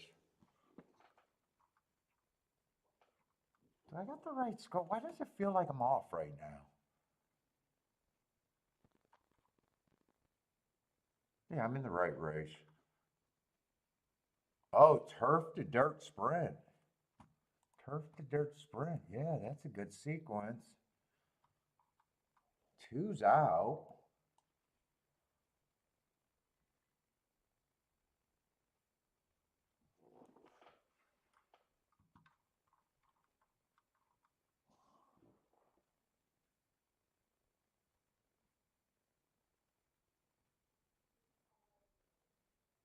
Remember the 1 and the 8 didn't earn the hearts, right? I think I fixed that on my yeah, I fixed that on my form right here with the blue.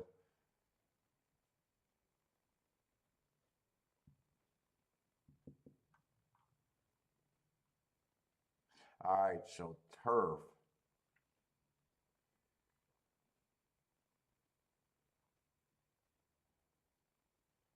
So three's the favorite there. So the profile on the turf is you got to be on the lead or within 3 lengths of the lead by the first call.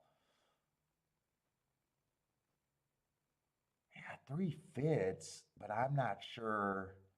You know, I'm always trying to front speed. He did earn hearts on the day that he was 2 lengths off.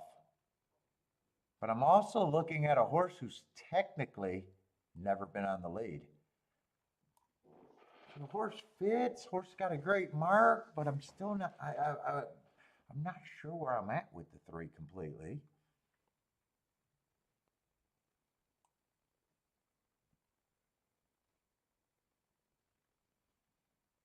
Oh, that's Mammoth. I was ready to say this Gulfstream Turf Sprint. That would be an extremely slow time. No, that's at Gulfstream. I mean, this is a horse that can definitely feel like he fits.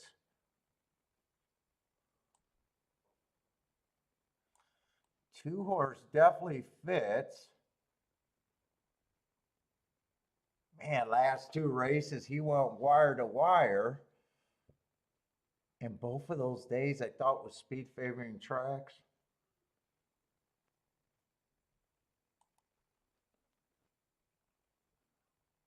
One does not fit what I'm looking for. One, I do not trust the 1 speed here.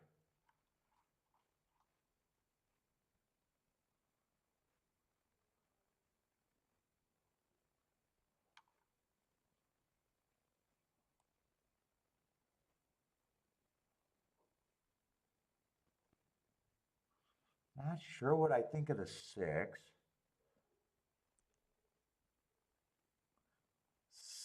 7, or no, 8. 7's out.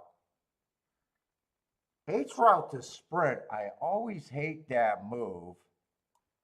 But last race, he did try a sprint and was still going too fast to win on the speed favoring track. At 7-1. I mean, normally I still play against that horse, but man, at 7-1, that's probably different. I probably got to look at the next race because I got a bunch of questions here.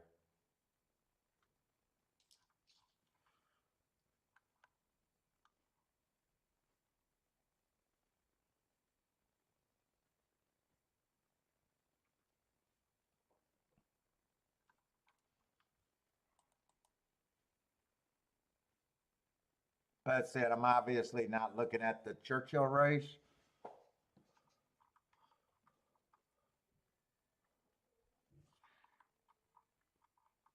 I said next race is going to be a dirt sprint where inside speed and stalkers is what I'm generally looking at there.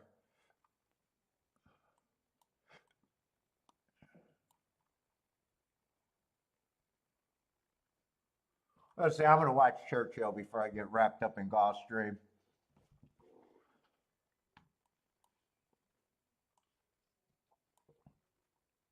What is this going to be, the 8th race here?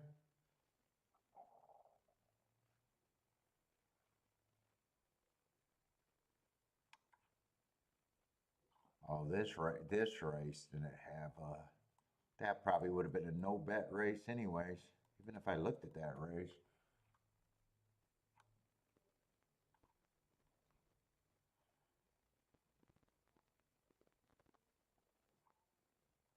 Fact 3 and 4 was oh, and those are the two favorites. So yeah, there was nothing there.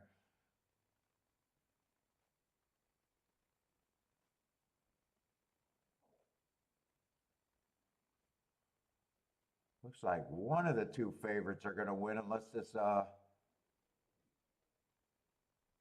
looks like the exact and try is going to be good.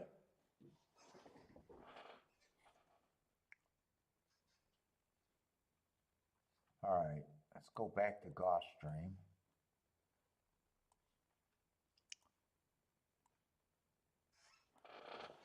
Oh boy, oh boy. And in the last race,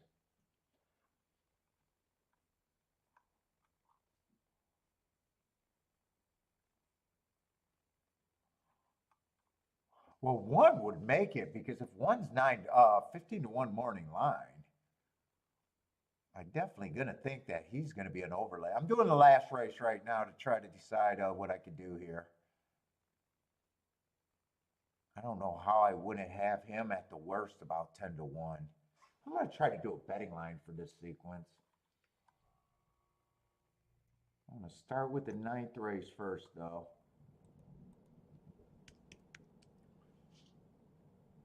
I don't know how I can have this horse any worse than 10-1, and I probably even update that. Probably shouldn't even put that in yet. I shouldn't put that in yet. Let's see, 6 is supposed to be the favorite.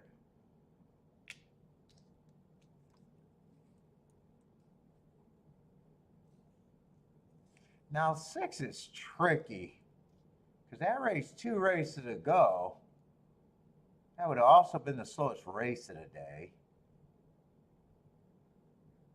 Race before that, I thought the inside was the excuse. The race before that, again, he can't get the lead on the slowest pace of the day. And he's not the scariest favorite at the same time. I think he has excuses in every race.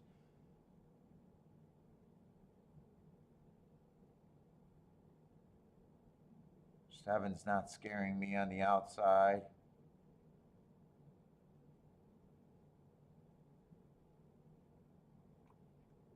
Boy, I might just like 1 in the last race by a lot.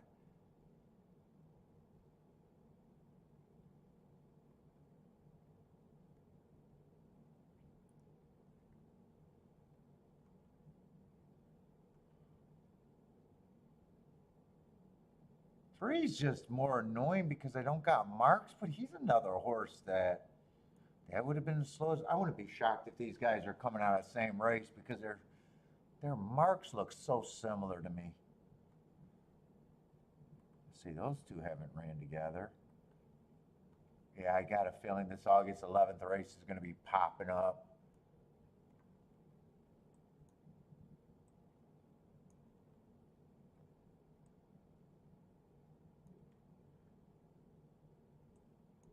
I think the race before that, that's why I keep going back. Yeah, no, that's not the same one.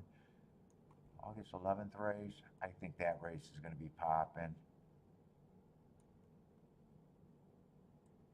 Another August 11th. That might be a replay that I would want to watch there.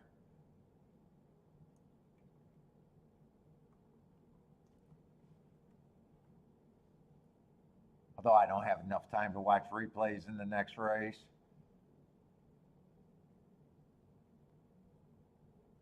Yeah, so 6, let's see, 6 is supposed to be the favorite next race. So I want to see if any of the inside horses on that August 11th race got first run over him. He didn't get first run. He got the exact same run, and he's towards the inside. I would be using the 4. I would be using the 3. I would be trying to get around that 6, probably, unless I got something good here. 1, 3, and 4. Maybe the 6 if I got something good. But I don't think I got any good in the first leg.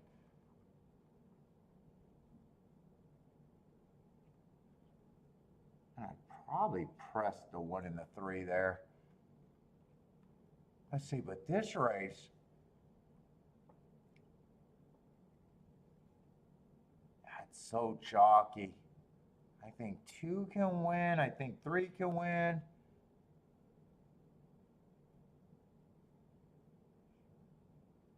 Or maybe at 4, I'm not sure what I think of. But he does have the right running style, so it'd be 2, 3, 4.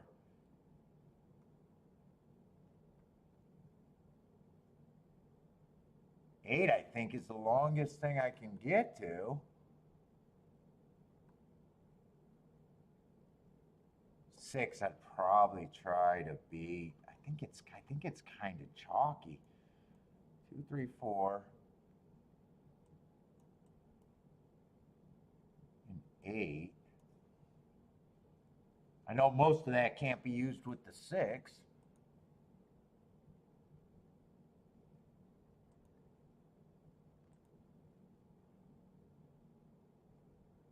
Let's see, 2 and 3 could definitely be used with the 1, and could definitely be used with the 3, and could even be used with the 4, surprisingly.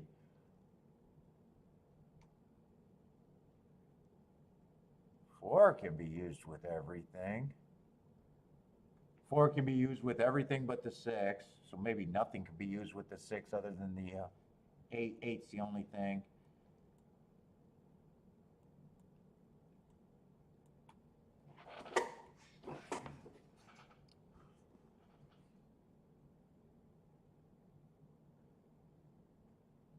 Press the 2, 1, and the 3.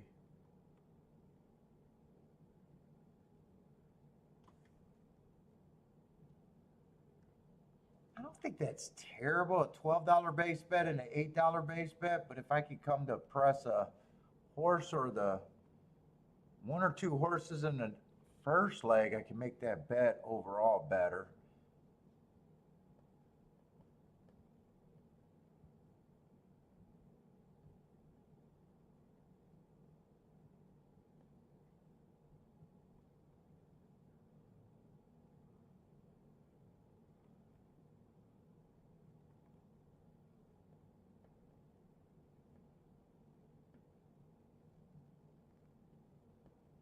I don't think 8, I don't need to press.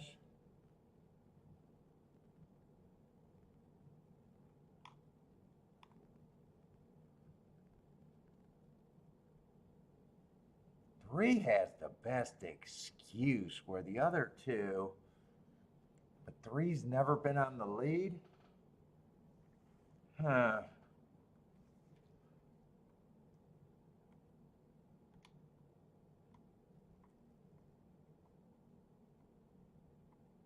The only way that's good is they're hammering the 6 next race.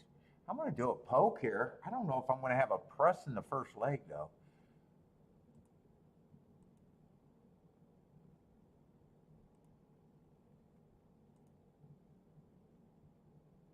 So 8-6 is the only one I want with that.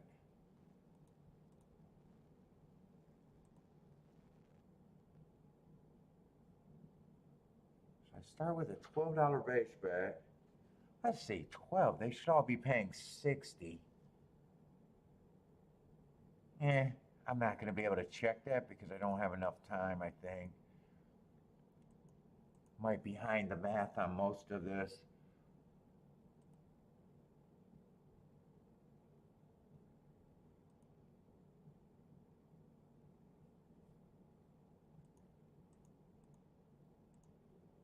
Then I want to come back and press the 1 and the 3 next race.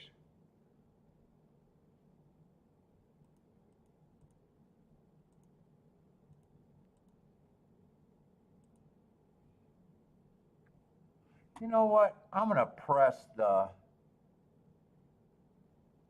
guess I'm going to go with the 3 and the 4.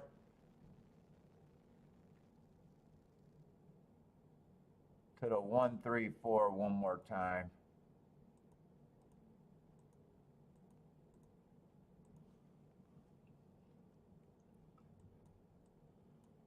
I got the 1 and 3 with the 2, 3, 4, 8. I got the 1 and 3, 4.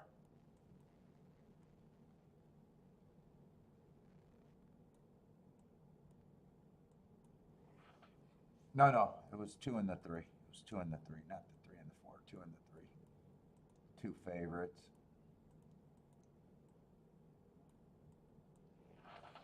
Let's see if I did that right.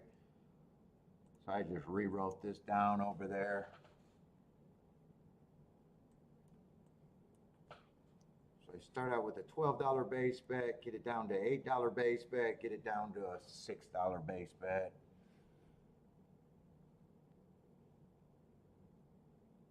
And then I only got the 6 alive with the 8 next race.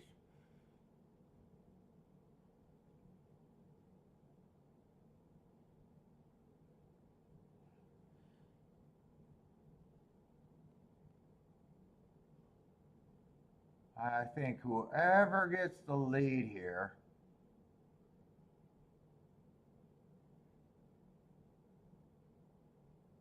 who's going to get the lead. I didn't think 8 could, even though I was hoping 8 could.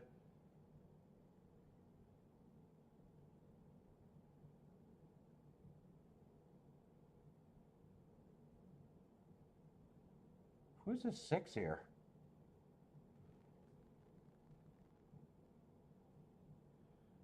Right now, I just want the 2 to probably win unless the 8 can show me some really get out foot right now. Because I got the 8 less times. Probably just want the 2 to win from here.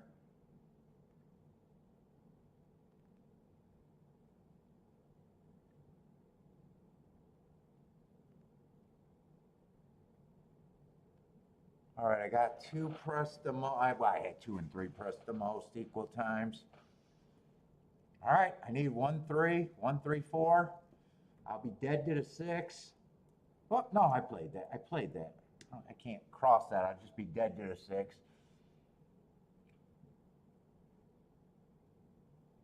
What's up, Elaine? How's it going? We'll see it. I got to hope that nothing went down. Let's see, 2 actually went up in odds. No. 2 to the 1 is supposed to be 39 to 1. If that holds up, I'm happy. If 2 to the 3 is 61 to 1. And 2 to the 4 is 44 to 1. Oh, they went down to the 3. Oh, I'm glad the 3 wasn't the winner because the value took it away if the 3 won.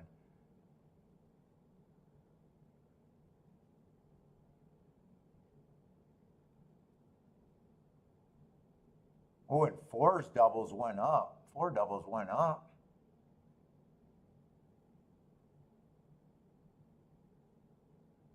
Well, I might have wanted the four to win there. You know what? I wanted anything to win there but the three horse.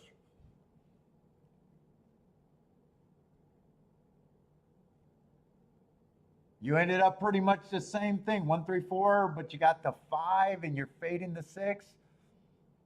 Let's see, Marco Luz live 2, 4, 5 over there at what, the Duck?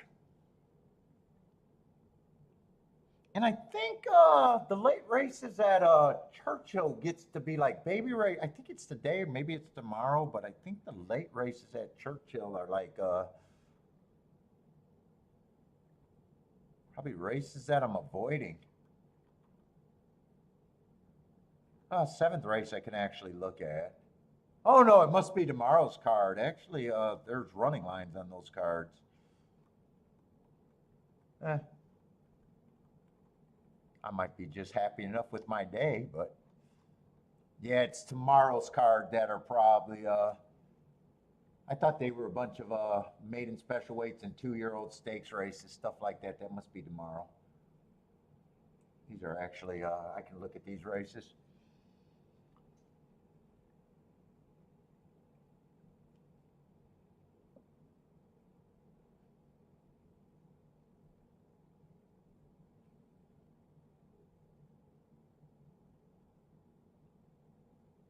And 6 is a favorite. Hey, God, I don't want to talk anymore about him next race at Gulfstream. I don't want to talk him in the winner's circle.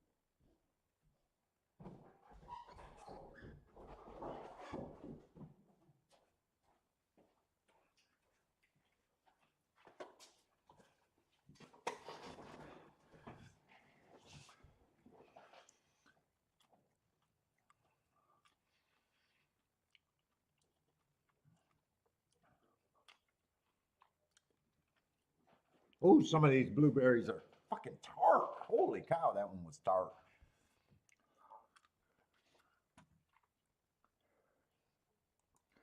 Let's see, Elaine likes the 7 at the big A.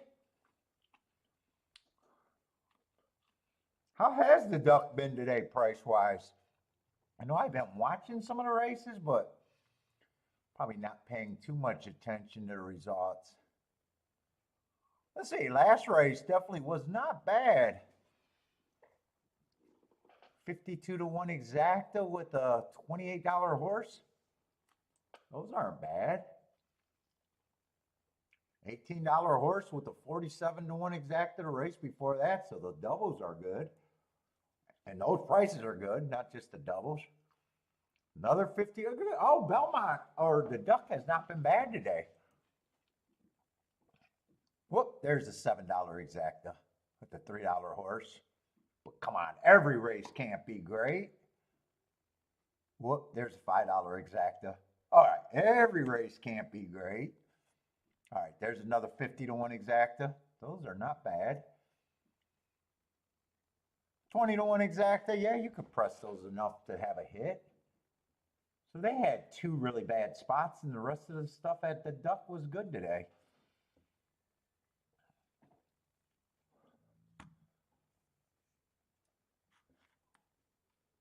Marco Lou, what kind of a pick X is that you're alive to? Is that a big horizontal or little horizontal? Could be anything with you. Pick 4, pick 5, pick 6.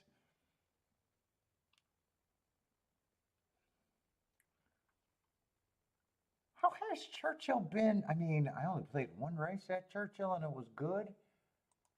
But what if Churchill results? I haven't been complaining about prices there.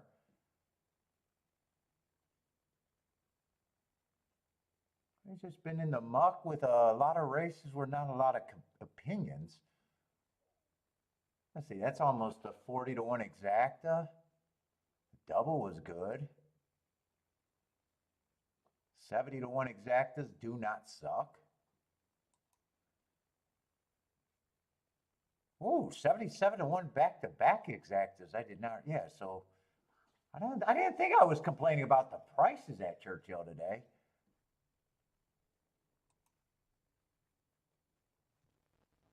And another $36 horse with a 50 to 1 exacta. So it has a bit of price thing. It's just not having really any real opinions there.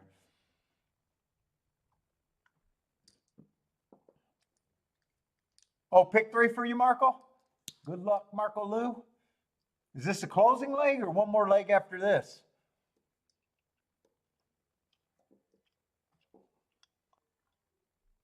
Let's see, I'm going to look at Churchill. Let's go to Churchill because I can look at these races. Still want to handicap them whether I'm still playing or not. I'm alive in doubles and I'm super happy with my fucking hits today. In fact, I might have made my week today. After having 2 losing days in a row, I might have made my week on one day. Let's see, there is a 1 to 2. I probably don't even feel like the need to take on a favorite of this 1 to 2 stock. Let's see, and I don't have, and I do got solid excuses on him. 2 races ago, I think he ran against the inside bias. Still going fast on the pace, 1 tick slower than the fastest winner, still almost won the race, second by 3/4 of a length. And then next race, last race, would have been going too fast to win.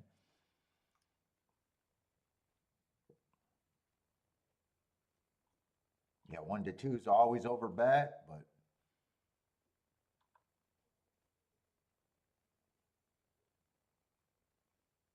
three got really good marks. 1 to 2 is over bet. And the favorite does have a passive running style where he does let horses sometimes get in front of him.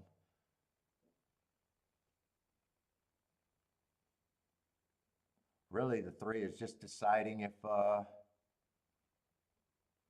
think 4 to 1 is getting overpaid, really.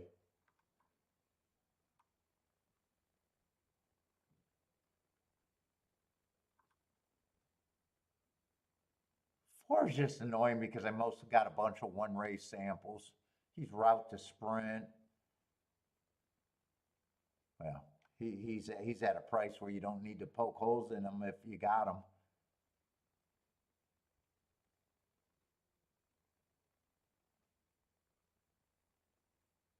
I like the excuse, 2 races back on the 5. I thought it was a bad rail stalking closing day. But then he comes back last race. I don't really have an excuse there, and the pace was...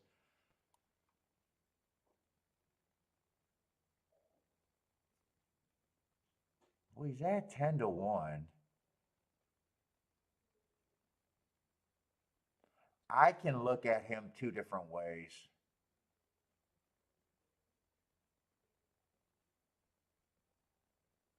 But if I look at the whole thing, I think his best race was 4 races ago where he won being average. I think he kind of chased an average to softest pace 3 races ago. Last race, I got good notes.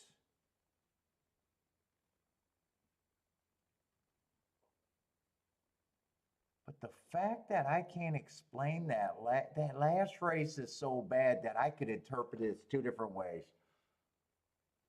This horse can take a step forward off that note, or that note was just at the right time that he was going down, and the second, that he was actually getting off of form, and that the very next terrible race confirmed that he's off form. I mean, it's you got that scenario a lot in racing. You could take the same information and go a positive view or a negative view.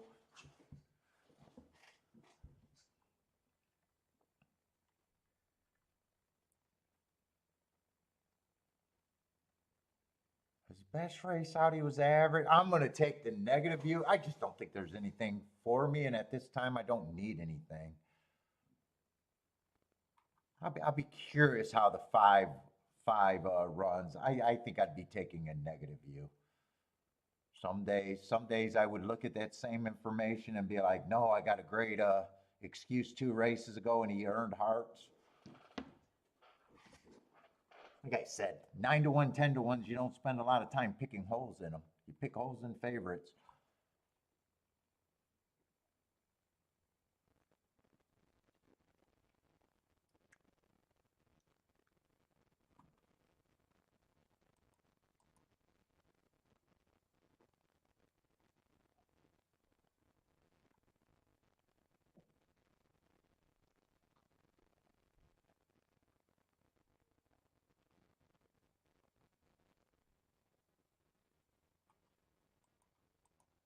Let's see. I'm not interested in doing anything else at Gulfstream. I'm alive to what I want to be alive to.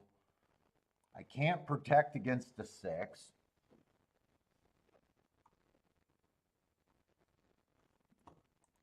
It's just really making sure my doubles didn't go down.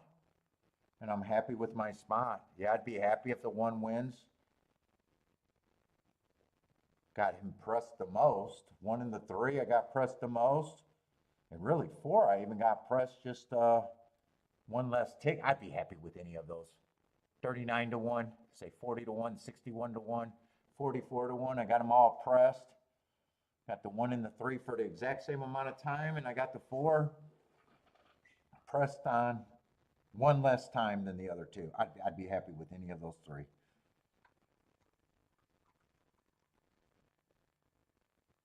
Love my spot. I'm either going to be right or wrong, and I either have a bigger day, or if I'm wrong, I can't mess up today. So fucking, I love my spot, and there's no more work to be done at Gulfstream.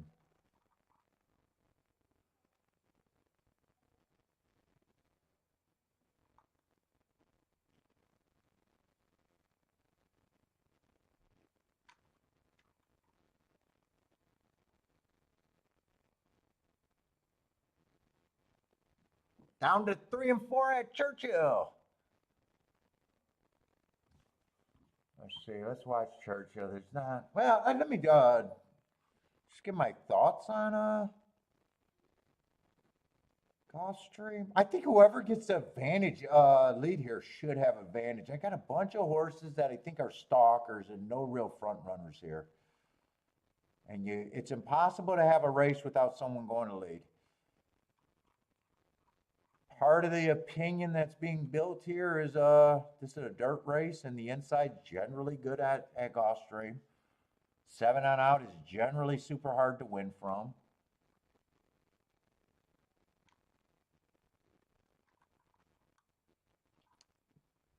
Six is the favorite. I could watch that replay too.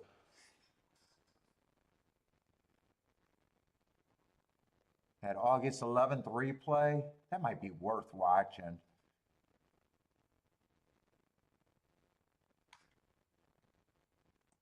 And that at least gives me something to talk about in a race. Hopefully there's no scratches. Nope, there's going to be a scratch to make me have to figure out who's who. All right. Come on. Having a great day. I don't have to bitch about doing extra work.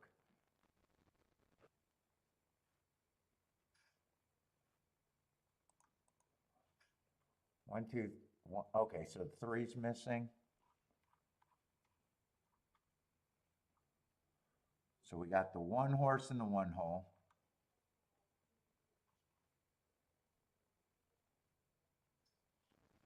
We got the one, we got the six.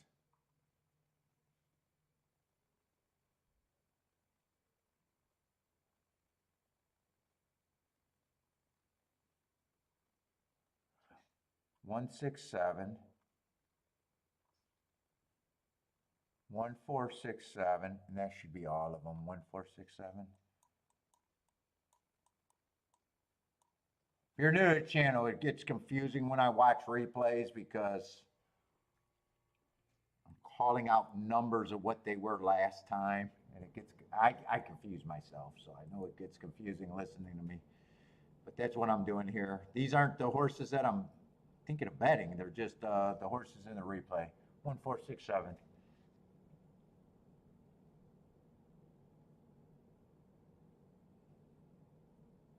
Yeah, they were all stalkers. 8 and 5 got the lead there, so they're not in this race.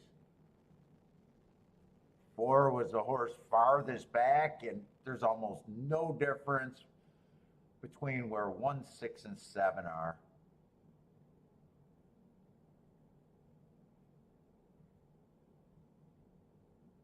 They're all kind of in the same spot. Unless there's any real trouble here. 1 seems to be running the best replay out of that group. Everyone's quickening at the right time. But on a track, if you think a track is favoring speed and stalkers, 1 kind of ran the best trip. 6 and 7 probably ran the second best trips, second and third best trip, and 4 was just always too far back.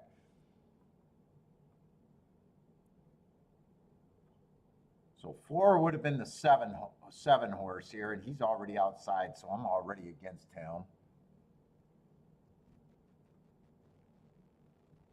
7 would be the 6 horse here.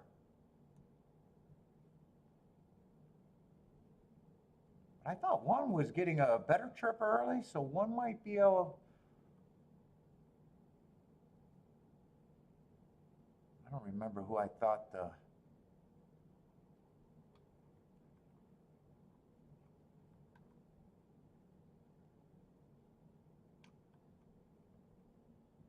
Well, he got third. I want to see where he. I'm probably happy with the horses I got.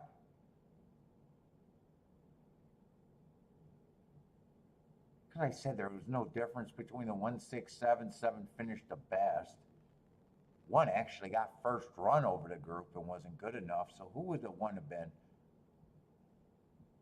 1 would have been the.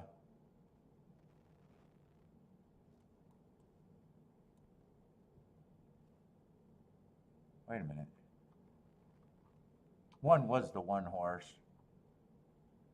Yeah, when he got past, he was just done. All right, I got what I want there. I'm either going to be right or wrong. Doesn't.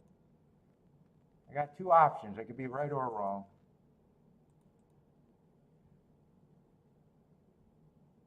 Let's see what happened. I hear an upset. Did I have any stand there? I don't think I had much of a stand there, right? I said I didn't want to deal with the favorite. I'm not sure what I thought of the favorite.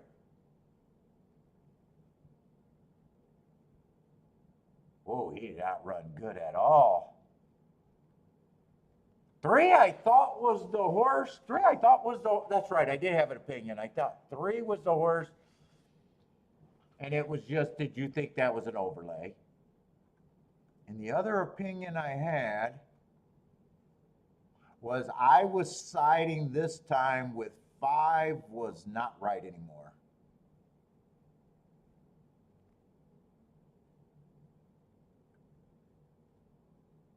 I think that's all the handicapping I really did there.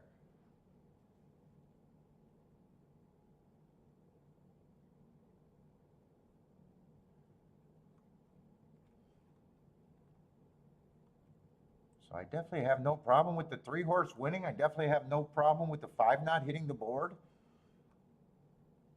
And 2 was always a chalk that I didn't want to take them on and I didn't want to play against them.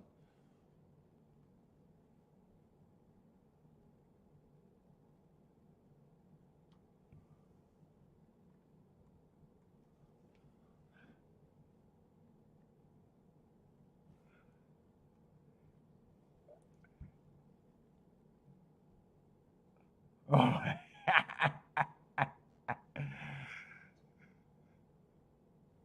Well, we're trying to fix Lee, but we cannot fix Lee. Lee just loves those short price horses.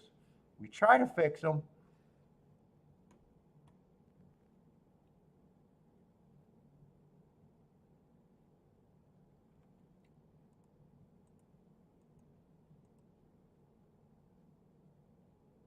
Let's say, Bender, those pick 3's got to be. What was the first leg? I know you're alive to the doubles.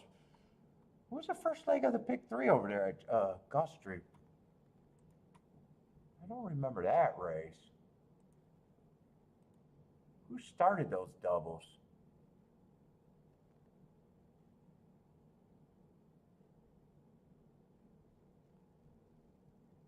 That would have been the 8th race. Oh, 7 to 1, 6 to 1.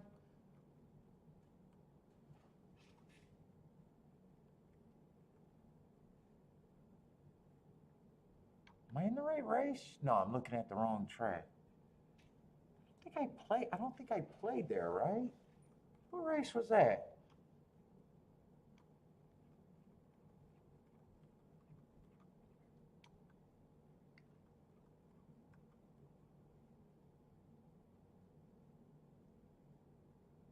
Oh, wait a minute. Am I looking at the right sequence? No, that's the 7th race where the 1-horse won. Let's see, that was no bet.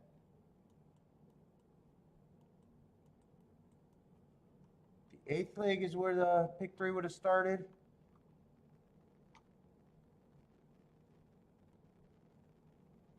Oh, I'm looking at the results at Belmont and confusing the shit out of myself thinking that it's Gulfstream.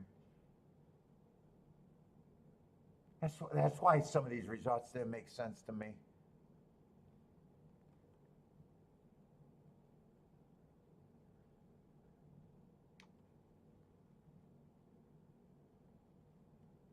That's a 2-horse, so the first leg would have started.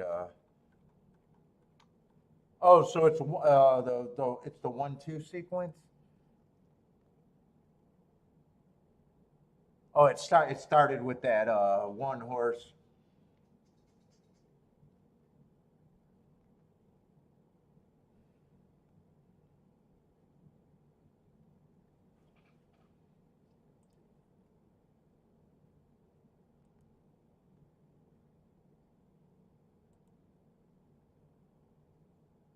And if the doubles are good, even with that 1 winning the first leg, your pick 3's got to be very good.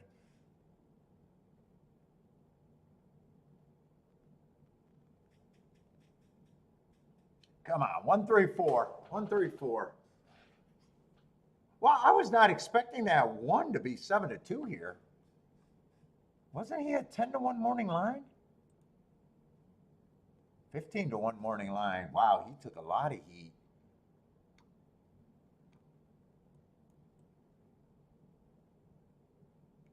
I don't think he was exactly hidden though. Yeah, that's probably more so. Wait a minute, that's not the winner. Hold up, let me look at the right horse when I say that. No, I still don't think.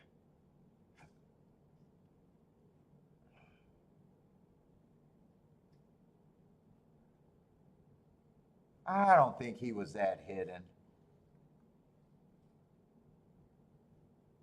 They were probably over aggressive, making the 6 to 7 to 5 favorite when he been running with this group.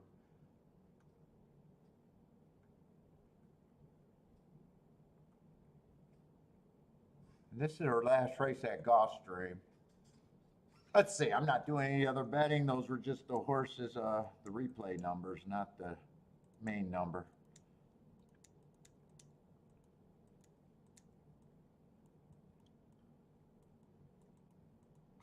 No bet. I'm either right or wrong about the double.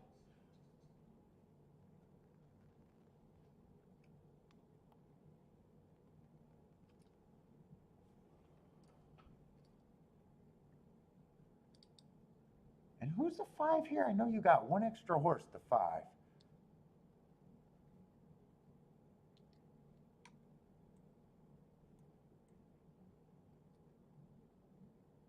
Yeah, all these horses are kind of the same to me.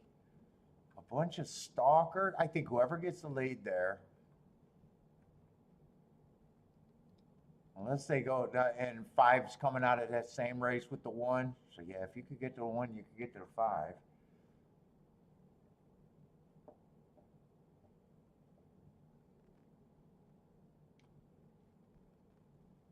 I was kind of focusing on post 1 through 3, so that's basically what I got. 5 would be in the 4 hole.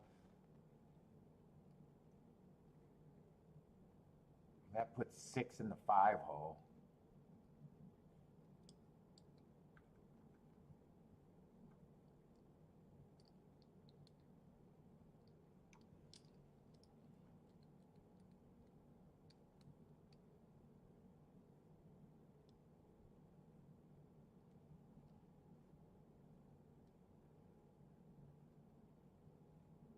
Yeah, you thought they were to 50 cents? That would have been much better. Yeah, they do their pricing for $1.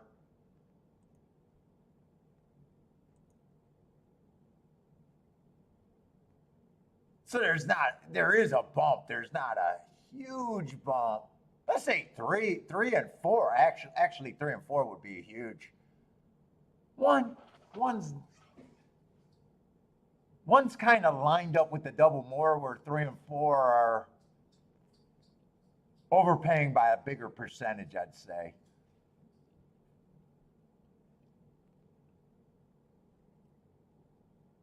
Come on, 1, 3, Bender. Can we both hit 1, 3, 4?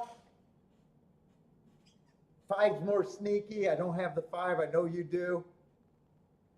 And I'm going to say it, and I shouldn't say it. I'm not going to say it. I'm not going to say it. Some of you guys probably know what I'm going to say.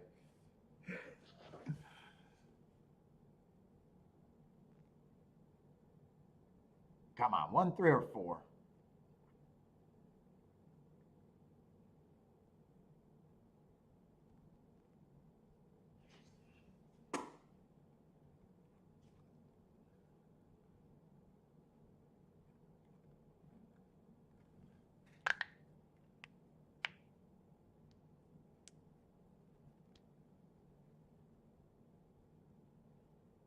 Would be brilliant to get a nice, easy lead with one of those 3. 1, 3, or 4. 4 is going to lead. I think I got to see the clock to decide if this is a slow pace or not, though. I can't watch it. I got to go for a walk.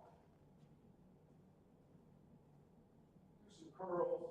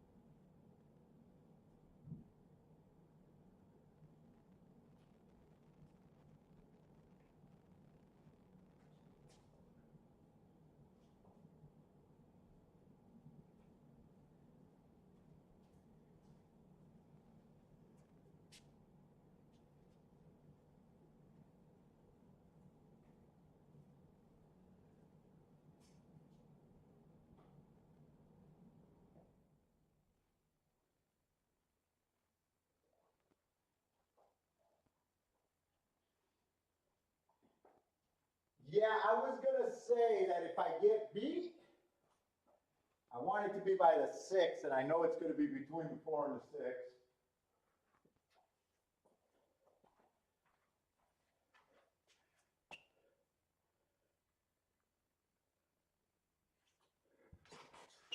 Tell me that's the 4. It's not the 3. Tell us it's the 4, Bender.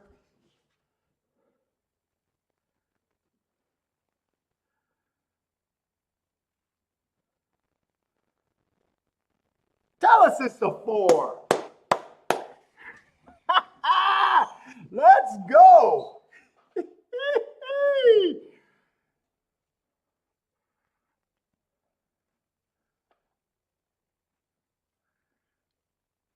I thought when I glanced, when I peeked, when I thought the race was over, I thought it was going to be the 6, and I didn't want to say it before the race. If I lost that race, I was hoping it'd be by the 6.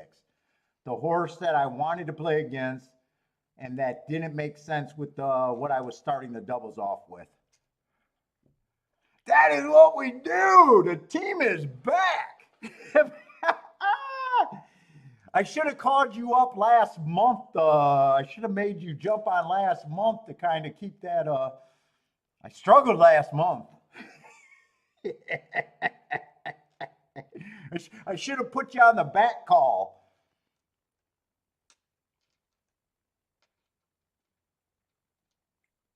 I survived last month. That's about as best as I can say. I didn't hit anything great. I survived with press bets. I don't like surviving with press bets. Yeah, when I peeked around the screen, I was like, I knew it was, I thought it was the 4 and the 6 I seen. It looked like the 6 was gonna win. And I was like, yeah, okay. But happy surprise when I sat down and it looked like the 4 got his head down. So 4 I didn't have pressed as much, but 2 out of 3 tickets? 2 out of 3 tickets? 2 out of 3 different ways I played that. So I definitely pressed the right horse here. I didn't press the right horse here, and then I got it base ticket, so I got it on the $12 base ticket, and then the $6 base ticket. And it's paying 44 to 1, so I'm behind the math for this ticket. But I'm ahead of the math there, meaning I'm happy everywhere. I'm probably happy everywhere. And fuck, could have lost to the 6 horse. Could have lost to the 6 horse, so I'm happy everywhere.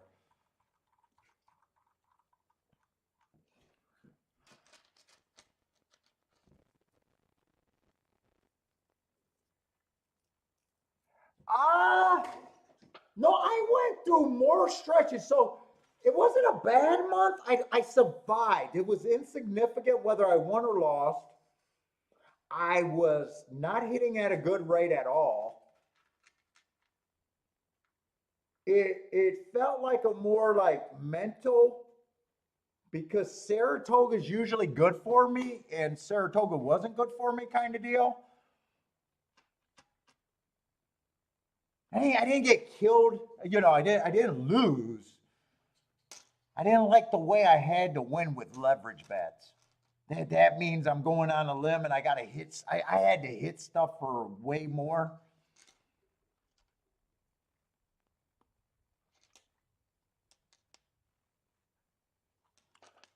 You know, sometimes it's the way you win, you know. And then it just felt like a letdown. I only had one monster hit at a Saratoga. I think it was a 250 or 280 to 1 exacta. But for the rest of the meet, I mostly just survived. Take it easy, Bender. I get very happy hearing from you again, man. Well, the funny thing about Saratoga, after the end of the meet,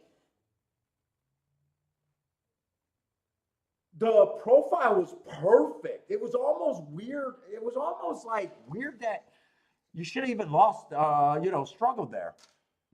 I think you know, and then you know, gambling, you get in a place where you're not trusting your instincts all the time. It was just one of those kind of months. It was just a tough fighting month to just kind of hang flatline.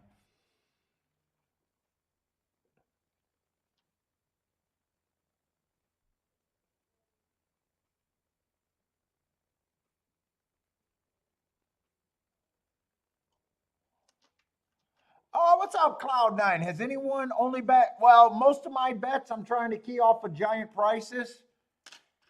Sometimes it's good. Chalky days I'm supposed to lose. Prices are an easier way to be a winner.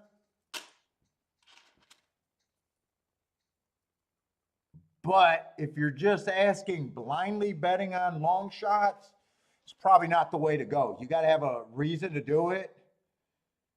I believe it's better to reach long term.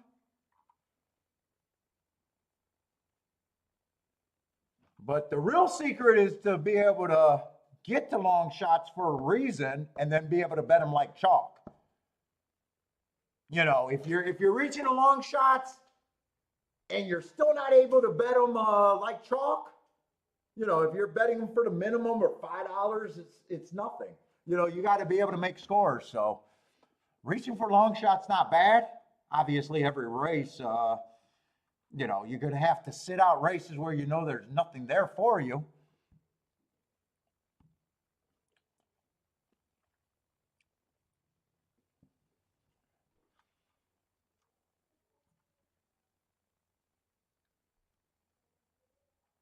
Put it this way, Cloud, the easiest way to improve, most people aren't going to realize this or understand this, but so many handicappers waste too much time trying to learn how to handicap and make their opinion better. It's so much harder to improve your hit rate than it is to improve the prices that you hit.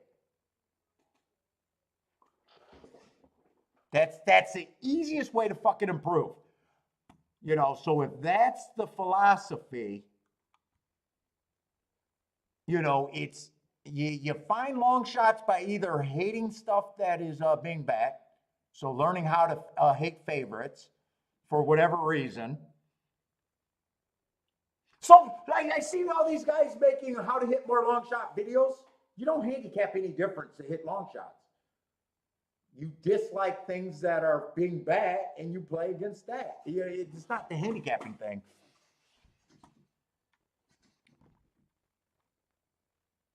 And then once you know that, hey, if I only hit 10% of the races, 5% of the races, I got to have horses that represent that map. But anyway, what's up, man? Thanks for jumping in again. I think I seen your name the other day.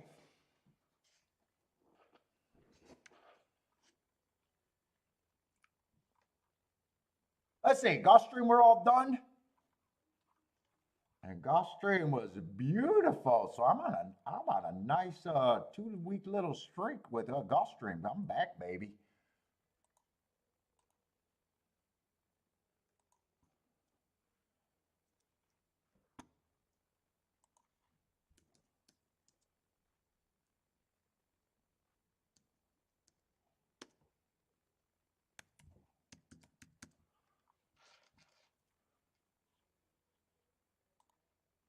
Let's just save that. Yep, Belmont's back and running. What's up, Elaine? Whoop, whoop, whoop, whoop.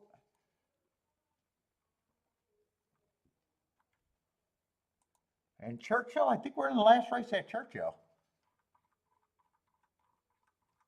Which is good because I'm about done anyways.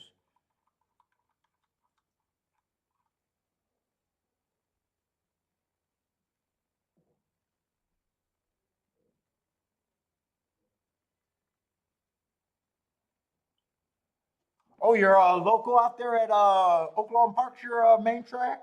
This was the first year I crushed Oaklawn in my life. First year ever. I had a really good Oaklawn. That came out of, oh, I wish Elaine a happy birthday for you. I'm stealing all her chocolates that she got. Not her fancy chocolates, but her cheap chocolates.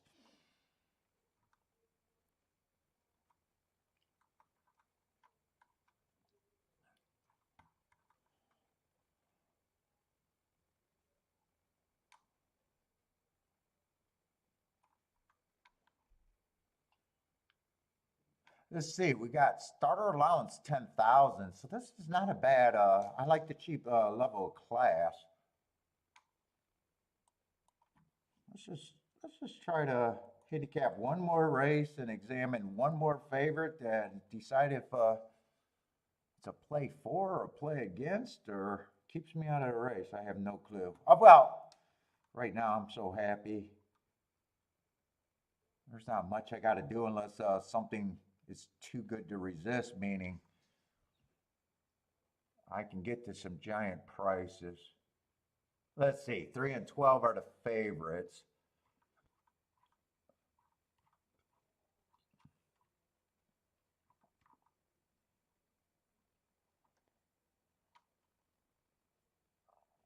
Let's see, and what I usually do on these starter allowance, I double the price and say it's a claiming $20,000 race generally. It's a good rule. It's not perfect, but it's a good rule. So I'm actually looking at it like it's kind of a claiming $20,000 race. If you're newer to racing, maybe it's good for you, maybe it's not, but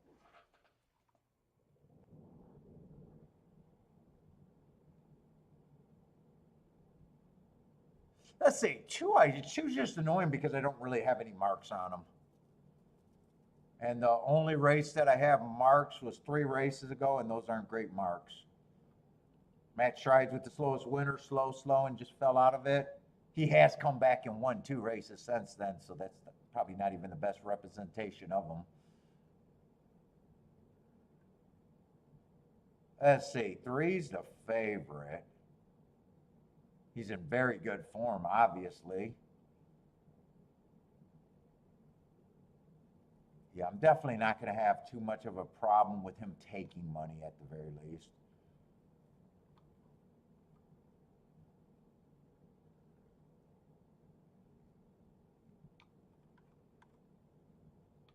I got a feeling a lot of horses are going to come out of this same September 29th race.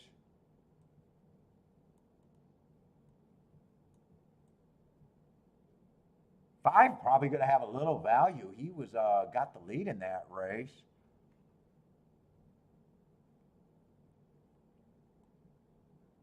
Three did run him down, but you got to find reasons to get horses at 14-1.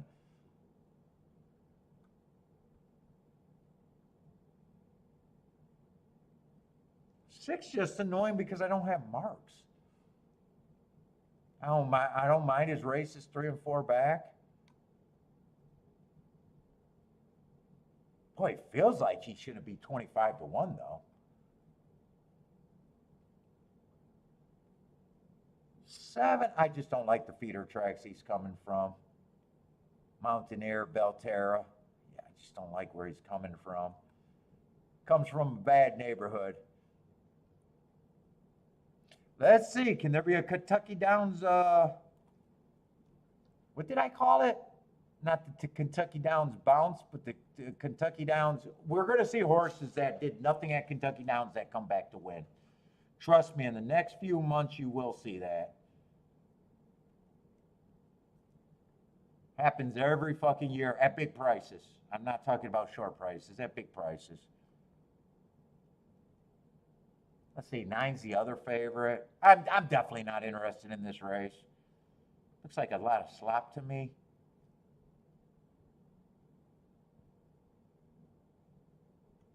In fact, the 2 of the favorites are coming out of, everyone's coming out of that,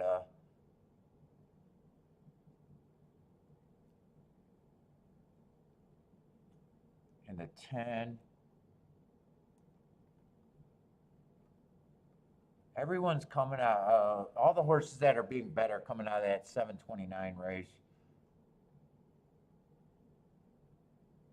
And even 10 ran not that bad against the favorite, was dueling with the favorite. That's a running line that you can reverse, and then he wins off that race. So 10 has value at 12-1. 9 wouldn't shock me. We'll call it the Kentucky Downs bounce. I mean, that's all he got going for him. I'll be against the 6.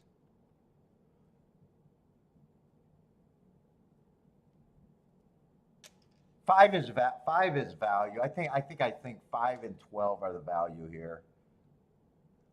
Although a lot of these horses got front speed, on the pacing, this race could look, who benefits if the pace is fast? 3 benefits either way, but he probably benefits more stalking.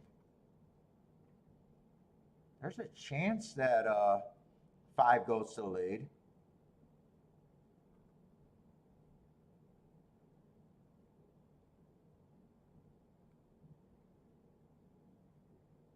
Well, 9's probably going to stalk.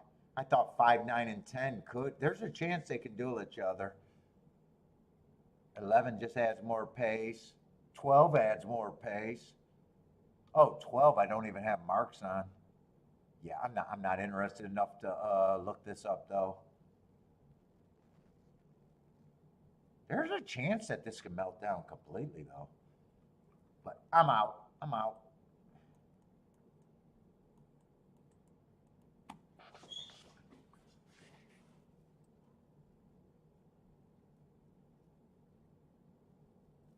Connections are over. Yep, connections are overrated.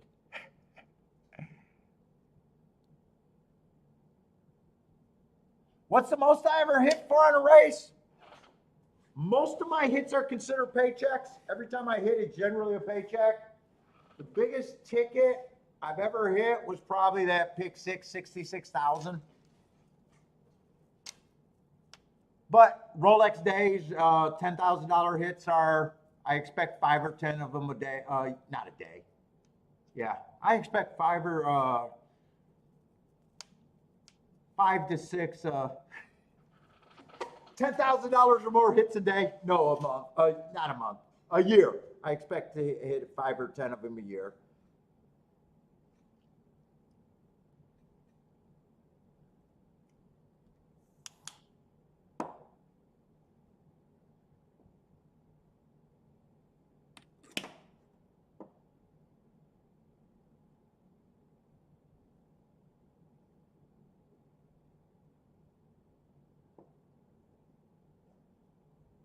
Won some tournaments that were worth stuff.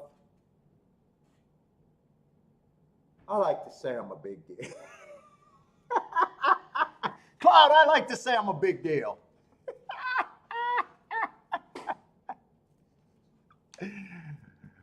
Oh, shit. Yeah, I only played 2 pick 6s in my life. It was the first one I ever played. But this is what I do, so it's just work. You should be good at your job too. Everybody should be good at their job. I just focus too much time in being a horse player. Most people don't have to spend the time that I spend the time. They're well functioning people, unlike me. Let's see. 5 is getting a lead with the 11 and 12. I thought 5 and 10 were interesting. Other than that, I thought there was the group of favorites. And didn't really have to declare really anything here. Oh, wait. 11 I thought was one of the favorites. Wait a minute. Who's the 11? 11's a speed horse that I didn't believe in. That I don't have marks coming from a minor circuit. So who are the favorites? The 3, the 9, and the 12. I thought 5 and 10 would be the value here. Oh, actually, this looks like a really good opinion because right now 10 is flying and 5 has the lead.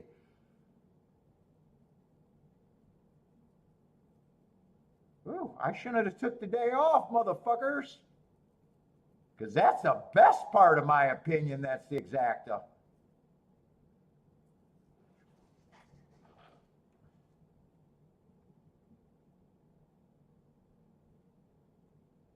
That just happened.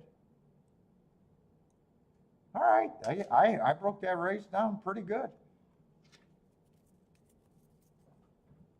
Would have got the best possible combination out of what I was thinking.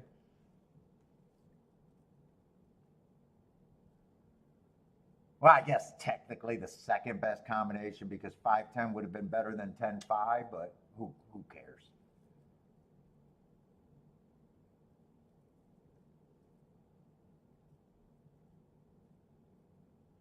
Bodrick's not going to say he's very functional. Oh, to be honest, going to the track. So I live in Detroit, so there's nothing but. We had thoroughbred's been dead in Detroit for a long time, Michigan. And I'm not a harness player, and our harness track was, it was a depressing place to go. But I do travel to tracks, and honestly, they lost the allure. It's so much more comfortable betting at your own office setup. It's to the point where we're thinking about going to Keelan this fall, and me and the wife are just looking at each other going, do you really want to go? And we're both going, I don't know. And not just racetracks lost their allure to me. Fucking Vegas, going to the sports books completely turned into a bore. So I guess technically I'd rather play for the home office.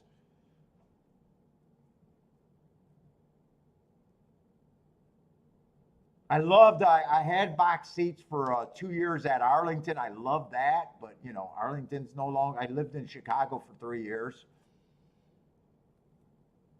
That was nice, but fucking most of my play back then was at Woodbine and other tracks. I'd be sitting in my private box at Arlington and betting other tracks.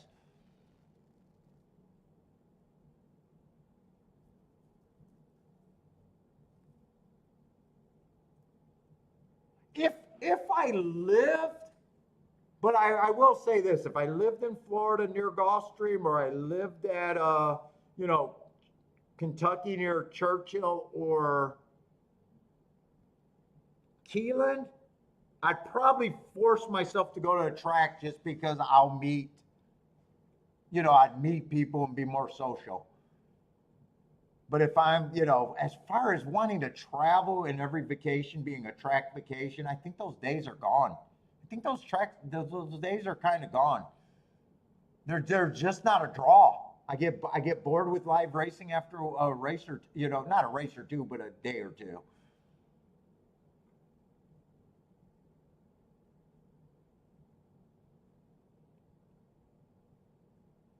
If all things being equal, you don't have friends at the racetrack. When I travel, I don't have the same friends at the racetrack.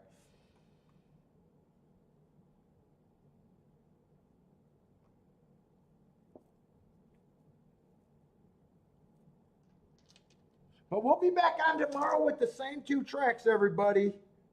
We'll be back with Gulfstream, Churchill. Obviously, today was a really good day for me. Hopefully, it was a good day for you. 10-5, 10-5-11. What's up, Alfredo? How's it going, man?